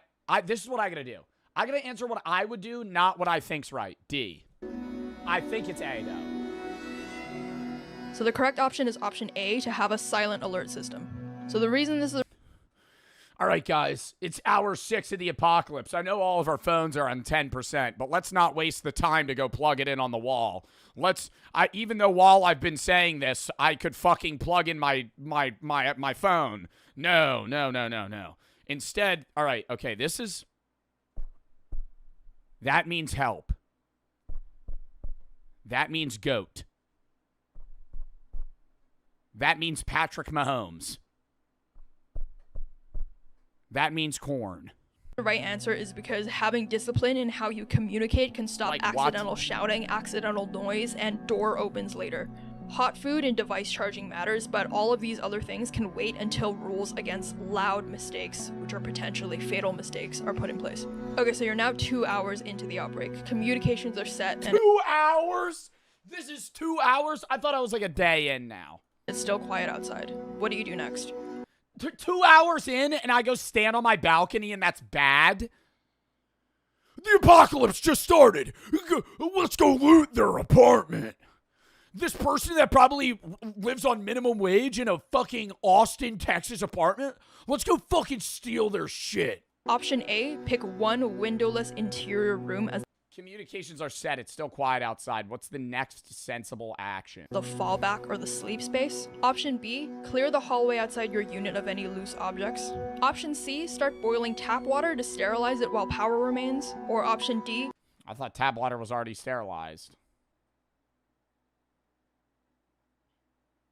spread your stored water containers across different rooms in case of a breach. Spread your stored water across different rooms in case of a breach? Bro, where are they going to breach this apartment? There's one entry point. Select one windowless interior room as the fallback sleep space. Where's option E? Dump your bag of marbles outside your front door to Looney Tunes cartoon prank, Home Alone style, any zombies that walk upstairs. Start boiling tap water? No. Spread your stored water across different rooms. I'm going to go A. So the correct option here is option A, designate a fallback room. So the reason this is the right answer is because if the outer flat is breached, you need a last line of defense already chosen. So this is about prioritizing worst case preparedness before it's too late. By the 2 hour mark, we're assuming you've already secured water, you've already locked down and you've gone dark, and also the initial chaos has passed, but stability is still fragile. So option B, clearing the hallway of loose objects, is a good idea, but it's not really worth the risk of sound. It's always A. Has it always been A? No, it wasn't always A. One of the times it was D. Unless there's an active threat outside. Option C, boiling the water, sounds smart, but you've already filled containers at this point, and the tap water is still running, so it's not yet unsafe. The power right now might stay on for hours, or it might just cut suddenly, but even then, you can boil the water from the fallback room later. Boiling it right now just creates unnecessary heat. Bro, boiling water? I'm still in a fucking city flat. I'm not thinking I need to boil my water until I'm fucking Bear Grylls drinking my own piss. Like, I'm not boiling water until I'm fucking grabbing murky water from a fucking pond. And I'm like, yeah, this shit looks unsafe. Noise and smell, which are all signals that you want to prevent early on. And finally, D, spreading the water containers around the room. This is like a good idea, but it's minor optimization. Obviously, if you're breached, you don't want all of your water in one place, but again, if you're breached that badly, the whole flat is essentially compromised. And the fallback room should already have its own mini storage. Okay, so you've made it to the end of day one. Bro, I really just feel like these people be bums, dude. I know she's basically giving the rundown of, like, this is how you should survive based on, like, actual research. And so I think that's valid. But in my brain, I feel like I'm imagining this ragtag trio. All right, guys, we got to set a fallout room for us to sleep in. Everybody move the open cans full of water. I feel like I'd kick that door down, fucking karate chop all of them in the neck, instantly kill them, and then steal their shit and walk out.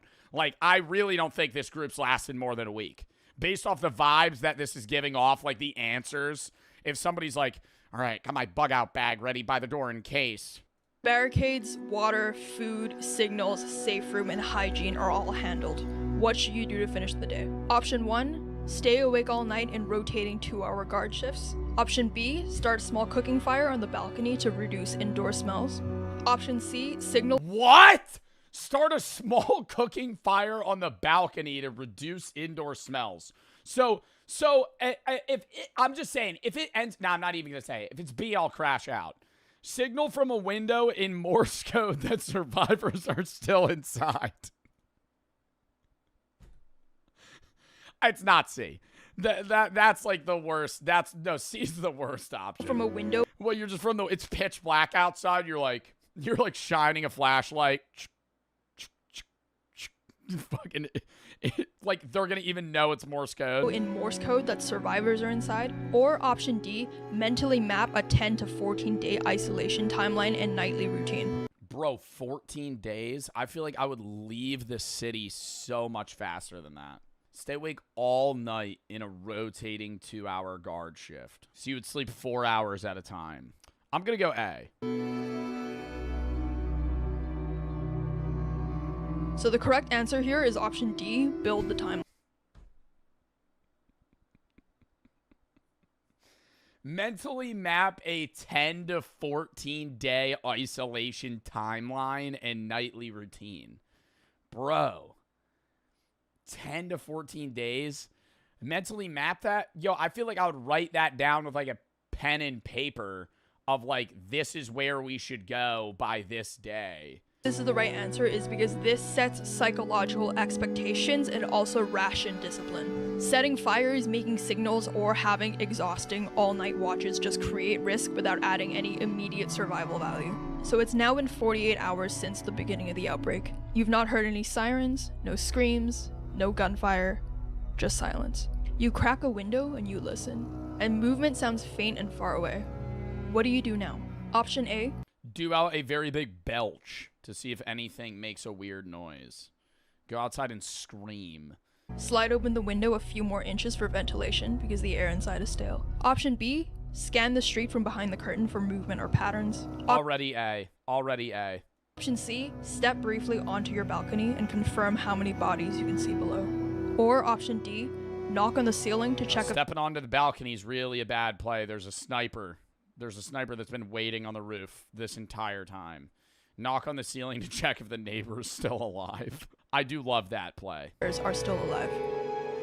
I'm going to go A.